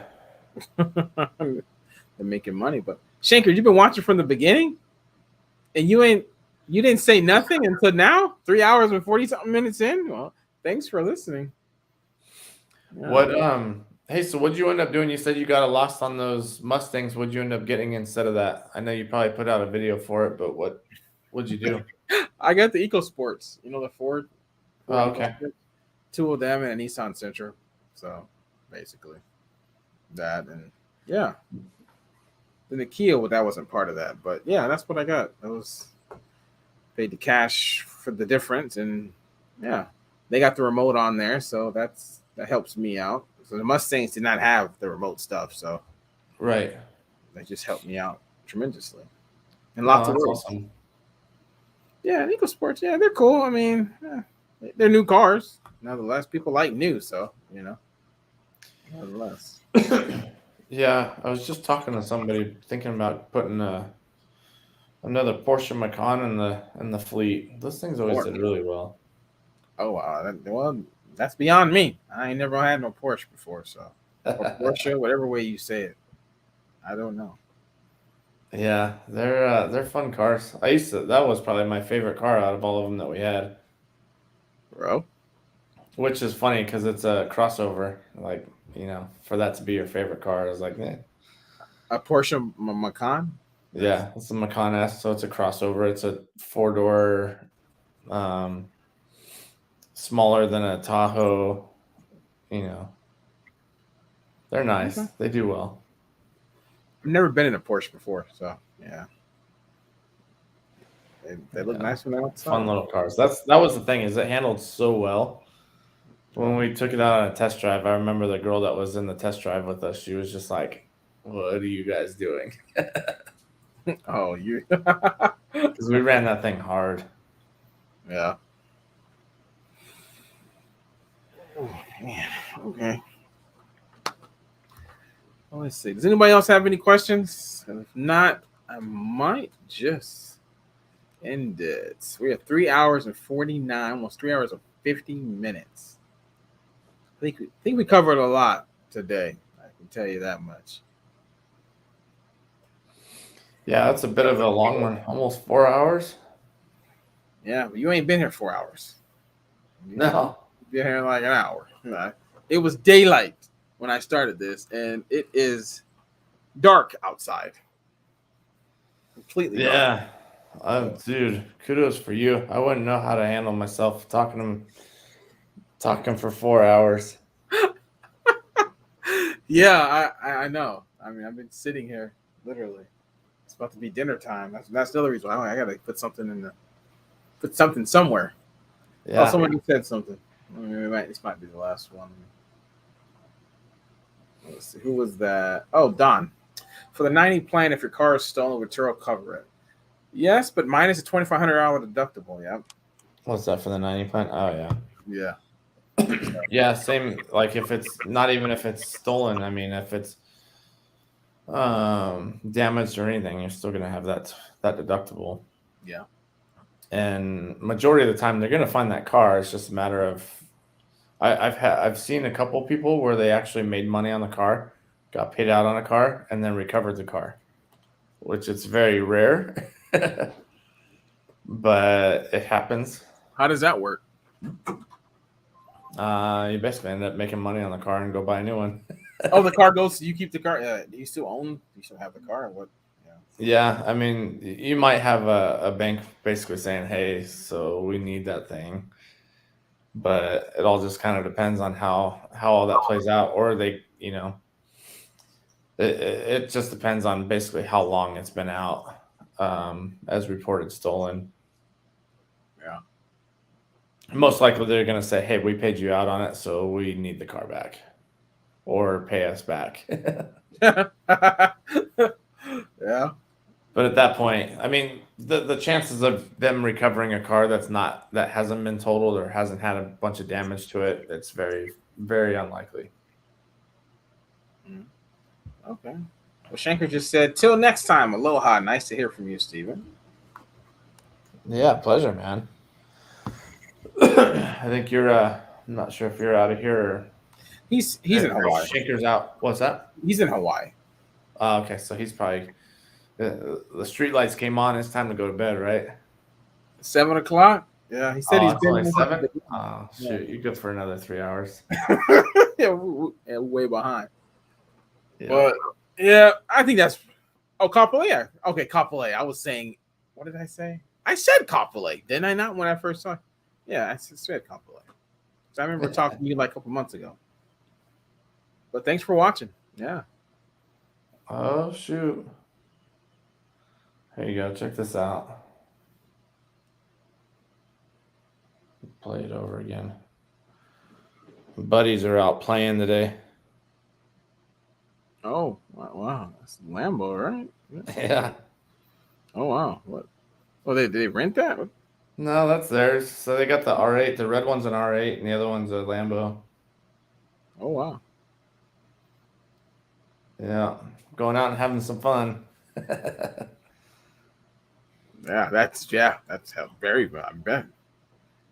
Let's see. Thanks a lot. You both. This is from Don. I'll be in first in class by Friday. But what time? I usually go between 8 p.m. Eastern time to 8 and 9 p.m. Eastern time. So that's usually like 3 or 4 in Hawaii. Usually.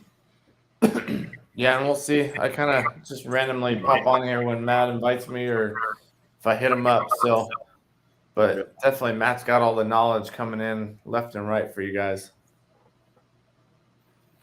Yeah, I try. But yeah, you got anything you want to say, Steven, before? No, just keep hustling, keep grinding, keep them gears turning, making that money. Yeah. Okay. Yep. And as always, it's a pleasure letting me come on here with you. Well, you're welcome. I mean, thanks everybody for watching. Yeah. Just catch me next Friday, and hopefully everybody got some good information. And a video will be going up in the next 2 or 3 days, depending on my busy schedule. So get that up. Just need to attach a GoPro to your head. Oh yeah, the day in the life stuff. Some people ask me to do that, but I don't know. Dude, it's so tough to do the day in the life when you're actually caught up in the middle of it. It's like, I don't have time for this. I gotta get these cars moving. It really is. I did it for 49 days. I really did, and that was about all I wanted, all I could do. Nice. But okay, well, cool, man. I'll let you get rolling. I know you said you got a car going out. I gotta get this car, and I gotta get a remote car somewhere, and I gotta pick up a car at 8, so it's the same time. But thanks everybody for watching, and thanks for watching, and I'll see everybody next Friday. That's how that's gonna work. Yeah, Steve, and thanks for coming on, and hopefully come on again. I appreciate it. But okay, and we'll catch you on the next one. Talk to everybody next Friday, and bye everybody. Later.